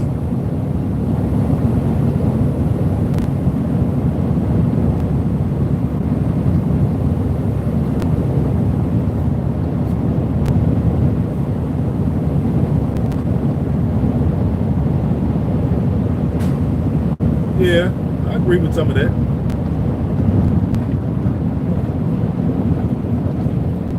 Some of that. You gotta listen to some of the playback so you can see why we got on this subject. But yeah.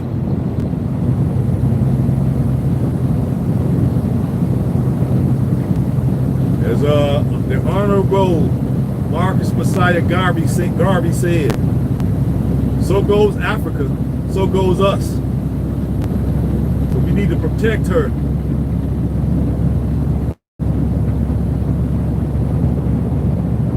Yes, we need to protect her and the people, no matter what tribe, what language, none of that. That shouldn't matter to us, because we coming from the West.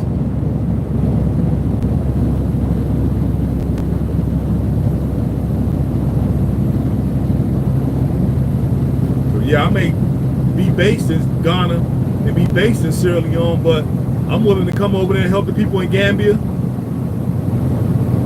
If we go over to Tanzania, I'm willing to go over there. We go to Rwanda, wherever we at, I'm willing to come.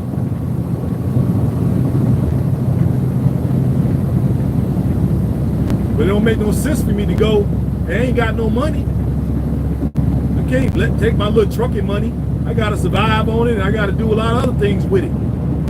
But if the people ain't gonna support me, how you gonna have a champion and don't support him? That's what we normally do. We don't support. We got to be honest with that. And I'm not gonna never let us forget, because we ain't never done it really. We leave all our people blowing in the wind. Look at how Dr. Clark passed, how he transitioned. Look at Dr. Bean, how he transitioned. Y'all go back and look at the tapes. Look at the film.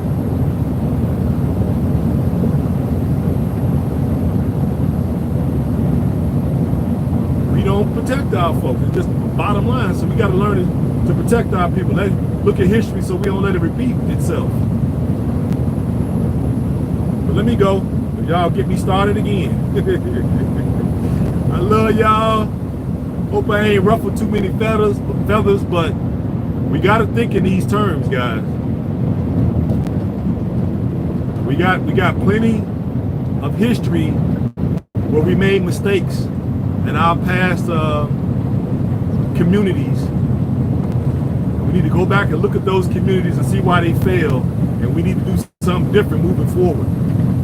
And since I've taken the time to study these things too, I'm bringing forth what I think we should do.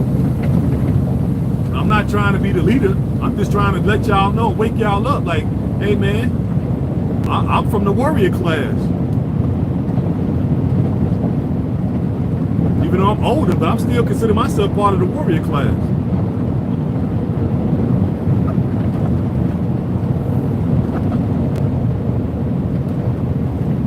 I think the elders should take the position of the leaders, but I think based off of what I'm seeing and hearing from some of you all, I think we're gonna probably need to bring in more younger folks too.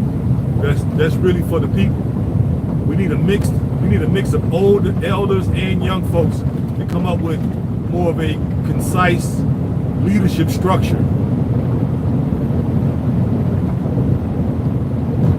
I don't think we just need total elders. A lot of y'all you ain't gonna want to fight if we need to. We need some warrior brothers with us and sisters, but they need to be level-headed. I'm definitely level-headed. I'm not just all out for war. I'm out for intellectual, economic warfare. Where we can compete against folks to get them about the paint. We ain't gotta physically get them about the paint, but if they come and they bring the fight to us, we ain't running. That's all I'm saying. We ain't running. We're gonna make a stance. I'm not trying to take the fight to them physically. It's all about economic warfare. But I know it's called warfare for a reason. They're gonna be upset.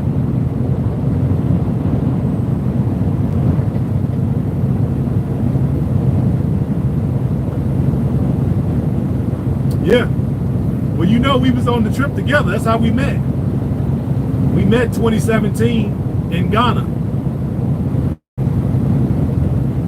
So I don't know if you know, we know each other.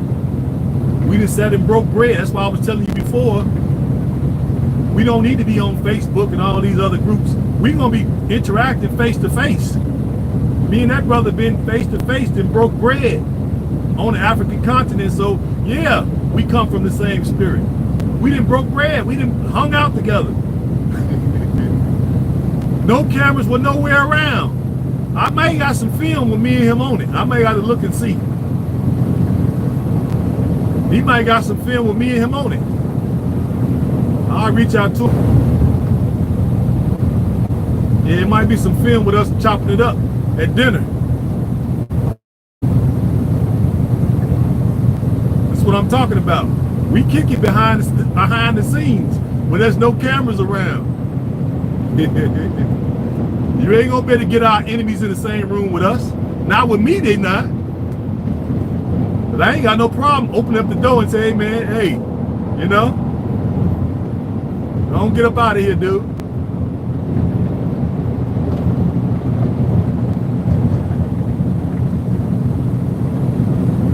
Yeah, we do know each other. For folks who don't know that, we was hanging out, kicking it well before we started doing YouTube. So it ain't no coincidence that we doing it. We talked about it already. Introduced to us, introduced to him, and but we've already talked 3-4 years ago how we were gonna do this. Y'all just being let in on it. I'm gonna look through my film. I'm almost certain I got those memory cards here in the truck. I gotta look through there to see if there's any film that I can show y'all with us together back then. Just so you can see, and it can prove my points when I'm telling you all that we were talking about this well before we let y'all in on it. And we probably gonna get together and do some collabs soon. I know he's been asking me about Sierra Leone, so I know he has plans to probably come there, so I'm gonna try to convince him to hold off and try to come when I'm there so we can meet up. Y'all can see us together. Be our 4th or 5th year reunion. That'll make for good YouTube. You know, I know I'm a little bit more fiery, but I'm trying not to be, but I see I have to be to get people to snap out of their coma, because people been coming at me sideways like I don't know what I'm talking about.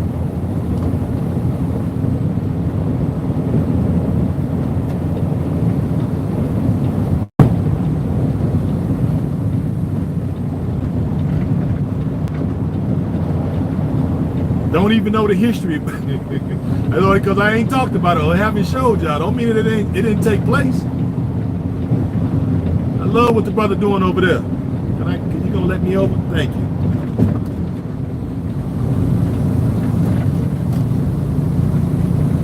People moving some automobiles or whatever, driving slow as heck.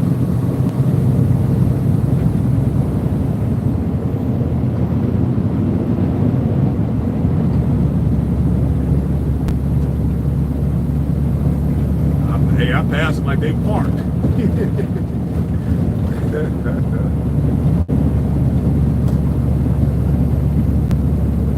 Yeah, but I'm gonna try to talk to him to see if we can be in Sierra Leone at the same time, so we can give y'all some great content.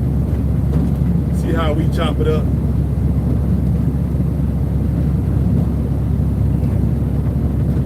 Yeah. But let me go and jump off here. Let y'all go back to whatever y'all was doing for y'all Sunday.